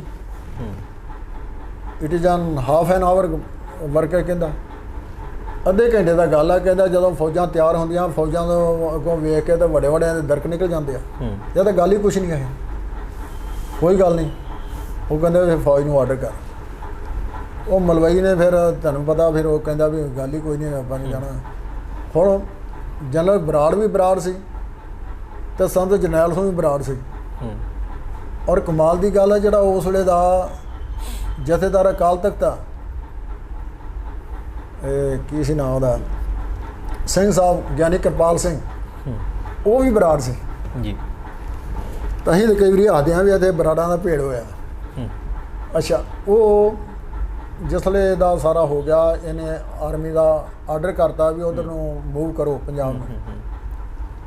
ਹੁਣ ਸਭ ਤੋਂ ਵੱਡੀ ਗੱਲ ਇਹ, ਮੈਂ ਇਸ ਤੋਂ ਪਹਿਲਾਂ ਇੱਕ ਮੈਂ ਤੁਹਾਨੂੰ ਦੱਸ ਦਵਾਂ, ਇਸ ਅਟੈਕ ਤੋਂ ਪਹਿਲਾਂ ਕੋਈ ਲਗਭਗ ਮਹੀਨਾ ਕੁ ਪਹਿਲਾਂ ਜੀ ਰਾਤ ਦੇ 9 ਵਜੇ ਦਾ ਟਾਈਮ ਸੀ, ਅਸੀਂ ਦਰਬਾਰ ਸਾਹਿਬ ਦਰਸ਼ਨ ਕਰਨ ਚਲੇ ਗਏ। ਜੀ ਤੇ ਇਹ ਸੰਤ ਉਸ ਵੇਲੇ ਆਪਣੇ ਸ੍ਰੀ ਅਕਾਲ ਤਖਤ ਸਾਹਿਬ ਸਨ ਜੀ। ਤਾਂ ਮੈਂ ਨਾਲ ਮੇਰੇ ਇੱਕ ਵਕੀਲ ਸੀ, ਉਹਨੂੰ ਮੈਂ ਕਿਹਾ ਵੀ ਆਪਾਂ ਸੰਤਾਂ ਨੂੰ ਮਿਲ ਚਲੀਏ। ਕਹਿੰਦੇ ਵੇਖ ਲਓ। ਮੈਂ ਕਿਹਾ ਆ ਫਿਰ। ਅਸੀਂ ਤਾਂ ਚੜ੍ਹਨ ਲੱਗੇ ਪੌੜੀਆਂ, ਤੇ ਪਹਿਲਾਂ ਉੱਥੇ ਗਨਮੈਨ ਜਿਹੜਾ ਸੀ ਨਾ ਪੌੜੀਆਂ ਤੇ ਖੜਾ, ਉਹ ਕਹਿੰਦੇ ਠਹਿਰੋ ਠਹਿਰੋ, ਕੌਣ ਹੋ ਤੁਸੀਂ, ਉੱਪਰ ਨਹੀਂ ਜਾ ਸਕਦੇ। ਜਿਹੜਾ ਉਸ ਤੋਂ ਅਗਲਾ ਗਨਮੈਨ ਸੀ ਉਹ ਕਹਿੰਦਾ ਨਹੀਂ ਨਹੀਂ ਆਉਣ ਦਿਓ, ਪ੍ਰੋਫੈਸਰ ਸਾਹਿਬ ਨੇ ਆਪਣੇ ਸਿੰਘ ਨੇ, ਆਪਣੇ ਸਿੰਘ ਆਉਣ ਦਿਓ। ਅਸੀਂ ਚਲੇ ਗਏ ਜੀ। ਸੰਤ ਉਸ ਦਿਨ ਕੁਛ ਥੋੜ੍ਹਾ ਜਿਹਾ ਜਿੱਦਾਂ ਨਾ ਥਕਾਵਟ ਜਿਹੀ ਮਹਿਸੂਸ ਕਰ ਰਹੇ ਸੀ। ਤੋ ਇੱਕ ਦੋ ਬੰਦੇ ਉਹਨਾਂ ਦੇ ਨਾ ਲੱਤਾਂ ਬਾਹਾਂ ਘੁੱਟ ਰਹੇ ਸੀ। ਜਦੋਂ ਅਸੀਂ ਗਏ ਫਤਿਹ ਬੁਲਾਈ, ਸੰਤ ਉੱਠ ਕੇ ਬਹਿ ਗਏ। ਕਹਿੰਦਾ ਲਓ ਜੀ ਆਹ ਬੁੱਧੀਜੀਵ ਆ ਗਏ, ਮੈਂ ਤੁਹਾਨੂੰ ਪੜ੍ਹ ਸਕਦਾ, ਤੇ ਆ ਬਈ ਬੰਦ ਕਰ ਦਿਓ ਦਰਵਾਜ਼ਾ, ਅਸੀਂ ਕੋਈ ਗੱਲਾਂ ਕਰਨੀਆਂ। ਅਸੀਂ ਤਿੰਨੇ ਜਣੇ ਸੀ, ਗੱਲਬਾਤ ਹੋਈ, ਰਾਜ ਖੋਜ ਦਾ ਪੁੱਛਿਆ, ਹੋਰ ਸਾਰਾ ਕੁਛ। ਉਸ ਤੋਂ ਬਾਅਦ ਇਹ ਗੱਲ ਹੋਈ ਵੀ ਸੰਤ ਕਹਿੰਦੇ ਪ੍ਰੋਫੈਸਰ ਸਾਹਿਬ ਕੋਈ ਬਾਹਰ ਦੀ ਗੱਲ ਸੁਣਾਓ। ਮੈਂ ਕਿਹਾ ਜੀ ਬਾਹਰ ਦੀ ਗੱਲ ਤਾਂ ਸੁਣਾਈਏ ਜੇ ਤੁਹਾਨੂੰ ਨਾ ਪਤਾ ਹੋਵੇ। ਤੁਹਾਨੂੰ ਮੈਂ ਕਿਹਾ ਦਿੱਲੀ ਤੋਂ ਲੈ ਕੇ ਇੱਥੋਂ ਤੱਕ ਸਾਰਾ ਕੁਝ ਪਤਾ ਹੈ, ਬਾਹਰ ਵਰਲਡ ਵਿੱਚ ਵੀ ਦਾ ਵੀ ਤੁਹਾਨੂੰ ਪਤਾ। ਤੇ ਅਸੀਂ ਮੈਂ ਨਚੀਜ਼ ਬੰਦਾ ਤਾਂ ਮੈਂ ਕੀ ਕਹਿ ਸਕਦਾ ਤੁਹਾਨੂੰ ਦੱਸ। ਉਹਨਾਂ ਨੇ ਕਿਹਾ ਵੀ ਅੱਜ ਮੈਂ ਤੁਹਾਡੇ ਮੂੰਹੋਂ ਜ਼ਰੂਰ ਸੁਣਨਾ। ਮੈਂ ਕਿਹਾ ਕੀ ਸੁਣਨਾ ਚਾਹੁੰਦੇ ਦੱਸੋ। ਅਗੇ ਬਾਹਰ ਮਾਹੌਲ ਕੀ ਆ ਤੇ ਇਸ ਦੇ ਬਾਰੇ ਕੀ ਕੁਛ ਕਿਹਾ ਜਾ ਰਿਹਾ। ਮੈਂ ਫਿਰ ਨਾ ਕੀਤੀ। ਕਹਿੰਦੇ ਨਹੀਂ ਅੱਜ ਮੈਂ ਤੁਹਾਡੇ ਮੂੰਹੋਂ ਜ਼ਰੂਰ ਸੁਣਨਾ। ਮੈਂ ਕਿਹਾ ਜੇ ਫਿਰ ਜ਼ਰੂਰੀ ਆ ਲਓ ਫਿਰ ਸੁਣੋ। ਮੈਂ ਕਿਹਾ ਜੀ ਬਾਹਰ ਮਾਹੌਲ ਇਹ ਆ, ਆਮ ਜਾਂ ਇਹ ਅਕਾਲੀ ਦਲ ਨੇ ਫੈਲਾਇਆ ਜਾਂ ਕਿਹਨੇ ਕੀਤਾ, ਕਿ ਸੰਤ ਜਰਨੈਲ ਸਿੰਘ ਜਿਹੜਾ ਕਾਂਗਰਸ ਦੇ ਜਿਹੜੀ ਹੈਗੀ ਆ ਉਹਦੇ ਹੱਥਾਂ ਵਿੱਚ ਖੇਡ ਰਿਹਾ, ਤੇ ਕਾਂਗਰਸ ਇਹਨਾਂ ਨੂੰ ਵਰਤ ਰਹੀ ਆ ਅਕਾਲੀ ਦਲ ਦੇ ਖਿਲਾਫ। ਤੇ ਦੂਜਾ ਮੈਂ ਕਿਹਾ ਵੀ ਜਿਹੜੇ ਅਕਾਲੀ ਆ, ਅਕਾਲੀ ਤੁਹਾਡੇ ਨਾਲ ਕੋਈ ਨਹੀਂ ਗਾ। ਵੱਧ ਤੋਂ ਵੱਧ ਜੇ ਕੋਈ ਹੋਇਆ ਤੇ 1% ਭਾਵੇਂ ਕੋਈ ਹੋਵੇ, ਨਹੀਂ ਤਾਂ ਬਾਕੀ ਸਭ ਤੁਹਾਡੇ ਨਾਲ ਨਹੀਂ ਖੜੇ ਹੋਣਗੇ। ਕਹਿੰਦੇ ਉਹ ਮੇਰੇ ਕੋਲ ਆਉਂਦੇ ਆ ਸਾਰੇ, ਮੈਨੂੰ ਪੈਸੇ ਵੀ ਦੇ ਕੇ ਗਏ ਆ, ਤੇ ਨਾਲ ਮੈਨੂੰ ਕਹਿੰਦੇ ਵੀ ਅਸੀਂ ਤੇਰੇ ਨਾਲ ਆ, ਤੂੰ ਤਗੜਾ ਹੋ। ਮੈਂ ਕਿਹਾ ਉਹ ਝੂਠ ਬੋਲਦੇ ਆ। ਉਹ ਪੈਸੇ ਤੇ ਆ ਕੇ ਤਾਂ ਤੁਹਾਡੇ ਕੋਲ ਹਾਜ਼ਰੀ ਪਤਾ ਕਿਉਂ ਲਵਾਓਗੇ ਗਏ। ਕਹਿੰਦੇ ਦੱਸੋ। ਮੈਂ ਕਿਹਾ ਉਹਨਾਂ ਨੇ ਇਸ ਵਾਸਤੇ ਲਵਾਈ ਆ ਵੀ ਕਿਤੇ ਸੰਤ ਜਿਹੜਾ ਸਾਧ ਜਿਹੜਾ ਉਹ ਮੋਟਰਸਾਈਕਲ ਵਾਲੇ ਆ ਸਾਡੇ ਵੱਲ ਨਾ ਘੱਲ ਦੇਵੇ। ਉਹਨਾਂ ਨੇ ਆਪਣੇ ਆਪ ਨੂੰ ਬਚਣ ਵਾਸਤੇ ਕੀਤਾ ਸਾਰਾ ਕੰਮ, ਵੀ ਸਾਡੇ ਵੱਲ ਕੋਈ ਰਿਵਾਲਵਰ ਲੈ ਕੇ ਨਾ ਆ ਜਾ। ਉਹਨੇ ਇਸ ਕਰਕੇ ਕੀਤਾ। ਕਹਿੰਦੇ ਅੱਛਾ ਇਹ ਗੱਲ ਆ। ਮੈਂ ਕਿਹਾ ਇਹ ਗੱਲ ਜੋ ਤੁਹਾਂ ਕਿਹਾ ਤੇ ਮੈਂ ਤੁਹਾਨੂੰ ਦੱਸ ਦਿੱਤਾ, ਬਾਕੀ ਤੁਸੀਂ ਸਿਆਣੇ ਆ, ਤੁਹਾਨੂੰ ਸਾਰੀ ਗੱਲ ਦਾ ਪਤਾ ਹੈ। ਕਹਿੰਦੇ ਸੋਚ ਕੇ ਥੋੜ੍ਹਾ ਜਿਹਾ ਰਹਿ ਕੇ ਨਾ ਚੁੱਪ ਜਾ ਗੰਭੀਰ ਜਾ ਹੋ ਗਏ। ਕਹਿੰਦੇ ਗੱਲ ਇਹ ਆ ਪ੍ਰੋਫੈਸਰ ਸਾਹਿਬ, ਆਹ ਜਿਹੜੀ ਗੱਲ ਤੁਹਾਂ ਕਹੀ ਆ ਇਹ ਮੈਨੂੰ ਅੱਜ ਤੱਕ ਕਿਸੇ ਬੰਦੇ ਨੇ ਨਹੀਂ ਕਿਹਾ, ਤੁਸੀਂ ਪਹਿਲੇ ਬੰਦੇ ਹੋ। ਮੈਂ ਕਿਹਾ ਗੱਲ ਸੁਣੋ, ਤੁਸੀਂ ਮੈਨੂੰ ਕੀਤਾ ਹੁਕਮ ਤੇ ਮੈਂ ਹੁਕਮ ਨੂੰ ਵਜਾਇਆ। ਮੈਂ ਬੜੀ ਨਾ ਕੀਤੀ ਆ, ਪਰ ਤੁਸੀਂ ਫਿਰ ਕਿਹਾ ਵੀ ਨਹੀਂ ਮੈਂ ਤੁਹਾਡੇ ਮੂੰਹ ਸੁਣਨਾ ਚਾਹੁੰਦਾ, ਤੇ ਤੁਹਾਡੀ ਸਾਡੀ ਸਾਂਝ ਜਿਹੜੀ ਪੁਰਾਣੀ ਆ ਕੋਈ ਅੱਜ ਦੀ ਨਹੀਂ ਹੈ। ਕਹਿੰਦਾ ਕੋਈ ਬਿਲਕੁਲ ਠੀਕ ਆ। ਕਹਿੰਦੇ ਫਿਰ ਜਿਹੜੇ ਮੇਰੇ ਮੋਟਰਸਾਈਕਲ ਵਾਲੇ ਆ ਤੁਹਾਨੂੰ ਉਹਨਾਂ ਤੋਂ ਡਰ ਨਹੀਂ ਲੱਗਾ, ਤੁਸੀਂ ਐਡੀ ਵੱਡੀ ਗੱਲ ਕੀਤੀ ਆ। ਮੈਂ ਕਿਹਾ ਸੰਤ ਜੀ ਤੁਸੀਂ ਸਾਡੇ, ਮੈਂ ਤੁਹਾਡਾ, ਤੇ ਉਹ ਸਿੱਖ ਕਾਹਦਾ ਹੋਇਆ ਵੀ ਜਿਹੜਾ ਐਵੇਂ ਡਰਦਾ ਫਿਰੇ ਜਾਂ ਕਿਸ ਤਰ੍ਹਾਂ। ਉਹ ਜਦੋਂ ਇੰਨੀ ਗੱਲ ਕਹੀ ਤੇ ਫਿਰ ਸੰਤਾਂ ਨੇ ਨਾ ਮੇਰੇ ਨਾਲ ਇੱਦਾਂ ਇੱਥੇ ਮੋਢੇ 'ਤੇ ਹੱਥ ਲਾ ਗਿਆ। ਬਈ ਸਵਾਦ ਆ ਗਿਆ ਗੱਲ ਦਾ, ਸਵਾਦ ਆ ਗਿਆ ਗੱਲ ਦਾ, ਸਵਾਦ ਆ ਗਿਆ। ਬੜੇ ਖੁਸ਼ ਹੋਏ। ਕਹਿੰਦੇ ਗੱਲਾਂ ਤਾਂ ਸੱਚੀਆਂ ਦੱਸੀਆਂ ਨਾ, ਆਨੰਦ ਸਵਾਦ ਆ ਗਿਆ। ਕਹਿੰਦੇ ਮੈਂ ਕਿਹਾ ਹਾਂ। ਇੱਦਾਂ ਦੀ ਗੱਲਾਂ ਹੋਈਆਂ ਮੇਰੇ ਨਾਲ ਦਾ, ਮੇਰੇ ਇੱਦਾਂ ਚੁੰਡੀਆਂ ਵੱਢੀ ਜਾਵੇ ਵੀ ਤੂੰ ਮਰਵਾਏਗਾ, ਤੂੰ ਇੱਦਾਂ ਦੀ ਗੱਲਾਂ ਕਰ ਰਿਹਾ। ਮੈਂ ਉਹਨੂੰ ਆਖਿਆ ਵੀ ਤੂੰ ਹੌਸਲਾ ਕਰ। ਤੇ ਇੱਦਾਂ ਕਰਕੇ ਉਸ ਦਿਨ ਦੀ ਸਾਡੀ ਉਹ ਮੁਲਾਕਾਤ ਹੋਈ। ਹਾਂ ਨਾਲ ਜਿਹੜੀ ਗੱਲ ਹੋਰ ਹੋਈ ਜੀ ਮੈਂ ਕਿਹਾ ਜੀ ਹੋ ਸਕਦਾ ਆਰਮੀ ਦਾ ਅਟੈਕ ਹੋ ਜਾਏ, ਆਰਮੀ ਦਾ ਅਟੈਕ ਹੋ ਜਾਏ। ਕਹਿੰਦੇ ਆਰਮੀ ਦਾ ਅਟੈਕ ਨਹੀਂ ਹੋਏਗਾ, ਇਹ ਭੁੱਲ ਜਾਣ। ਜੇ ਹਿੰਦੁਸਤਾਨ ਸਰਕਾਰ ਇਹ ਕਰੇਗੀ ਤੇ ਉਹਨੂੰ ਮੂੰਹ ਦੀ ਖਾਣੀ ਪਏਗੀ ਆਰਮੀ ਦੇ ਅਟੈਕ ਦੇ। ਬਾਕੀ ਆ ਦੂਜਿਆਂ ਨੂੰ ਅਸੀਂ ਨਹੀਂ, ਆਰਮੀ ਦਾ ਅਟੈਕ ਨਾ ਹੋਵੇ, ਦੂਜਿਆਂ ਨੂੰ ਅਸੀਂ ਕੁਝ ਨਹੀਂ ਸਮਝਦੇ। ਅਸੀਂ ਕਿਹਾ ਵੀ ਠੀਕ ਹੈ। ਤਾਂ ਉਹ ਜਿਹੜੀ ਗੱਲਬਾਤ ਸੀ ਨਾ ਸਾਰੀ, ਹੁਣ ਇੱਥੇ ਇੱਕ ਗੱਲ ਹੋਰ ਆ ਗਈ। ਸੰਤ ਕਹਿੰਦੇ ਸੀ ਵੀ ਜਾਂ ਐਤਕੀ ਭਾਂਡਿਆਂ ਵਾਲੀ ਰਹੂਗੀ ਤੇ ਜਾਂ ਟਾਂਡਿਆਂ ਵਾਲੀ। ਇਹ ਉਹਨਾਂ ਦਾ ਇੱਕ ਹੈਗਾ ਸੀ ਤਕੀਆ ਕਲਾਮ, ਜਾਂ ਭਾਂਡਿਆਂ ਵਾਲੀ ਰਹੂਗੀ ਜਾਂ ਟਾਂਡਿਆਂ ਵਾਲੀ ਰਹੂਗੀ। ਐਤਕੀ ਇਹ ਨਹੀਂ ਵੀ 40 ਦਿਨ ਮਰਨ ਵਰਤ ਰੱਖ ਲਿਆ ਤੇ ਮੁੜ ਕੇ ਜੂਸ ਪੀ ਕੇ ਤੇ ਉੱਠ ਖੜੋਤੇ। ਐਤਕੀ ਇਹ ਗੱਲ ਨਹੀਂ ਹੋਏਗੀ, ਐਤਕੀ ਤੋੜ ਨਿਭੇਗੀ ਤੇ ਜੋ ਹੁੰਦਾ ਸੋ ਹੋਣ ਦਿਓ। ਇੱਦਾਂ ਦੀਆਂ ਗੱਲਾਂ ਬਾਤਾਂ ਹੋਈਆਂ। ਸਭ ਤੋਂ ਵੱਡੀ ਗੱਲ ਇਹ, ਸੰਤ ਜਰਨੈਲ ਸਿੰਘ ਨੂੰ ਇਹ ਸੀ ਵੀ ਮੇਰੇ ਨਾਲ ਜਨਰਲ ਸ਼ਬੇਕ ਸਿੰਘ ਆ। ਬਿਲਕੁਲ। ਜਨਰਲ ਸ਼ਬੇਕ ਸਿੰਘ ਨੂੰ ਇਹ ਆ, ਉਹਨੇ ਟੋਹ ਲਿਆ ਸੀ, ਬੰਦੇ ਬੜਾ ਸਿਆਣਾ ਸੀ, ਬਹੁਤ ਸਿਆਣਾ ਸੀ ਜੀ। ਸਾਡੇ ਘਰੋਂ 2-3 ਦਫਾ ਉਹਨਾਂ ਨੇ ਖਾਣਾ ਖਾਧਾ ਤੇ ਸਾਰੀ ਗੱਲ ਬਾਤ ਦੱਸੀ। ਮੈਂ ਉਦੋਂ ਵੈਸੀ ਖਾਲਸਾ ਕਾਲਜ ਸ਼ਾਂਡਵਾ ਜਿਹਾ ਸਰੀਰ ਤੇ ਤੁਹਾਡੇ ਵਰਗੋਂ ਗੋਰਾ ਤੇ ਸ਼ਾਂਡਾ ਜਿਹਾ ਸਰੀਰ ਤੇ ਬਾਣੀ ਬਹੁਤ ਪੜ੍ਹਦਾ ਸੀ, ਬਹੁਤ ਇੰਟੈਲੀਜੈਂਟ ਸੀ। ਉਹਨੇ ਵੇਖ ਲਿਆ ਵੀ ਇਹ ਸਾਧ ਜਿਹੜਾ ਇਹ ਜਿਹੜੀ ਗੱਲ ਕੀਤੀ ਆ ਵੀ ਐਤਕੀ ਇੱਦਾਂ ਨਹੀਂ ਹਟੇਗਾ, ਇਹ ਟਿਕੇਗਾ ਜੀ, ਇਹ ਭੱਜੂਗਾ ਨਹੀਂ। ਉਹਦੀ ਪਾਰਖੂਆ ਖੇ ਸੀ। ਤੇ ਸੰਤ ਜਰਨੈਲ ਸਿੰਘ ਨੂੰ ਇਹ ਸੀ ਵੀ ਇਹ ਗਰੀਲਾ ਵਾਰਫੇਅਰ ਦਾ ਬੰਦਾ ਤੇ ਇਹ ਆਰਮੀ ਨੂੰ ਟੈਕਲ ਕਰ ਲੂਗਾ। ਗੱਲ ਬਿਲਕੁਲ ਸਹੀ ਸੀ। ਦੋਨੋਂ ਇੱਕ ਦੂਜੇ ਦੀ ਲੋੜ ਸੀ। ਬਿਲਕੁਲ। ਸੰਤ ਜਰਨੈਲ ਸਿੰਘ ਨੂੰ ਜਨਰਲ ਦੀ ਲੋੜ ਸੀ, ਜਨਰਲ ਨੂੰ ਸੰਤ ਦੀ ਲੋੜ ਸੀ। ਔਰ ਇਸ ਤਰ੍ਹਾਂ ਕਰਕੇ ਜਿਹੜਾ ਜਨਰਲ ਸ਼ਬੇਕ ਸਿੰਘ ਆ, ਉਹਨੇ ਜਿੱਥੋਂ ਵੀ ਕਿਤੇ ਉਹਨੂੰ ਕੋਈ ਹਥਿਆਰ ਮਿਲੇ ਜਾਂ ਕਿਸ ਤਰ੍ਹਾਂ, ਉਹਨਾਂ ਨੇ ਬਹੁਤ ਸਾਰੇ ਹਥਿਆਰਾਂ ਦੇ ਬਾਰੇ ਆਪਦੇ ਬਹੁਤੇ ਲਾਗਲਿਆਂ ਨੂੰ ਵੀ ਨਹੀਂ ਦੱਸਿਆ ਕਿ ਵੀ ਪਤਾ ਲੱਗ ਜਾਏਗਾ, ਗਾਂ CID ਹੋ ਜਾਣੀ ਆ, ਹੋਰ ਸਾਰਾ ਕੁਛ। ਔਰ ਇੱਕ ਉਹਨਾਂ ਨੇ ਉਹਨਾਂ ਦਿਨਾਂ 'ਚ ਨਾ ਇਹ ਗੱਲ ਕਹਿੰਦੇ ਹੁੰਦੇ ਸੀ, ਕਿਉਂਕਿ ਅਸੀਂ ਵੀ ਸੰਤਾਂ ਕੋਲ ਜਾਂਦੇ ਸੀ, ਅਮਰੀਕ ਸਿੰਘ ਕੋਲ ਵੀ ਜਾਂਦੇ ਸੀ। ਅਮਰੀਕ ਸਿੰਘ ਕਹਿੰਦਾ ਉੱਥੇ ਕਈ ਵਾਰੀ ਹੋਣੀ ਗੱਲ, ਪ੍ਰਸ਼ਾਦਾ ਛਕ ਰਿਹਾ ਨਾ, ਦਾਲ ਆ ਜਾਂ ਹੋਰ ਕੁਛ ਚੀਜ਼ ਆ, ਪ੍ਰੋਫੈਸਰ ਆ ਜਿਹੜੀ ਦਾਲ ਹੈ ਨਾ ਅਸੀਂ ਖਾ ਰਹੇ ਹਾਂ, ਇਹਨਾਂ ਨੇ ਸਾਨੂੰ ਲੈ ਕੇ ਬਹਿ ਜਾਣਾ। ਮੈਨੂੰ ਲੱਗਦਾ ਕਹਿੰਦੇ ਅਸੀਂ ਇੱਥੋਂ ਨਿਕਲਣਾ ਨਹੀਂ ਤੇ ਇਹਨੇ ਸਾਨੂੰ ਲੈ ਕੇ ਬਹਿ ਜਾਣਾ। ਇਹ ਉਹਨਾਂ ਨੇ ਨਾ ਇੱਦਾਂ ਹਾਸਿਆਂ ਨਾਲ ਗੱਲ ਕਰਨੀ। ਮੈਂ ਕੋਈ ਨਹੀਂ, ਇਹ ਦਾਲਾਂ ਆਪਣੇ ਵਾਸਤੇ ਬਣੀਆਂ। ਤੇ ਸੰਤ ਜਿਹੜਾ ਆਪਣਾ ਹੈਗਾ ਸੀ ਜਨਰਲ ਸ਼ਬੇਕ ਸਿੰਘ ਜੀ, ਇਹ ਐਕਚੁਅਲੀ ਬੰਗਲਾਦੇਸ਼ ਦਾ ਜੇਤੂ ਇਹ ਆ। ਜੀ। ਬੰਗਲਾਦੇਸ਼ ਦਾ ਜੇਤੂ ਜਨਰਲ ਸ਼ਬੇਕ ਸਿੰਘ ਸੀ। ਹੀ ਵਾਜ ਏ ਬ੍ਰਿਗੇਡੀਅਰ ਐਟ ਦੈਟ ਟਾਈਮ। ਜੀ। ਉਹ ਬ੍ਰਿਗੇਡੀਅਰ ਸੀ। ਜੀ। ਤੇ ਬ੍ਰਿਗੇਡੀਅਰ ਵੀ ਉਹ ਇਹ ਪਠਾਨ ਦਾ ਭੇਸ ਵਿੱਚ ਸੀ। ਉਹ ਪਠਾਨ ਬਣਿਆ, ਸਾਰਾ ਕੁਛ ਆਪਦੇ ਪਠਾਣੀ ਵੇਸ ਬਣਾਇਆ, ਜੋ ਕੁਛ ਵੀ ਉਹਨੇ ਕਰਨਾ ਸੀ। ਤੇ ਲੁੰਗੀ ਬੰਨ੍ਹ ਕੇ, ਕਹਿੰਦਾ ਵੀ ਲੁੰਗੀ ਬੰਨ੍ਹ ਕੇ ਸਭ ਤੋਂ ਪਹਿਲਾਂ ਅਸੀਂ ਬੰਗਲਾ ਭਾਸ਼ਾ ਸਿੱਖੀ। ਮੈਂ ਆਪਦੇ ਨਾਲ ਜਿਹੜੇ ਸਾਥੀ ਸੀ ਉਹਨਾਂ ਨੂੰ ਵੀ ਬੰਗਲਾ ਭਾਸ਼ਾ ਸਿਖਾਈ ਤਾਂ ਕਿ ਉਹਨਾਂ ਵਿੱਚ ਵਿਚਰਨਾ ਤੇ ਉਹਨਾਂ ਨਾਲ ਗੱਲਬਾਤ ਕਰਨੀ ਆ। ਉੱਥੇ ਅਸੀਂ ਮੁਕਤੀ ਬਹਿਣੀ ਬਣਾਈ। ਕੁਛ ਹੋਰ ਬੰਦੇ ਰਲਾਏ ਨਾਲ, ਆਪਣੀ ਆਰਮੀ ਦੇ ਰਲਾਏ, ਤਾਂ ਅਸੀਂ ਕਹਤਾ ਇਹ ਮੁਕਤੀ ਬਹਿਣੀ ਆ।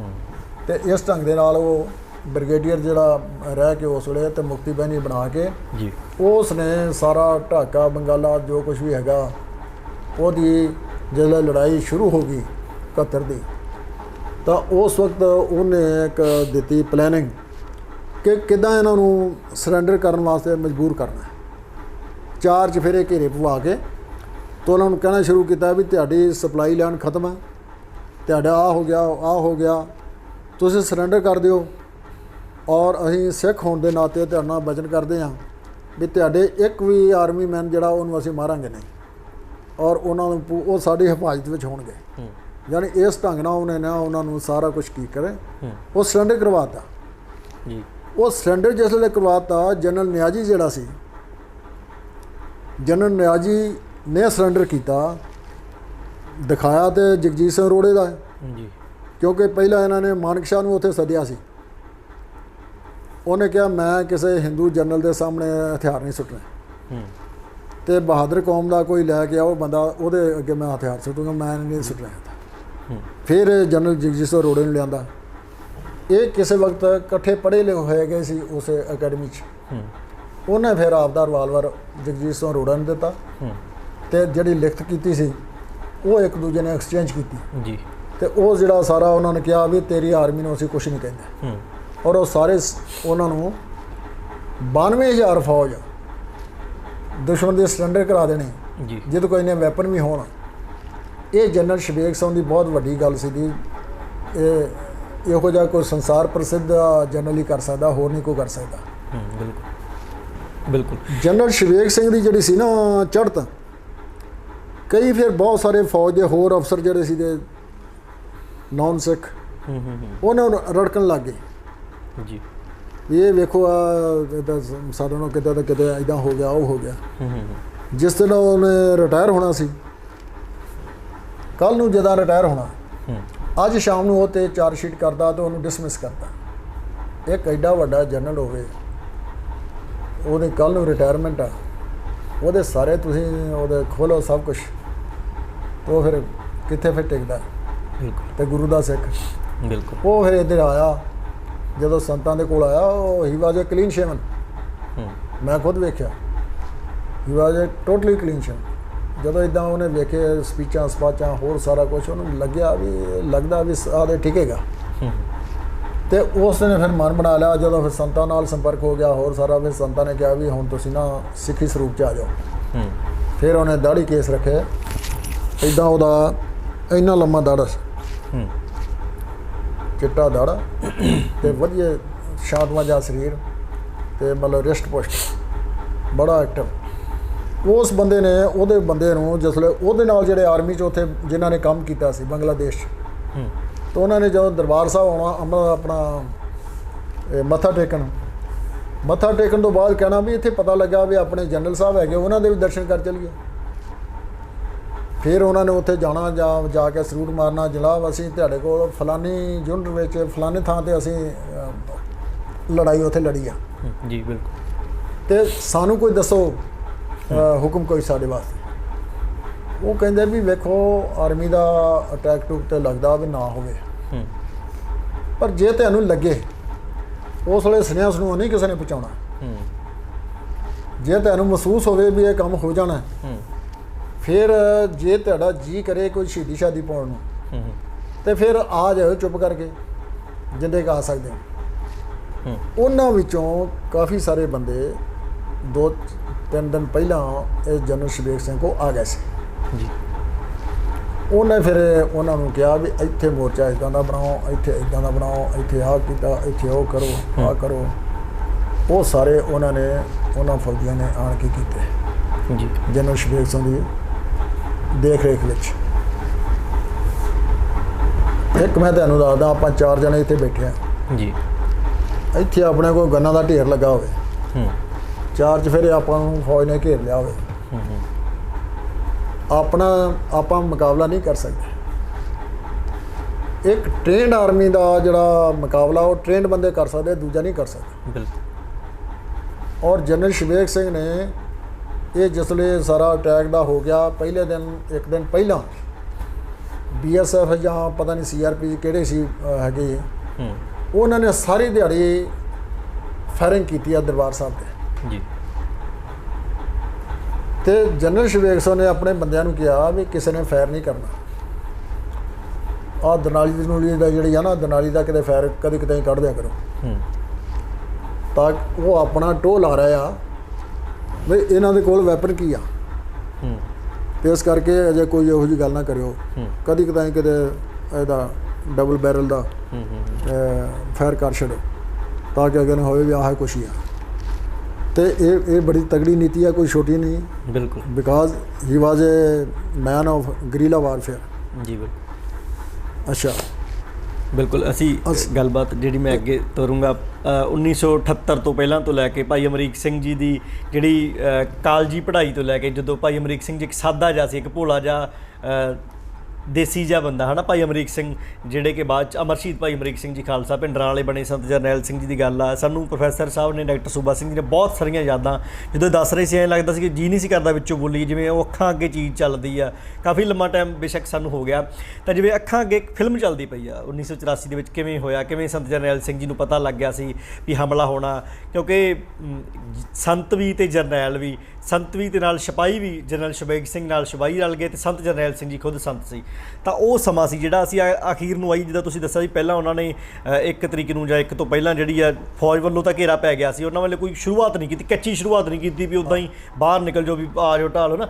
ਬੜੀ ਕਮਾਲ ਦੀ ਜਿਹੜੀ ਆ ਗੁਰੀਲਾ ਰਣਨੀਤੀ ਉਹਨਾਂ ਨੇ, ਉਹ 6 ਦਿਨ ਜਿਹੜੇ ਆ ਉਹਨਾਂ ਬਾਰੇ ਤੁਹਾਨੂੰ, ਕਿਉਂਕਿ ਤੁਸੀਂ ਉਦੋਂ ਅੰਮ੍ਰਿਤਸਰ ਸਾਹਿਬ ਦੇ ਵਿੱਚ ਸੀ, ਲੋਕਲ ਸੀ, ਕਿੰਨਾ ਕੁ ਸੁਣਿਆ, ਕਿਵੇਂ ਤੁਹਾਨੂੰ ਪਤਾ ਲੱਗਿਆ, ਫਿਰ ਉਹ ਦਿਨ ਕਿਵੇਂ ਗੁਜ਼ਾਰੇ, ਕਿਉਂਕਿ ਤੁਸੀਂ ਸੰਤ ਜਰਨੈਲ ਸਿੰਘ ਜੀ ਦੇ ਨਜ਼ਦੀਕੀ ਸੀ, ਅਤੇ ਖਾਸ ਕਰਕੇ ਭਾਈ ਅਮਰੀਕ ਸਿੰਘ ਜੀ ਦੇ ਤੁਸੀਂ ਟੀਚਰ ਵੀ ਸੀ, ਅਤੇ ਦਰਦ ਵੀ ਰੱਖ ਸਕਦੇ ਇਸ ਚੀਜ਼ ਦਾ, ਕਿਉਂਕਿ ਤੁਸੀਂ ਥੜਾ ਜਿਹੜਾ 13 ਸ਼ਹੀਦਾਂ ਦਾ ਉਹ ਬਣਾਇਆ ਸੀ, ਔਰ ਉਹ ਵੀ ਇੱਕ ਵੱਡੀ ਜਿਹੜੀ ਪਰਮਾਤਮਾ ਨੇ ਤੁਹਾਡੇ ਤੋਂ ਸੇਵਾ ਲਈ ਹੈ।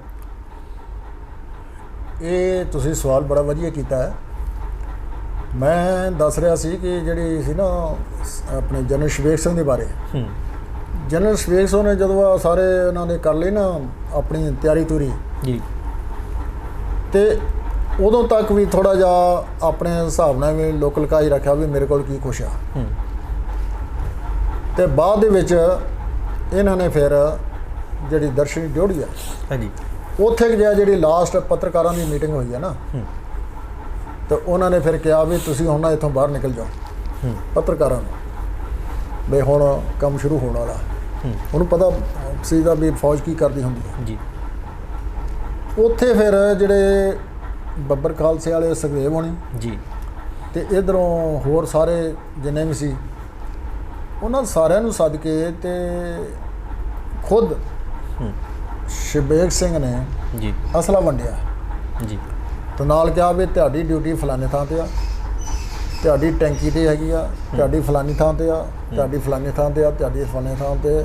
ਨਾਲ ਸੰਤਾਂ ਨੂੰ ਕਿਹਾ ਤੇ ਸਾਰੇ ਬੈਠੇ ਸੀ ਵੀ ਹੁਣ ਵੈਰ ਵਿਰੋਧ ਕੋਈ ਨਹੀਂ, ਆਪਾਂ ਸਾਰੇ ਇੱਕ ਆ, ਆਪਾਂ ਸਾਰੇ ਸ਼ਹੀਦ ਹੋਣਾ ਹੈ।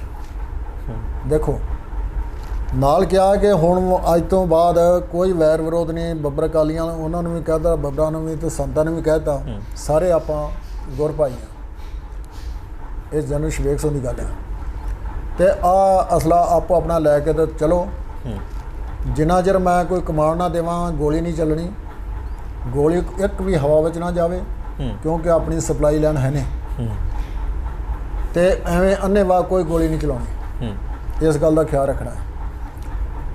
ਪਰ ਨਾਲ ਉਹਨਾਂ ਨੇ ਇਹ ਕਿਹਾ ਕਿ ਗੋਲੀ ਉਹੀ ਵੱਜਦੀ ਆ ਜਿਹੜੀ ਆਪਣੇ ਲਿਖੀ ਹੋਵੇ, ਦੂਜੀ ਗੋਲੀ ਨਹੀਂ ਵੱਜਦੀ। ਬੜੀਆਂ ਵੱਧੀਆਂ ਗੋਲੀਆਂ ਵਿੱਚ ਅਸੀਂ ਚੱਲਦੇ ਫਿਰਦੇ ਰਹੇ ਹਾਂ, ਸਾਨੂੰ ਪਤਾ ਹੈ। ਕਹਿੰਦੇ ਦੁਨੀਆ ਵਿੱਚ ਸਭ ਤੋਂ ਜਿਹੜਾ ਕੋਈ ਵਧੀਆ ਸਥਾਨ ਹੈ ਨਾ, ਸਭ ਤੋਂ ਪਵਿੱਤਰ ਤੇ ਉੱਤਮ ਸਥਾਨ, ਉਹ ਸ੍ਰੀ ਹਰਿਮੰਦਰ ਸਾਹਿਬ ਦੀ ਆ ਹੈਗਾ ਜਿੱਥੇ ਆਪਾਂ ਬੈਠੇ ਹਾਂ ਜੀ। ਇੱਥੇ ਅਗਰ ਸ਼ਹੀਦ ਹੁੰਦੇ ਆ ਤਾਂ ਸਿੱਧੇ ਆਪਾਂ ਗੁਰੂ ਚਰਨਾਂ ਵਿੱਚ ਚਲਾਂਗੇ। ਇਸ ਤੋਂ ਸਭ ਸਥਾਨ ਥੱਲੇ ਆ, ਯਾਨੀ ਉਹਨਾਂ ਨੂੰ ਉਹਨਾਂ ਦਾ ਮਨੋਬਲ ਇੰਨਾ ਤਗੜਾ ਕੀਤਾ, ਕਹਿ ਲਓ ਵੀ ਕਹਿੰਦੇ ਵੀ ਕਹਾਣੀ ਕੋਈ ਨਹੀਂ, ਜਿਵੇਂ ਕਹਿੰਦੇ ਵੀ ਕਹਾਣੀ ਕੋਈ ਨਹੀਂ। ਹਾਂਜੀ, ਇਹੋ ਜਿਹਾ ਇਸ ਕਿਸਮ ਦੀ ਉਹ ਸ਼ਖਸੀਅਤ ਸੀ। ਤਾਂ ਉਹਦੀ ਅਗਵਾਈ ਦੇ ਵਿੱਚ ਇਹ ਸਾਰਾ ਕੁਛ ਨਾ ਚੱਲਿਆ। ਮੈਂ ਉਸ ਵੇਲੇ ਕਿਉਂਕਿ ਖਾਲਸਾ ਕਾਲਜ ਵਿੱਚ ਪ੍ਰੋਫੈਸਰ ਸੀ ਜੀ, ਤੇ ਅਸੀਂ ਇਹ ਜਦੋਂ ਕੰਮ ਸ਼ੁਰੂ ਹੋ ਗਿਆ ਪਹਿਲੇ ਦਿਨ ਦਾ, ਤਾਂ ਦੂਜੇ ਦਿਨ ਸਵੇਰ ਨੂੰ ਨਾ ਉੱਥੋਂ ਕਾਲਾ ਧੂੰਆਂ ਬਹੁਤ ਨਿਕਲਿਆ ਜੀ, ਜਦੋਂ ਉਹਨਾਂ ਨੇ ਕੋਈ ਮਾਰੇ ਆਪਣੇ ਬੰਬ ਮਾਰਿਆ।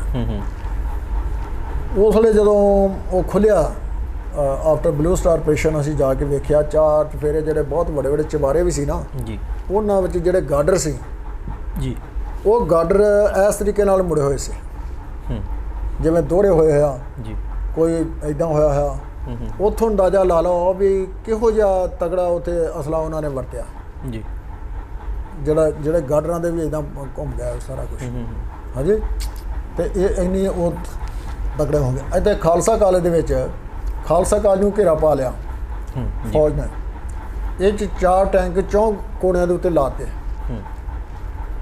ਉਹ 4 ਕੋਣਿਆਂ ਦੇ ਟੈਂਕ ਲਾ ਕੇ ਇਸ ਕਰਕੇ ਵੀ ਜੇ ਇੱਥੋਂ ਮਾੜਾ ਜਿਹਾ ਵੀ ਕੋਈ ਫਾਇਰ ਆਵੇ, ਉਹਨਾਂ ਨੂੰ ਇਹ ਹੈ ਸੀ ਵੀ ਖਾਲਸਾ ਕਾਲਜ ਦਾ ਬੜਾ ਹੈਗਾ ਇਸ ਤਰ੍ਹਾਂ, ਤੇ ਇੱਥੋਂ ਜੇ ਆਵੇ ਤੇ ਇਹ ਖਾਲਸਾ ਕਾਲਜ ਨੂੰ ਢਾਹ ਦਿਓ ਮਾਰ ਕੇ। ਅੱਛਾ ਜੀ, ਉਹ ਜਿਹੜੇ ਟੈਂਕ ਹੈਗੇ ਆ ਉਹਨਾਂ ਨਾਲ, ਗੋਲਿਆਂ ਨਾਲ। ਉਹ ਟੈਂਕਰ ਆ ਗਿਆ। ਫਿਰ ਅਸੀਂ ਜਿੱਦਾਂ ਹੁਣ ਉੱਥੇ ਚੱਲ ਰਿਹਾ ਸੀ, ਅਸੀਂ ਬਾਹਰ ਕੁਰਸੀਆਂ ਡਾਹ ਕੇ ਬਾਹਰ ਬੈਠੇ ਹਾਂ, 4 ਕੁ ਪ੍ਰੋਫੈਸਰ। ਉੱਤੋਂ ਹੈਲੀਕਾਪਟਰ ਆਇਆ। ਪਹਿਲਾਂ ਉੱਥੋਂ ਕੋਈ ਬੋਲਦਾ ਰਿਹਾ, ਸਾਨੂੰ ਸੁਣਿਆ ਨਹੀਂ। ਫਿਰ ਉਹ ਥੱਲੇ ਲਾਗੇ ਆਣ ਕੇ ਕਹਿੰਦੇ ਵੀ ਹਾਂ ਇਹ ਅਸੀਂ ਸੁਣਿਆ ਗੈਟ ਇਨਸਾਈਡ ਇੱਦਾਂ ਕਰਕੇ ਅਸੀਂ ਫਿਰ ਬੈਠੇ ਰਹੇ। ਉਹ ਫਿਰ ਦੁਬਾਰਾ ਆਇਆ, ਕਹਿੰਦਾ ਵੀ ਅੰਦਰ ਚਲੋ ਨਹੀਂ ਤਾਂ ਸ਼ੂਟ ਕਰ ਦਾਂਗੇ। ਫਿਰ ਅਸੀਂ ਅੰਦਰ ਆ ਗਏ। ਹੋਰ ਇਸ ਤਰੀਕੇ ਨਾਲ ਸਾਡਾ ਜਿਹੜਾ ਮੇਰਾ ਹੀ ਆਪਣਾ ਹੈਗਾ ਸੀ ਦਾ ਕੁਆਟਰ, 17 ਬੰਦਿਆਂ ਨੇ ਇੱਦਾਂ ਗੰਨਾ ਲਾ ਕੇ ਤੋਂ 4 ਫੇਰੇ ਘੇਰਿਆ ਹੋਇਆ ਸੀ। ਮੇਰੇ ਕੋਲ ਉਹਨਾਂ ਦਿਨਾਂ 'ਚ ਮੱਝ ਹੁੰਦੀ ਸੀ, ਇੱਕ ਕੁੱਤਾ ਸੀ, ਅਤੇ ਉਹਨੂੰ ਪਾਣੀ ਡਾਉਣ ਲੱਗੇ, ਪਾਣੀ ਪਿਆਉਣ ਲੱਗੇ ਤਾਂ ਉਹ ਕਹਿੰਦੇ ਵੀ ਗੈਟ ਇਨਸਾਈਡ। ਅਸੀਂ ਕਿਹਾ ਵੀ ਜਾਨਵਰ ਆ ਮੈਨੂੰ ਜੇ ਉਹ ਕਹਿੰਦਾ ਤੁਸੀਂ ਚਲੋ ਕੁੱਤੇ ਨੂੰ ਵੀ ਅੰਦਰ ਲੈ ਜਾਓ ਨਹੀਂ ਤਾਂ ਗੋਲੀ ਮਾਰ ਦਾਂਗੇ। ਫਿਰ ਮੈਂ ਵਾਈਫ ਨੂੰ ਕਿਹਾ ਵੀ ਮੱਝ ਨੂੰ ਪਾਣੀ ਤੂੰ ਡਾ, ਉਹਨੂੰ ਪਿਆ ਕੇ ਇੰਨੀ ਸਖਤੀ ਸੀ। ਤਾਂ ਇਹ ਇੱਥੇ ਜਿਹੜੀ ਉਹ ਲੜਾਈ ਹੋਈ ਹੈ ਘਮਸਾਨ ਦੀ, ਉਹ ਐਸੇ ਢੰਗ ਨਾਲ ਲੜਾਈ ਲੜੀ ਗਈ ਆ ਬਈ ਮਦਰਾਸ ਰੈਜੀਮੈਂਟ ਆਈ ਆ ਜਿਹਦਾ ਦਾ ਹੈ ਨਾ ਲਾਇਬ੍ਰੇਰੀ ਹੈ, ਸਿੱਖ ਹਿਸਟਰੀ ਦਾ ਡਿਪਾਰਟਮੈਂਟ ਹੈ ਬਾਬੇ ਦੀਪ ਸਿੰਘ ਵਾਲੀ ਜਗ੍ਹਾ ਦੇ ਉੱਤੇ। ਹਾਂਜੀ ਇੱਧਰ ਦੀ ਮਦਰਾਸ ਰੈਜੀਮੈਂਟ ਆਈ। ਇਹਨਾਂ ਨੇ ਐਸੇ ਢੰਗ ਨਾਲ ਉਹਨਾਂ 'ਤੇ ਅਟੈਕ ਕੀਤਾ ਕਿ ਉਹ ਸਾਰੀ ਖਤਮ ਕਰਤੀ। ਜਿਹੜੇ ਦੂਜੇ ਪਾਸੇ ਘੰਟਾ ਘਰ ਤੋਂ ਆਏ ਨੇ ਜਾਂ ਹੋਰ ਇੱਥੇ Jat regiment, Kumaon regiment, Bihar regiment, ਇਹ ਮਦਰਾਸ ਰੈਜੀਮੈਂਟ ਇਹ ਲੱਗੀਆਂ ਸੀ। ਅਤੇ ਉਹ ਜਿਹੜੇ ਜਨਰਲ ਹੈਗੇ ਸੀ ਨਾਲ ਆਏ ਹੋਏ, ਹੋਰ ਜਨਰਲ ਜੰਮਵਾਲ ਸੀ, ਹੋਰ ਸੀ, ਉਹ ਵੀ ਬੜੇ ਹੈਰਾਨ ਹੋਣ ਵੀ ਅਸੀਂ ਜਿਹੜੀ ਸਕੀਮ ਬਣਾਉਂਦੇ ਆ ਉਹ ਸਾਡੀ ਫੇਲ ਹੋਈ ਜਾਂਦੀ ਹੈ, ਇਹ ਕਰੀਏ ਕੀ ਹੈ। ਫਿਰ ਕਹਿੰਦੇ ਅੰਦਰ ਸ਼ਬੇਕ ਬੈਠਾ, ਕਰੀਏ ਕਿ ਸਾਡੀ ਪੇਸ਼ ਨਹੀਂ ਜਾਣ ਦਿੰਦਾ। ਜੇ ਸ਼ਬੇਕ ਨਾ ਹੁੰਦਾ ਤਾਂ ਹੁਣ ਤੱਕ ਆਹ ਥੋੜ੍ਹੀ ਗੱਲ ਹੋਣੀ ਸੀ। ਉੱਧਰੋਂ ਬਾਹਰਲੇ ਮੁਲਕਾਂ ਤੋਂ ਦਬਾਅ ਪੈ ਰਿਹਾ ਸੀ ਇੰਦਰਾ 'ਤੇ ਵੀ ਤੁਸੀਂ ਆਹ ਕੀ ਸ਼ੁਰੂ ਕੀਤਾ ਹੈ। ਇੰਦਰਾ ਨੇ ਕਿਹਾ ਵੀ ਇਹਨੂੰ ਜਲਦੀ ਖ਼ਤਮ ਕਰੋ, ਤੁਸੀਂ ਇੰਨੀ ਦੇਰ ਲਾਤੀ ਹੈ। ਇੱਦਾਂ ਕਰਦਿਆਂ ਕਰਾਉਂਦਿਆਂ ਉੱਥੇ ਨੁਕਸਾਨ ਹੋ ਗਿਆ। ਅਖੀਰ ਅਲਟੀਮੇਟਲੀ ਉਹਨਾਂ ਨੇ ਆਪਣੇ ਕਮਾਂਡੋ ਸੁੱਟੇ ਵੀ ਜੇ ਸਾਡਾ ਹੋਰ ਨਹੀਂ ਕਿਸੇ ਢੰਗ ਨਾਲ ਆ ਰਿਹਾ, ਅਤੇ ਕਮਾਂਡੋ ਜਿਹੜੇ ਲਿਆਓ, ਕਮਾਂਡੋ ਸੀ ਰਸ਼ੀਅਨ ਟ੍ਰੇਨ ਬੜੇ, ਉਹ ਤਾਂ ਕਹਿਣ ਵੀ ਗੱਲ ਹੀ ਕੋਈ ਨਹੀਂ। ਲੇਕਿਨ ਜਿਉਂ ਕਮਾਂਡੋ ਉੱਪਰੋਂ ਸੁੱਟੇ ਨੇ ਇਹਨਾਂ ਨੇ ਉਹਦੇ ਨਾਲ ਹੈਲੀਕਾਪਟਰ ਤੋਂ, ਜਨਰਲ ਸ਼ਬੇਕ ਸਿੰਘ ਨੇ ਹਵਾ 'ਚ ਮਾਰਤੇ, ਇੱਕ ਵੀ ਨਹੀਂ ਬਚਿਆ ਉਹਨਾਂ 'ਚ। ਕਮਾਲ ਦੀ ਗੱਲ ਇਹ ਹੈ। ਫਿਰ ਉਹ ਕਹਿੰਦਾ ਜਨਰਲ, ਉਹਦੀ ਕਿਤਾਬ ਹੈਗੀ ਆ ਜਨਰਲ ਬਰਾੜ ਦੀ ਆ ਸ਼ਾਇਦ ਜੀ, ਕੁਲਦੀਪ ਜਨਰਲ ਬਰਾੜ ਦੀ ਕਿਤਾਬ, ਉਹਦੇ 'ਚੋਂ ਕਹਿੰਦਾ ਵੀ ਬੜੇ ਹੈਰਾਨ ਸੀ ਵੀ ਸਾਡੀ ਆਪਣੀ CID ਵੀ ਫੇਲ ਹੋ ਗਈ, ਸਾਡੀ ਸਟੇਟ ਦੀ CID ਵੀ ਫੇਲ ਹੋ ਗਈ, ਵੀ ਇਹਨਾਂ ਕੋਲ ਹਥਿਆਰ ਕਿੱਥੋਂ ਆ ਗਏ ਜਾਂ ਕਿਸ ਤਰ੍ਹਾਂ। ਕਹਿੰਦੇ ਸ਼ੁਕਰ ਇਹ ਆ ਕਿ ਇਹਦੇ ਕੋਲ ਉਹ ਜਿਹੜੇ ਸੀ ਨਾ ਇੱਕ ਹਥਿਆਰ ਹੁੰਦਾ ਜਿਹੜਾ ਮੋਢੇ 'ਤੇ ਰੱਖ ਕੇ ਚਲਾਉਂਦੇ ਆ ਜੀ, ਉਹਨੂੰ ਕੀ ਕਹਿੰਦੇ ਆ, ਨਹੀਂ ਚਲੋ ਯਾਦ ਆ ਜਾਏਗਾ, ਮੋਢੇ 'ਤੇ ਰੱਖ ਕੇ ਚਲਾਉਂਦੇ ਆ। ਕਹਿੰਦੇ ਇਹਦੇ ਕੋਲ ਸਿਰਫ 5 ਹੀ ਸੀ ਇਹ, ਜੇ ਹੋਰ ਹੁੰਦੇ ਨਾ ਤਾਂ ਸਾਨੂੰ ਅਜੇ ਵੀ ਨਹੀਂ ਸੀ ਫਤਿਹ ਹੋਣੀ। ਉਹ ਕਹਿੰਦੇ ਆ ਵੀ ਅਸੀਂ ਉਹ ਚਲਾਇਆ ਆਪਣੇ ਇੱਕ ਬਖਤਰਬੰਦ ਗੱਡੀ ਲੈ ਕੇ ਚਲੇ ਗਏ ਜੀ, ਅਤੇ ਬਖਤਰਬੰਦ ਨੂੰ ਗੱਡੀ ਲੈ ਕੇ ਜਾ ਰਹੇ ਹਾਂ, ਅਤੇ ਜਿੱਥੇ ਕੋਈ ਘੰਟੇ ਘਰ ਵਾਲੀ ਬਾਈ ਹੈ ਨਾ, ਉੱਥੋਂ ਥੋੜ੍ਹਾ ਜਿਹਾ ਅੱਗੇ ਚੱਲਿਆ, ਅਤੇ ਉੱਥੇ ਕਹਿੰਦੇ ਜਾ ਕੇ ਨਾ ਅਤੇ ਉਹਦੇ ਵਿੱਚ ਮਾਰਿਆ ਉਹਨਾਂ ਨੇ ਉਹ ਜਿਹੜਾ ਉਹ ਮੋਢੇ ਰੱਖ ਕੇ ਚਲਾਉਂਦੇ ਆ ਨਾ ਜੀ, ਅਤੇ ਉਹ ਵੱਜਾ। ਉਹ ਗੱਡੀ ਪਤਾ ਨਹੀਂ ਕਹਿੰਦਾ 30 ਫੁੱਟ ਉੱਚੀ ਜਾ ਕੇ ਅਤੇ 36 ਫੁੱਟ ਗਾਂ ਡਿੱਗੀ ਜਾ ਕੇ ਉਹਦੇ 'ਚ ਸਰੋਵਰ 'ਚ। ਅਸੀਂ ਹੈਰਾਨ ਸੀ ਵੀ ਹੁਣ ਕੀ ਕੀਤਾ ਜਾਵੇ, ਵੀ ਨੀਤੀ ਜਿਹੜੀ ਅਸੀਂ ਵਰਤਦੇ ਹਾਂ ਸਾਰੀ ਫੇਲ ਕਰੀ ਜਾ ਰਿਹਾ। ਫਿਰ ਉੱਪਰੋਂ ਹੈਲੀਕਾਪਟਰ ਰਾਹੀਂ ਵੀ ਅਸੀਂ ਕੰਮ ਕੀਤਾ, ਉਹ ਵੀ ਸਾਡਾ ਫੇਲ ਹੋ ਗਿਆ। ਫਿਰ ਇਹਨਾਂ ਨੇ ਟੈਂਕ ਲਿਆਂਦੇ, ਉਹ ਟੈਂਕ ਲਿਆ ਕੇ ਫਿਰ ਇਹਨਾਂ ਨੇ ਸੋਚਿਆ ਵੀ ਹੁਣ ਨਾ ਸਿੱਧਾ ਉਹਨੂੰ ਅਕਾਲ ਤਖ਼ਤ ਨੂੰ ਢਾਉਣਾ ਸ਼ੁਰੂ ਕਰੋ, ਇੱਦਾਂ ਗੱਲ ਨਹੀਂ ਬਣਦੀ। ਜਿਹੜੀ ਦਰਸ਼ਨ ਡਿਊਟੀ ਆ ਉਹ ਮੈਂ ਦੇਖਿਆ, ਉਹਦੇ ਵਿੱਚ ਦੀ ਤਕਰੀਬਨ ਜਿਹੜਾ ਆਪਣਾ ਦਰਵਾਜ਼ਾ ਹੈ ਨਾ ਜੀ, ਇਸ ਤੋਂ ਜ਼ਿਆਦਾ ਉਚਾਈ 'ਚ ਅਤੇ ਚੜਾਈ ਦੇ ਵਿੱਚ ਜ਼ਿਆਦਾ ਪਾੜ ਪਾਏ ਸੀ, ਉਹ ਮੈਂ ਦੇਖਿਆ ਜੀ, ਟੈਂਕ ਦੇ ਉਹ ਬਾਅਦ 'ਚ ਜਦੋਂ ਅਸੀਂ ਗਏ ਹਾਂ ਜੀ, ਉਦੋਂ ਵੇਖੇ ਸਾਰੇ। ਅਤੇ ਉਹ ਟੈਂਕਾਂ ਦੇ ਨਾਲ ਇੱਦਾਂ ਇੱਕ ਟੈਂਕ ਜਿਹੜਾ ਸੀ ਉੱਧਰ ਦੀ ਲਿਆ ਰਿਹਾ ਸੀ ਬਾਬਾ ਦੀਪ ਸਿੰਘ ਵਾਲੀ ਸਾਈਡ ਤੋਂ, ਉਹ ਉੱਥੇ ਜਾ ਕੇ ਉਂ ਹੀ ਖੜ੍ਹ ਗਿਆ, ਉਹ ਮੁੜ ਤੁਰਿਆ ਹੀ ਨਹੀਂ। ਹਾਂਜੀ, ਮਤਲਬ ਬਹੁਤ ਬੁਰੀ ਤਰੀਕੇ ਨਾਲ ਉਹ ਜਨਰਲ ਬਰਾੜ ਦਾ ਫਿਰ ਬਾਅਦ ਦੇ ਵਿੱਚ ਹੈਗਾ ਇੱਕ ਜਨਰਲ ਬਰਾੜ ਤੇ ਜਨਰਲ ਜਮਵਾਲ ਤੇ ਇੱਕ ਜਨਰਲ ਹੋਰ ਸੀ। ਉਹ ਕਹਿੰਦੇ ਆ ਵੀ ਹੁਣ ਤੱਕ ਦੀਆਂ ਹੋਈਆਂ ਲੜਾਈਆਂ ਵਿੱਚ ਸਾਡੀ ਫੌਜ ਦਾ ਇੰਨਾ ਨੁਕਸਾਨ ਨਹੀਂ ਹੋਇਆ ਜਿੰਨਾ ਇੱਥੇ ਹੋ ਗਿਆ। ਇੱਥੋਂ ਸਪਸ਼ਟ ਹੁੰਦਾ ਕਿ ਆਰਮੀ ਵੱਡੇ ਸਕੇਲ ਤੇ ਮਰੀ ਆ। ਇਹਨਾਂ ਦੱਸਿਆ ਨਹੀਂ, ਇਹ ਸਾਰੇ ਦੱਸਦੇ ਸੀ ਪਤਾ ਨਹੀਂ ਇੰਨੇ ਕੁ ਮਰੇ ਆ ਜਾਂ ਕਿਸ ਤਰ੍ਹਾਂ, ਲੇਕਿਨ ਮਰੇ ਸੀ ਉਹ ਹਜ਼ਾਰਾਂ ਵਿੱਚ। ਔਰ ਲਖਨਊ ਤੱਕ ਜਿਹੜੇ ਫੱਟੜ ਸੀ ਉਹਨਾਂ ਨੂੰ ਉੱਥੇ ਪਹੁੰਚਾਇਆ ਗਿਆ ਹਸਪਤਾਲਾਂ ਵਿੱਚ। ਤੇ ਜਿਹੜਾ ਇਹਨਾਂ ਦੀ ਕਾਰਵਾਈ ਪਾਈ ਗਈ ਆ ਉਹ ਇਹ ਪਾਈ ਗਈ ਆ ਕਿ ਜਦੋਂ ਚਿੱਠੀ ਲਿਖਦੇ ਸੀ ਨਾ ਜਵਾਨ ਦੇ ਘਰ ਮਰੇ ਹੋਏ ਦੀ, ਕਹਿੰਦੇ ਸੀ ਵੀ ਸਿਆਚਿਨ ਗਲੇਸ਼ੀਅਰ 'ਚ ਇਹ ਜਵਾਨ ਜਿਹੜਾ ਦੇਸ਼ ਦੀ ਖਾਤਰ ਲੜਦਾ ਹੋਇਆ ਸ਼ਹੀਦ ਹੋ ਗਿਆ। ਜਿਹੜੇ ਜਾਟ ਸਨ ਰੋਹਤਕ ਦੇ ਜੀ, ਉਹਨਾਂ ਦੇ ਘਰੀ ਜਦੋਂ ਉਧਰ ਲਾਸ਼ਾਂ ਲੂਸ਼ਾਂ ਗਈਆਂ ਜਾਟਾਂ ਦੀਆਂ, ਤੇ ਉਹ ਕਹਿੰਦੇ ਉਹ ਗਾਲਾਂ ਕੱਢਦੇ ਸੀ ਸਰਕਾਰ ਨੂੰ ਤੇ ਆਰਮੀ ਨੂੰ। ਬੈਨ ਚੋਦ ਕਹਿੰਦੇ ਆ ਕਿ ਉਹ ਦਰਬਾਰ ਸਾਹਿਬ ਮਰਵਾਤੇ ਉੱਥੇ ਕਿਹਨੇ ਇਹਨਾਂ ਨੂੰ ਕਿਹਾ ਸੀ ਵੀ ਫੌਜ ਲਾਵੇ, ਤੇ ਹੁਣ ਕਹਿੰਦੇ ਉੱਥੇ ਬਾਰਡਰ ਤੇ ਮਾਰਿਆ ਗਿਆ। ਹਾਂ ਮਤਲਬ ਉੱਥੇ ਆਮ ਇਹ ਚੱਲਦੀ ਸੀ ਵੀ ਇਹ ਕਿੰਨੀਆਂ ਝੂਠ ਬੋਲ ਰਿਹਾ ਮਤਲਬ। ਤੇ ਫਿਰ ਉਹਦਾ ਜਿਹੜੀ ਜਨਰਲ ਦੀ ਕਿਤਾਬ ਬਰਾੜ ਦੀ, ਉਹਨੇ ਤਾਂ ਬਹੁਤ ਕੁਝ ਲਿਖਿਆ ਜੀ, ਵੀ ਇੱਕ ਉਹਦੀ ਵੱਡੀ ਕਿਤਾਬ ਆ, ਇੱਕ ਉਹਦੀ ਛੋਟੀ ਕਿਤਾਬ ਆ ਜੀ ਜੀ, ਉਹ ਤੁਸੀਂ ਵੀ ਕਿਤੇ ਪੜ੍ਹਿਓ ਜੀ ਜੀ। ਤਾਂ ਉਹਦੇ ਵਿੱਚ ਉਹਨਾਂ ਨੇ ਬੜਾ ਕੁਝ ਲਿਖਿਆ। ਆਰਮੀ ਦਾ ਨੁਕਸਾਨ ਬੜਾ ਹੋਇਆ। ਇਹ ਉੱਥੇ ਟੈਂਕਾਂ ਦਾ ਆ ਜਾਣਾ, ਉੱਤੋਂ ਹੈਲੀਕਾਪਟਰਾਂ ਦੇ ਨਾਲ ਬੰਬਾਰਡਮੈਂਟ ਕਰਨੀ, ਉੱਥੇ ਟ੍ਰੇਨ ਕਮਾਂਡੋ ਆਉਣੇ, ਉੱਥੋਂ ਪਤਾ ਲੱਗਦਾ ਕਿ ਇਹ ਕਿਹਨਾਂ ਲੋਕਾਂ ਦੇ ਨਾਲ ਉਹਨਾਂ ਦਾ ਵਾਹ ਪਿਆ। ਬਿਲਕੁਲ ਇਹ ਗੱਲ ਆ।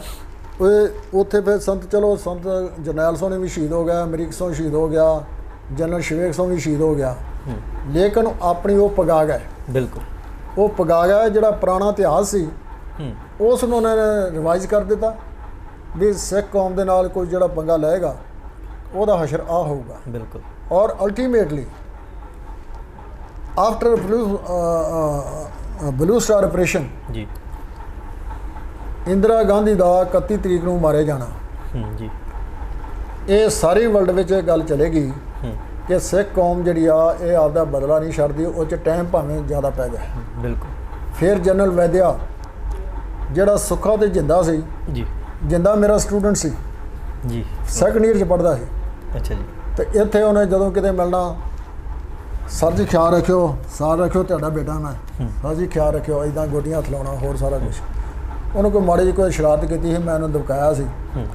ਫਿਰ ਮੈਂ ਅਮਰੀਕ ਸਿੰਘ ਨੂੰ ਮਿਲਾਤਾ, ਅਮਰੀਕ ਸਿੰਘ ਨੇ ਕਹਾ ਸੰਤਾਂ ਨੂੰ ਮਿਲਾਤਾ, ਤੇ ਸੰਤਾਂ ਨੇ ਕਿਹਾ ਵੀ ਕੋਈ ਆਪਣੀ ਜ਼ਿੰਦਗੀ ਦੇ ਵਿੱਚ ਉਹ ਕੰਮ ਕਰੋ ਕੋਈ ਯਾਦਗਾਰੀ ਹੋਵੇ ਜੀ। ਤੇ ਆ ਕੀ ਛੋਟੀਆਂ ਛੋਟੀਆਂ ਗੱਲਾਂ ਦੇ ਵਿੱਚ ਤੁਸੀਂ ਪੈ ਜਾਂਦੇ। ਉਹ ਜਿਹੜੀ ਸੰਤਾਂ ਦੇ ਵਚਨ ਸਨ, ਉਹਨਾਂ ਨੇ ਉਹਨਾਂ ਦੀ ਮੁੰਡਿਆਂ ਦੀ ਟਰਾਂਸਫਰਮੇਸ਼ਨ ਕਰਤੀ। ਸਹੀ। ਇੱਕਦਮ ਮਤਲਬ ਉਹਨਾਂ ਆਖਿਆ ਵੀ ਠੀਕ ਆ। ਉਹ ਆਫਟਰ ਬਲੂ ਸਟਾਰ ਆਪਰੇਸ਼ਨ ਇਹਨਾਂ ਮੁੰਡਿਆਂ ਨੇ, ਸੁੱਖੇ ਤੇ ਜਿੰਦੇ ਨੇ, ਦਿੱਲੀ ਦੇ ਵਿੱਚ ਚੁਣ ਕੇ ਬੰਦੇ ਮਾਰੇ ਜੀ। ਫਿਰ ਇਹ ਕਲੀਨ ਸ਼ੇਵਨ ਹੋਇਆ। ਕਲੀਨ ਸ਼ੇਵਨ ਹੋ ਕੇ ਇਹਨਾਂ ਨੂੰ ਕਿਤੇ ਐਡਰੈਸ ਲੱਭਾ, ਪਤਾ ਨਹੀਂ ਕਿਸੇ ਮਿਲਟਰੀ ਅਫਸਰ ਨੇ ਦਿੱਤਾ ਜਾਂ ਕਿਹਨੇ ਦਿੱਤਾ, ਪੂਨੇ ਚਲੇ ਗਿਆ ਜੀ। ਪੂਨੇ ਉੱਥੇ ਹੈਗਾ ਸੀਗਾ ਜਨਰਲ ਜਿਹੜਾ ਸੀਗਾ ਉਸ ਵੇਲੇ ਦਾ ਜਨਰਲ ਵੈਦਿਆ। ਉਹ ਵੈਦਿਆ ਦੀ ਇਹ 20-21 ਦਿਨ ਰੈਕੀ ਕਰਦੇ ਰਹੇ, ਕਿਰਾਏ 'ਤੇ ਮਕਾਨ ਲੈ ਕੇ ਰਹਿ ਕੇ ਉੱਥੇ ਸਾਰਾ ਵੀ ਇਹ ਸਵੇਰ ਤੋਂ ਲੈ ਕੇ ਕਿੱਧਰ ਨੂੰ ਜਾਂਦਾ, ਕੀ ਕਰਦਾ, ਕਿਸ ਤਰ੍ਹਾਂ ਜਾਂਦਾ। ਜਿਸ ਵੇਲੇ ਉਹਨੂੰ ਮਾਰਿਆ ਉਸ ਵੇਲੇ ਵੀ ਉਹ ਸਬਜ਼ੀ ਸੁਬਜ਼ੀ ਲੈਣ ਜਾ ਰਿਹਾ ਸੀ, ਤੇ ਉਸ ਵੇਲੇ ਉਹਨੂੰ ਮਾਰਿਆ। ਇਹਨਾਂ ਨੇ ਮੋਟਰਸਾਈਕਲ ਖਰੀਦਿਆ, ਹੋਰ ਸਾਰਾ ਕੁਛ ਕੀਤਾ। ਉੱਥੋਂ ਚਲੋ ਨਿਕਲੇ, ਇੱਧਰ ਉੱਧਰ ਦੇ ਬਾਜੇ ਬਚਾਉਂਦੇ ਰਹੇ, ਹੋਰ ਸਾਰਾ ਕੁਛ। ਬਾਅਦ 'ਚ ਪਤਾ ਨਹੀਂ ਕਿਸੇ ਦੀ ਮੁੱਖ ਵੀ ਹੋ ਗਈ ਜਾਂ ਕਿਸ ਤਰ੍ਹਾਂ ਫਸ ਗਏ। ਸਭ ਤੋਂ ਵੱਡੀ ਗੱਲ ਇਹ ਕਿ ਸੁੱਖੇ ਤੇ ਜਿੰਦੇ ਦਾ ਜਿਹੜਾ ਮੁਕੱਦਮਾ ਚੱਲਿਆ, ਉਹਦੇ ਵਿੱਚ ਜੱਜ ਇਹ ਕਹਿੰਦਾ ਵੀ ਤੁਸੀਂ ਇਹ ਆਖੋ ਵੀ ਸਾਡੇ ਕੋਲੋਂ ਪਤਾ ਨਹੀਂ ਗਲਤੀ ਨਾਲ ਮਰ ਗਿਆ ਜਾਂ ਕੀ ਗੱਲ ਹੋਈ ਆ, ਤੇ ਮੈਂ ਤੁਹਾਨੂੰ ਡੈਥ ਸੈਂਟੈਂਸ ਨਹੀਂ ਦਿੰਦਾ। ਕਹਿੰਦੇ ਨੋ ਜੱਜ ਸਾਹਿਬ, ਬਹੁਤ ਗਿਣ ਮਿੱਥ ਕੇ ਸੋਚ ਸਮਝ ਕੇ ਇਹਨੂੰ ਮਾਰਿਆ। ਇਹਨੂੰ ਪਤਾ ਨਹੀਂ ਵੀ ਇਹ ਆਪਦੀ ਆਰਮੀ ਜਿਹੜੀ ਕਿੱਥੇ ਲਾ ਰਿਹਾ, ਇਹ ਫੌਜ ਕਿੱਥੇ ਲਾ ਰਿਹਾ, ਉਹ ਕਿਹੋ ਜਿਹੀ ਜਗ੍ਹਾ। ਬਿਲਕੁਲ। ਇਸ ਕਰਕੇ ਬੜਾ ਹੀ ਸੋਚ ਸਮਝ ਕੇ ਇਹਨੂੰ ਮਾਰਿਆ। ਤੇ ਤੁਸੀਂ ਜਿਹੜੀ ਵੀ ਸਾਨੂੰ ਦੇਣੀ ਆ ਸਜ਼ਾ ਉਹ ਦਿਓ, ਅਸੀਂ ਬੜੇ ਖੁਸ਼ ਹਾਂ ਜੀ। ਔਰ ਮੈਂ ਤੁਹਾਨੂੰ ਇਹ ਦੱਸਣੀ ਚਾਹੁੰਦਾ ਹਾਂ ਕਿ ਖਾਲਸਾ ਜੀ 2 ਘਟਨਾਵਾਂ ਇਹੋ ਜਿਹੀਆਂ ਹੋਈਆਂ ਨੇ ਹਿਸਟਰੀ 'ਚ ਇੱਕ ਤੇ ਸ਼ਹੀਦ ਊਧਮ ਸਿੰਘ ਜੀ ਜਿਸ ਵੇਲੇ ਉਹਨੂੰ ਲੰਡਨ ਦੇ ਵਿੱਚ ਫਾਂਸੀ ਦਿੱਤੀ ਗਈ ਆ, ਉਹ ਫਾਂਸੀ ਤੋਂ ਪਹਿਲਾਂ ਉਹਦਾ ਵਜ਼ਨ ਵੱਧ ਗਿਆ ਸੀ। ਜੀ ਵਜ਼ਨ ਇਸ ਕਰਕੇ ਵੱਧ ਗਿਆ ਵੀ ਉਹਨੂੰ ਖੁਸ਼ੀ ਇਹ ਹੋਈ ਵੀ ਮੈਂ ਜਲਿਆਂਵਾਲੇ ਬਾਗ ਦਾ ਬੱਲਾ ਲਿਆ, ਇਸ ਕਰਕੇ ਉਹਦਾ ਵਜ਼ਨ ਵੱਧ ਗਿਆ। ਇਹ ਸੁੱਖੇ ਤੇ ਜਿੰਦੇ ਦਾ ਵਜ਼ਨ ਵੱਧ ਗਿਆ ਸੀ ਜਦੋਂ ਉਹਨਾਂ ਨੂੰ ਫਾਂਸੀ ਹੋਈ ਉਸ ਤੋਂ ਪਹਿਲਾਂ। ਕਿਉਂ? ਵੀ ਅਸੀਂ ਬਹੁਤ ਵੱਡਾ ਕੰਮ ਕੀਤਾ। ਉਸ ਖੁਸ਼ੀ ਦੇ ਨਾਲ ਇਹ ਭਾਵੇਂ ਲੋਹਾ ਵੀ ਚੱਬ ਲੈਣ ਉਹ ਵੀ ਹਜਮ ਹੋ ਜਾਂਦਾ, ਤਾਂ ਉਹ ਖੁਸ਼ੀ ਦੇ ਨਾਲ ਇਹਨਾਂ ਦਾ ਹੀ ਵਜ਼ਨ ਵੱਧ ਗਿਆ ਸੀ। ਤੇ ਇਹਨਾਂ ਨੇ ਬੜੇ ਹੱਸ ਕੇ ਆਪਣੀ ਜਿਹੜੀ ਉਹ ਫਾਂਸੀ ਆ ਆਪ ਗੱਲ ਵਿੱਚ ਪਾਈ ਆ ਵੀ ਸਾਨੂੰ ਕੋਈ ਨਹੀਂ, ਤਾਂ ਜਿਹਨੂੰ ਕਿਸੇ ਨੂੰ ਫਾਂਸੀ ਦਾ ਸਜ਼ਾ ਹੋ ਜਾਂਦੀ ਆ ਅੱਧੇ ਜ਼ਿਆਦਾ ਪਹਿਲਾਂ ਮਰ ਜਾਂਦਾ। ਫਿਰ ਜਿੱਦਣ ਫਾਂਸੀ ਹੁੰਦੀ ਆ ਉਸ ਦਿਨ ਕਈ ਵਾਰੀ ਉਹਨੂੰ ਚੁੱਕ ਕੇ ਫੜ ਕੇ ਤਾਂ ਝਾਕ ਕੇ ਤਾਂ ਫਿਰ ਕੋਈ ਗੱਲ ਕਰਦੇ ਆ, ਤੇ ਉਦੋਂ ਮਰੇ ਹੁੰਦੇ ਆ। ਪਰ ਇਹ ਬੰਦੇ ਦਲੇਰ ਸਨ ਜਿਨ੍ਹਾਂ ਨੇ ਸਿੱਖ ਕੌਮ ਦੀ ਜਿਹੜੀ ਲੱਥੀ ਪੱਗ ਸੀ ਉਹਨੂੰ ਦੁਬਾਰਾ ਸਿਰ ਦੇ ਉੱਤੇ ਲਿਆਂਦਾ, ਔਰ ਇਹ ਬੜਾ ਕੰਮ ਹੋਇਆ ਜੋ ਕੁਛ ਹੋਇਆ। ਤਾਂ ਇਹ ਬਲੂ ਸਟਾਰ ਆਪਰੇਸ਼ਨ ਜਿਹੜਾ ਹੋਇਆ ਹੈ ਜੀ, ਇਹ ਸਾਡੇ ਵਾਸਤੇ ਇਹ ਹੈ ਕਿ ਸਾਨੂੰ ਦੱਸਣ ਵਾਸਤੇ ਵੀ ਤੁਸੀਂ ਸਾਡੇ ਗੁਲਾਮ ਜੀ, ਤੁਸੀਂ ਆਜ਼ਾਦ ਨਹੀਂ, ਆਜ਼ਾਦ ਫਿਜ਼ਾਂ ਵਿੱਚ ਆਪਣਾ ਨਹੀਂ ਤੁਸੀਂ ਸਵਾਸ ਲੈ ਰਹੇ। ਤਾਂ ਇਹ ਸਿੱਖ ਕੌਮ ਨੂੰ ਆਪਣਾ ਸੋਚਣਾ ਚਾਹੀਦਾ ਵੀ ਸਿੱਖ ਕੌਮ ਦਾ ਆਲਣਾ ਜਿਹੜਾ ਆਲਣਾ ਸਿੱਖ ਕੌਮ ਦੇ ਪਹਿਲੇ ਵੀ ਸੀ। ਬੰਦਾ ਸਿੰਘ ਬਹਾਦਰ ਨੇ ਰਾਜ ਭਾਗ ਕਾਇਮ ਕੀਤਾ ਜੀ, ਗੁਰੂ ਦੇ ਨਾਂ ਦਾ ਸਿੱਕਾ ਚਲਾਇਆ, ਗੁਰੂ ਦੇ ਨਾਂ ਦੀ ਸਾਰੀ ਗੱਲ ਕੀਤੀ ਉਸਨੇ, ਆਪਦੇ ਨਾਂ ਦੀ ਕੋਈ ਗੱਲ ਨਹੀਂ ਕੀਤੀ। ਮਹਾਰਾਜਾ ਰਣਜੀਤ ਸਿੰਘ ਨੇ ਆਪਣਾ ਰਾਜ ਭਾਗ ਕਾਇਮ ਕੀਤਾ, ਔਰ ਉਸ ਰਾਜ ਭਾਗ ਦੇ ਵਿੱਚ ਹਿੰਦੂ ਸਮਝਦੇ ਸੀ ਵੀ ਸਾਡਾ ਰਾਜ ਆ, ਬਹੁਤ ਅਸੀਂ ਖੁਸ਼ ਹਾਂ। ਮੁਸਲਮਾਨ ਸਮਝਦੇ ਸੀ ਸਾਡਾ ਰਾਜ ਆ, ਅਸੀਂ ਬੜੇ ਖੁਸ਼ ਹਾਂ। ਸਿੱਖ ਸਮਝਦੇ ਵੀ ਇਹ ਖਾਲਸਾ ਰਾਜ ਆ, ਇਸ ਕਰਕੇ ਸਾਰੇ ਖੁਸ਼ ਸੀ। ਔਰ ਆ ਜਿਹੜਾ ਲਦੂਖ ਲਈ ਫਿਰਦੇ ਆ, ਲਦਾਖ ਤਿੱਬਤ ਤੋਂ ਲੈ ਕੇ ਤੇ ਕਾਬਲ ਕੰਧਾਰ ਤੱਕ ਮਹਾਰਾਜਾ ਰਣਜੀਤ ਸਿੰਘ ਦਾ ਰਾਜ ਸੀ। ਜਿਹੜਾ ਕਸ਼ਮੀਰ ਹੱਲ ਅਜੇ ਤੱਕ ਨਹੀਂ ਹੋਇਆ, ਉਹ ਹਰੀ ਸਿੰਘ ਨਲਵੇ ਨੇ ਐਸਾ ਕੀਤਾ ਸੀ ਕਿ ਕੋਈ ਉੱਥੇ ਖੰਘ ਨਹੀਂ ਸਕਿਆ। ਯਾਨੀ ਇਸ ਕਿਸਮ ਦਾ ਰਾਜ ਉਹਨਾਂ ਨੇ 40 ਸਾਲ ਕੀਤਾ, ਬਾਕੀ 10 ਸਾਲ ਲੰਘ ਗਏ, 50 ਸਾਲ ਉਹ ਰਾਜ ਕੀਤਾ। ਤਾਂ ਸਿੱਖ ਕੌਮ ਦੇ ਜਿਹੜੇ ਦਿਲੋਂ ਦਿਮਾਗ ਦੇ ਵਿੱਚ ਇਹ ਚੀਜ਼ ਆ ਕਿ ਸਾਡਾ ਰਾਜ ਭਾਗ ਜਿਹੜਾ ਉਹ ਅਸੀਂ ਚਾਹੁੰਦੇ ਹਾਂ, ਕਿਉਂਕਿ ਅਸੀਂ ਰਾਜ ਭਾਗ ਕਰ ਚੁੱਕੇ ਹਾਂ। ਸਾਡੀ ਸਭ ਤੋਂ ਵੱਡੀ ਜਿਹੜੀ ਮਾੜੀ ਕਿਸਮ ਦੀ ਕਹਿ ਲਓ ਉਹ ਇਹ ਸੀ ਕਿ ਸਨ 1947 ਵਿੱਚ ਜਦੋਂ ਇਹ ਬਟਵਾਰਾ ਹੋਇਆ, ਉਦੋਂ ਸਾਡੇ ਉਸ ਵਕਤ ਦੇ ਲੀਡਰ ਜਿਹੜੇ ਸੀ ਉਹ ਬਿਲਕੁਲ ਬੁੱਧੂ ਉੱਲੂ ਸਾਬਤ ਹੋਏ। ਉਹਨਾਂ ਨੇ ਕੋਈ ਦੂਰਦ੍ਰਿਸ਼ਟੀ ਨਹੀਂ ਸੀ ਜੀ। ਉਹ ਉਸ ਵੇਲੇ ਅੰਗਰੇਜ਼ ਸਰਕਾਰ ਚਾਹੁੰਦੀ ਸੀ ਵੀ ਸਿੱਖਾਂ ਦਾ ਕੁਝ ਬਣੇ, ਕਿਉਂਕਿ ਕਾਰਨ ਇਹ ਸੀ ਕਿ ਸਿੱਖਾਂ ਦਾ ਰਾਜ ਭਾਗ ਉਹਨਾਂ ਨੇ ਲਿਆ ਸੀ ਮਹਾਰਾਜਾ ਰਣਜੀਤ ਸਿੰਘ ਤੋਂ ਬਾਅਦ। ਫਿਰ ਸਿੱਖਾਂ ਨੇ ਵਰਲਡ ਵਾਰ ਫਸਟ ਤੇ ਸੈਕੰਡ ਦੇ ਵਿੱਚ ਬਹੁਤ ਉਹਨਾਂ ਦੀ ਮਦਦ ਕੀਤੀ ਜੀ। ਉਸ ਵਕਤ ਇਹਨਾਂ ਦਾ ਹੱਕ ਇਹ ਬਣਦਾ ਸੀ, ਇਹ ਕਹਿੰਦੇ ਵੀ ਜਿਹੜਾ ਸਾਡੇ ਕੋਲੋਂ ਤੁਸੀਂ ਪਾਵਰ ਲਈ ਸੀ ਮਹਾਰਾਜਾ ਰਣਜੀਤ ਸਿੰਘ ਦੀ, ਉਹ ਪਾਵਰ ਸਾਨੂੰ ਟ੍ਰਾਂਸਫਰ ਕਰੋ, ਹਿੰਦੂ ਜਨ ਤੇ ਮੁਸਲਮਾਨ ਜਨ। ਤੇ ਅੰਗਰੇਜ਼ ਨੇ ਇਹ ਕੰਮ ਕਰ ਦੇਣਾ ਸੀ। ਉਸ ਵਕਤ ਮਹਾਰਾਜਾ ਪਟਿਆਲਾ ਜਿਹੜਾ ਸੀ ਉਸ ਨੇ ਕਿਹਾ ਸੀ ਵੀ ਮੈਨੂੰ ਲੀਡਰ ਮੰਨ ਲਓ ਤੇ ਮੇਰੇ ਕੋਲ ਬੜੀ ਸਟਰੋਂਗ ਮਿਲਟਰੀ ਆ ਸਿੱਖਾਂ ਦੀ, ਤੇ ਆਪਾਂ ਕੰਟਰੋਲ ਕਰ ਲਾਂਗੇ ਸਾਰੇ ਤੇ। ਲੇਕਿਨ ਇਹ ਸਾਡੇ ਉਹ ਵਕਤ ਦੇ ਉੱਲੂ ਜਿਹੜੇ ਲੀਡਰ ਸੀ, ਮੈਂ ਕਹਿੰਦਾ ਵੀ ਉਹਨਾਂ ਦੀ ਕੋਈ ਸੋਚ ਨਹੀਂ ਸੀ, ਬੇਸੋਚ ਸਨ।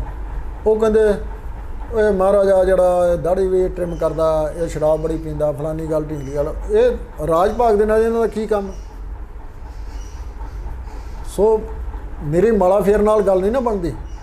ਬਿਲਕੁਲ ਉਸ ਵਕਤ ਉਹ ਮੌਕਾ ਸਾਂਭਿਆ ਨਹੀਂ ਗਿਆ ਜੀ, ਬਿਲਕੁਲ ਇਹ ਚੀਜ਼ ਸੀ ਜੀ। ਤੋ ਇਸ ਤਰ੍ਹਾਂ ਕਰਕੇ ਇਹ ਸਾਨੂੰ ਅਹਿਸਾਸ ਇਹ ਕਰਾਉਂਦਾ ਹੈ। ਪਰ ਉੱਥੇ ਦਿੱਲੀ ਦੇ ਵਿੱਚ ਜਿਹੜੀ ਕਤਲੋਗਾਰਤ ਹੋਈ ਆ ਜੀ, ਜਾਂ ਇੱਥੇ ਇਹਨੂੰ ਬਲੂ ਸਟਾਰ ਵਾਲੀ ਕਹਿ ਲਓ, ਬਲੂ ਸਟਾਰ ਨੂੰ ਤਾਂ ਆਪਾਂ ਦੰਗੇ ਨਹੀਂ ਕਹਿ ਸਕਦੇ। ਬਿਲਕੁਲ ਦਿੱਲੀ ਵਾਲਿਆਂ ਨੂੰ ਇਹ ਦੰਗੇ ਕਹੀ ਜਾਂਦੇ ਆ। ਦੰਗੇ ਖਾਲਸਾ ਜੀ ਉਹ ਹੁੰਦੇ ਆ ਕਿ 150 ਉਧਰ ਲਾਸ਼ਾਂ ਵੇਚ ਜਾਣ, 150 ਉਧਰ ਵੇਚ ਜਾਣ। ਇਹ ਸਿੱਖਾਂ ਵਾਲੇ ਪਾਸੇ ਤੇ ਕਿਸੇ ਨੇ ਉਹਨਾਂ ਨੂੰ ਵੱਟਾ ਵੀ ਨਹੀਂ ਮਾਰਿਆ। ਬਿਲਕੁਲ। ਤੇ ਉੱਥੇ ਜਿਹੜੀ ਹੈ ਬੀਜੇਪੀ ਦੇ ਤੇ ਜਿਹੜੇ ਦੂਸਰੇ ਲੀਡਰ ਸੀ ਤੇ ਹੋਰ ਸਾਰੇ ਕੁਛ ਜਾ ਕੇ ਤੇ ਇਹਨਾਂ ਨੇ ਉਹਨਾਂ ਨੂੰ ਟਾਰਗੇਟ ਬਣਾਇਆ ਵੀ ਆਹ ਵੀ ਸਿੱਖਾਂ ਦਾ ਘਰ ਹੈ, ਆਹ ਵੀ ਸਿੱਖਾਂ ਦਾ ਘਰ ਆ, ਸਿੱਖਾਂ ਦੀ ਦੁਕਾਨ ਆ, ਸਿੱਖਾਂ ਦਾ ਆ। ਉਹਨਾਂ ਨੂੰ ਮੰਡੀਰ ਨੂੰ ਇਕੱਠੀ ਕਰਕੇ ਅੱਗਾਂ ਲਵਾਈਆਂ। ਉਹਦੇ ਵਿੱਚ ਹਰਿਆਣੇ ਦਾ ਜਿਹੜਾ ਭਜਨ ਲਾਲ ਸੀ ਉਹਦਾ ਵੀ ਬੜਾ ਵੱਡਾ ਰੋਲ ਸੀ। ਇਹਦੇ ਵਿੱਚ ਅਮਿਤਾਭ ਬੱਚਨ ਦਾ ਵੀ ਰੋਲ ਹੈ। ਉਸ ਨੇ ਵੀ ਹੱਲਾਸ਼ੇਰੀ ਦਿੱਤੀ। ਬਿਲਕੁਲ ਵੀ ਸਿੱਖਾਂ ਦੇ ਘਰਾਂ ਤੱਕ ਇਹਦੇ ਲਹੂ ਦੀਆਂ ਛਿੱਟਾਂ ਜਾਣੀਆਂ ਚਾਹੀਦੀਆਂ ਨੇ। ਇਸ ਤਰ੍ਹਾਂ ਕਰਕੇ ਇਹ ਦਿੱਲੀ ਦੇ ਵਿੱਚ ਬੇਸ਼ੱਕ ਇਹ 'ਚ ਕੋਈ ਸ਼ੱਕ ਨਹੀਂ ਸਿੱਖਾਂ ਦਾ ਬਹੁਤ ਨੁਕਸਾਨ ਹੋਇਆ, ਕੋਈ ਸ਼ੱਕ ਨਹੀਂ। ਪਰ ਸਿੱਖ ਫਿਰ ਦੁਬਾਰਾ ਆਪਣੇ ਪੈਰਾਂ ਤੇ ਖੜੇ ਹੋ ਗਏ ਤੇ ਵਰਲਡ ਵਿੱਚ ਇਹ ਗੱਲ ਚਲੇਗੀ ਆ ਕਿ ਸਿੱਖ ਜਿਹੜਾ ਆਪਣਾ ਬਦਲਾ ਨਹੀਂ ਛੱਡਦੇ ਤੇ ਆਪਣੇ ਸਿਧਾਂਤ ਦੇ ਉੱਤੇ ਬੜੇ ਕਾਇਮ ਨੇ। ਹੁਣ ਸਾਡੀ ਬਦਕਿਸਮਤੀ ਇਹ ਆ ਵੀ ਸਿੱਖਾਂ ਦੇ ਵਿੱਚ ਗਦਾਰ ਵੀ ਬੜੇ ਆ। ਬਿਲਕੁਲ। ਉਹ ਗਦਾਰੀ ਕਰਕੇ ਸਿੱਖ ਜਿਹੜੀ ਕੌਮ ਜਿਹੜੀ ਆ ਉਹ ਕਈ ਵਾਰੀ ਉਸ ਨੂੰ ਨਮੋਸ਼ੀ ਚੱਲਣੀ ਪੈਂਦੀ ਆ। ਸੋ ਇਸ ਤਰ੍ਹਾਂ ਕਰਕੇ ਮੈਂ ਸਮਝਦਾ ਕਿ ਜਿਹੜਾ ਬਲੂ ਸਟਾਰ ਆਪਰੇਸ਼ਨ ਹੋਇਆ, ਜੋ ਕੁਝ ਵੀ ਹੋਇਆ, ਇਹ ਇੱਕ ਬਹੁਤ ਵੱਡੀ ਦੁਖਦਾਈ ਘਟਨਾ ਵਾਪਰੀ ਆ ਜਿਹੜੀ ਕਿ ਨਹੀਂ ਸੀ ਹੋਣੀ ਚਾਹੀਦੀ ਜੀ। ਸੋ ਇਹ ਜੋ ਕੋ ਮੈਂ ਮਹਿਸੂਸ ਕੀਤਾ, ਮੈਂ ਤੁਹਾਡੇ ਨਾਲ ਜੀ ਇਹ ਬਿਆਨ ਕੀਤਾ। ਫਿਰ ਕਿਸੇ ਦਿਨ ਹੋਰ ਇਸ ਤੋਂ ਬਹੁਤ ਸਾਰੀਆਂ ਗੱਲਾਂ ਜਿਹੜੀਆਂ ਚੱਲਣਗੀਆਂ। ਜੀ ਬਿਲਕੁਲ। ਸੋ ਇਹ ਸਨ ਡਾਕਟਰ ਸੂਬਾ ਸਿੰਘ ਜੀ, ਜਿਨ੍ਹਾਂ ਨੇ ਸਾਨੂੰ ਸ਼ੁਰੂ ਤੋਂ ਲੈ ਕੇ ਕਿ ਸਿੱਖ ਸਟੂਡੈਂਟ ਫੈਡਰੇਸ਼ਨ ਦੀ ਨੀਂਹ ਕਿਸ ਤਰ੍ਹਾਂ ਰੱਖੀ ਗਈ, ਸੰਤ ਜਰਨੈਲ ਸਿੰਘ ਜੀ ਨਾਲ ਗੁਜ਼ਾਰੇ ਹੋਏ ਉਹ ਪਲ, ਜਨਰਲ ਸ਼ੁਬੇਗ ਸਿੰਘ ਜੀ ਨਾਲ ਕੀਤੀਆਂ ਗਈਆਂ ਮੀਟਿੰਗਾਂ, ਜਾਂ ਉਸ ਸਮੇਂ ਜਿੰਨੇ ਵੀ ਜਿਹੜੇ ਆ ਦਮਦਮੀ ਟਕਸਾਲ ਦੇ ਜਾਂ ਬੱਬਰ ਖਾਲਸਾ ਦੇ ਜਾਂ ਬਾਕੀ ਜਿਹੜੇ ਮੂਵਮੈਂਟਸ ਦੇ ਜਿਹੜੇ ਸਿੱਖ ਸੰਘਰਸ਼ ਦੇ ਯੋਧੇ ਸੀ, ਜਿੰਨੀ ਵੀ ਉਹ ਮੂਵਮੈਂਟ ਸੀ, ਜਿੰਨੀ ਵੀ ਚੱਲੀ ਹੈ 78 ਤੋਂ ਲੈ ਕੇ 84 90 92 ਅੱਗੇ ਵੀ ਬਹੁਤ ਸਾਰੀਆਂ ਗੱਲਾਂ ਬਾਤਾਂ ਨੇ। ਅਸੀਂ ਕਿਉਂਕਿ ਕਾਫੀ ਟਾਈਮ ਹੋ ਗਿਆ, ਅਗਲੀ ਇੰਟਰਵਿਊ 'ਚ ਕੋਸ਼ਿਸ਼ ਕਰਾਂਗੇ ਪਰਮਾਤਮਾ ਕਿਰਪਾ ਕਰਕੇ ਟਾਡਾ ਕਿੱਦਾਂ ਲੱਗੀ ਜਦੋਂ ਅਕਾਲੀ ਲੀਡਰਾਂ ਨੇ ਜਿਹੜਾ ਕਿ ਚੋਣਾਂ ਦਾ ਬਾਈਕਾਟ ਕੀਤਾ 92 ਵੇਲੇ, ਤਾਂ ਉਦੋਂ ਦਮਦਮਾ ਸਾਹਿਬ ਦੀ ਧਰਤੀ 'ਤੇ ਜਾ ਕੇ ਸਟੇਜ ਦੇ ਉੱਤੇ ਪੂਰੇ ਸਲਤਨਤ ਨੂੰ ਵੰਗਾਰਨਾ ਔਰ ਸਿੱਖ ਸੰਗਤ ਨੂੰ ਸੁਨੇਹਾ ਦੇਣਾ ਬਹੁਤ ਵੱਡੀਆਂ ਗੱਲਾਂ ਨੇ। ਫਿਰ ਅਸੀਂ ਕਦੇ ਗੱਲਬਾਤ ਕਰਾਂਗੇ। ਤਾਂ 1984 ਦੇ ਉੱਤੇ ਜਿਹੜਾ ਜੂਨ ਸ਼੍ਰੀ ਅਕਾਲ ਤਖਤ ਸਾਹਿਬ ਦੇ ਉੱਤੇ ਕੀਤਾ ਗਿਆ ਹਮਲਾ, ਉਹ ਸਦਾ ਬੇਗਾਨਗੀ ਦਾ ਅਹਿਸਾਸ ਜਿਹੜਾ ਉਸ ਕੌਮ ਵਾਸਤੇ, ਜਿਸ ਕੌਮ ਨੇ ਭਾਰਤ ਨੂੰ ਬਚਾਉਣ ਵਾਸਤੇ 86% ਤੋਂ ਵੱਧ ਜਿਹੜੀਆਂ ਕੁਰਬਾਨੀਆਂ ਕੀਤੀਆਂ ਹੋਣ, ਤਾਂ ਸੱਚਮੁੱਚ ਉਹ ਗੱਲਾਂ ਵੀ ਇਸ ਕੌਮ ਨੂੰ ਜਿਹੜਾ ਕਿ ਅਸੀਂ ਗੁਲਾਮ ਹੀ ਦੇਖਿਆ, ਤਾਂ ਕਿ ਅਸੀਂ ਜਦੋਂ ਆਜ਼ਾਦ ਹੋਏਗਾ ਫਿਰ ਦੇਖਿਓ। ਤਾਂ ਸੱਚਮੁੱਚ ਅਸੀਂ ਅੱਜ ਦੇਖ ਰਹੇ ਹਾਂ, ਅੱਜ ਫਿਰ ਗੁਰੂ ਗ੍ਰੰਥ ਸਾਹਿਬ ਦੀਆਂ ਬੇਅਦਬੀਆਂ ਹੋ ਰਹੀਆਂ ਨੇ ਤੇ ਕਾਨੂੰਨ ਦੇ ਨਿੱਕੇ ਨਿੱਕੇ ਜਿਹੜੀਆਂ ਬਣਾਈਆਂ ਗਈਆਂ ਜਿਹੜੀਆਂ ਧਾਰਾਵਾਂ ਨੇ, ਨਿੱਕੇ ਨਿੱਕੇ ਕਾਨੂੰਨ ਆ ਜਿਹੜੇ 295 ਜਾਂ 295 ਇਹ ਜਿਹੜੀ ਕਿ ਕਿਸੇ ਨੂੰ ਉਹ ਇਹ ਕਹਿਣ 'ਤੇ ਲੱਗਦੀ ਹੈ ਗੁਰੂ ਗ੍ਰੰਥ ਸਾਹਿਬ ਦੇ ਸਰੂਪ ਅਗਨ ਭੇਟ 'ਤੇ ਵੀ ਜਿਹੜਾ ਅਜਿਹੀਆਂ ਧਾਰਾਂ ਲਾਈਆਂ ਜਾ ਰਹੀਆਂ ਨੇ। ਹੋਰ ਵੀ ਬਹੁਤ ਸਾਰੇ ਬੇਸ਼ੱਕ ਧਾਰਮਿਕ ਗ੍ਰੰਥ ਜਿਹੜੇ ਅਗਨ ਭੇਟ ਹੋ ਰਹੇ ਨੇ, ਪਰ ਕਿਉਂ ਜਿਹੜਾ ਇਸ ਦੇਸ਼ ਦੇ ਵਿੱਚ ਕੋਈ ਨਿਆਂ, ਕੋਈ ਅਪੀਲ, ਕੋਈ ਦਲੀਲ ਕੰਮ ਨਹੀਂ ਕਰਦੀ। ਖੈਰ 1984 ਦਾ ਜਿਹੜਾ ਵਾਕਿਆ ਉਹ ਸਦਾ ਯਾਦ ਰਹੇਗਾ, ਪਰ ਇਹ ਵੀ ਯਾਦ ਰਹੇਗਾ ਜਿਸ ਤਰ੍ਹਾਂ ਚਮਕੌਰ ਦੀ ਗੜੀ ਦੇ ਵਿੱਚ ਗਿਣਤੀ ਦੇ ਸਿੰਘਾਂ ਨੇ ਪੂਰੇ ਜਿਹੜਾ ਕਿ ਫੌਜ ਦਾ, ਲੱਖਾਂ ਦੀ ਫੌਜ ਦਾ ਮੁਕਾਬਲਾ ਕੀਤਾ। ਉਸੇ ਤਰ੍ਹਾਂ ਸ਼੍ਰੀ ਅਕਾਲ ਤਖਤ ਸਾਹਿਬ ਦੇ ਵਿੱਚ ਬੈਠੇ ਸੰਤ ਜਰਨੈਲ ਸਿੰਘ ਜੀ, ਜਿਨ੍ਹਾਂ ਦਾ ਨਾਮ ਵੀ ਜਰਨੈਲ ਸੀ, ਜਿਨ੍ਹਾਂ ਨੇ ਜਰਨੈਲ ਬਣ ਕੇ, ਸੰਤ ਬਣ ਕੇ ਤੇ ਦੂਜੇ ਪਾਸੇ ਸਿਪਾਹੀ ਬਣ ਕੇ ਜਰਨਲ ਸ਼ੁਬੇਗ ਸਿੰਘ ਜੀ, ਬਾਬਾ ਠਾਰਾ ਸਿੰਘ ਜੀ, ਬਾਕੀ ਜਿੰਨੇ ਵੀ ਸਮੂਹ ਯੋਧੇ ਜਿਨ੍ਹਾਂ ਦੇ ਅਸੀਂ ਨਾਮ ਲਈਏ ਤੇ ਬੜੀ ਲੰਮੀ ਲਿਸਟ ਆ। ਔਰ ਉਹ ਸਮੁੱਚੀਆਂ ਸਿੱਖ ਸੰਗਤਾਂ ਜਿਹੜੀਆਂ ਗੁਰੂ ਅਰਜਨ ਦੇਵ ਜੀ ਮਹਾਰਾਜ ਦਾ ਸ਼ਹੀਦੀ ਗੁਰਪੁਰਬ ਮੌਕੇ ਨਤਮਸਤਕ ਹੋਣ ਗਈਆਂ ਸੀ, ਉਹਨਾਂ ਨੂੰ ਚੁਣ ਚੁਣ ਕੇ ਮਾਰਿਆ ਗਿਆ, ਸਰੋਵਰ ਦੇ ਵਿੱਚ ਕਰੰਟ ਛੱਡਿਆ ਗਿਆ, ਤੱਤੀ ਫਰਸ਼ ਦੇ ਉੱਤੇ ਨੰਗੇ ਪਿੰਡੇ ਜਿਹੜਾ ਕਿ ਕੱਪੜੇ ਉਤਾਰ ਕੇ ਉਹਨਾਂ ਨੂੰ ਪੁੱਠੇ ਸੁੱਟਿਆ ਗਿਆ, ਮੁਸ਼ਕਾਂ ਬਣ ਕੇ ਸੁੱਟਿਆ ਗਿਆ। ਤਾਂ ਜਿੱਦਾਂ ਇੱਕ ਦੁਸ਼ਮਣ ਨੂੰ ਸੁੱਟਿਆ ਜਾਂਦਾ, ਇਹ ਜਿਹੜਾ ਬੇਗਾਨਗੀ ਦਾ ਅਹਿਸਾਸ 1984 ਦੇ ਵਿੱਚ ਹੋਇਆ। ਜਦੋਂ ਅਸੀਂ ਉਹ ਗੱਲਾਂ ਯਾਦ ਕਰਦੇ ਹਾਂ ਤਾਂ ਸੱਚਮੁੱਚ ਸਾਡੇ ਲੂੰ ਕੰਡੇ ਖੜੇ ਹੋ ਜਾਂਦੇ ਆ ਵੀ ਇਹ ਦੇਸ਼ ਦੇ ਵਿੱਚ ਅਜਿਹਾ ਵਰਤਾਰਾ ਜਿਹੜਾ ਸਿੱਖਾਂ ਦੇ ਨਾਲ ਕੀਤਾ ਗਿਆ, ਸਾਕੇ ਜਿਹੜੇ ਆ ਕਦੇ ਭੁੱਲਣਯੋਗ ਨਹੀਂ ਹੁੰਦੇ। ਨਾ ਅਸੀਂ ਭੁੱਲੇ ਹਾਂ, ਨਾ ਅਸੀਂ ਭੁੱਲਣ ਦੇਵਾਂਗੇ ਤੇ ਭੁੱਲਣਾ ਚਾਹੀਦਾ ਵੀ ਨਹੀਂ। ਪਰ ਇਤਿਹਾਸ ਜਿਹੜਾ ਸਦਾ ਅਸੀਂ ਸਿਰ ਉੱਚਾ ਰੱਖ ਕੇ ਯਾਦ ਕਰਾਂਗੇ। ਬੇਸ਼ੱਕ ਲੱਖਾਂ ਦੀ ਫੌਜ ਚੜੀ, ਟੈਂਕ ਚਾੜੇ, ਤੋਪਾਂ ਚੜੀਆਂ, ਜਹਾਜ਼ਾਂ ਨਾਲ ਹੀ ਉੱਤੋਂ ਫੌਜ ਉਤਾਰੀ, ਪਰ ਜਦੋਂ ਗੁਰੂ ਪਾਤਸ਼ਾਹ ਦੀ ਬਖਸ਼ਿਸ਼ ਹੋਵੇ ਤੇ ਫਿਰ ਜਿਹੜਾ ਕਿ ਮੁੱਠ ਛੋਲਿਆਂ ਦੀ ਖਾ ਕੇ ਜਿਹੜਾ ਸੰਤ ਜਰਨੈਲ ਸਿੰਘ ਦੇ ਯੋਧਿਆਂ ਨੇ ਲੱਖਾਂ ਦੀ ਫੌਜ ਦਾ ਮੁਕਾਬਲਾ ਕੀਤਾ। ਸ਼ੁਕਰੀਆ ਡਾਕਟਰ ਸਾਹਿਬ, ਤੁਸੀਂ ਸਾਨੂੰ ਆਪਣੇ ਬਹੁਤ ਬਿਜ਼ੀ ਰੁਝੇਵੇਂ ਦੇ ਵਿੱਚੋਂ ਸਮਾਂ ਦਿੱਤਾ। ਬਹੁਤ ਧੰਨਵਾਦ ਜੀ। ਧੰਨਵਾਦ ਤੁਹਾਡਾ। ਵਾਹਿਗੁਰੂ ਜੀ ਕਾ ਖਾਲਸਾ, ਵਾਹਿਗੁਰੂ ਜੀ ਕੀ ਫਤਿਹ।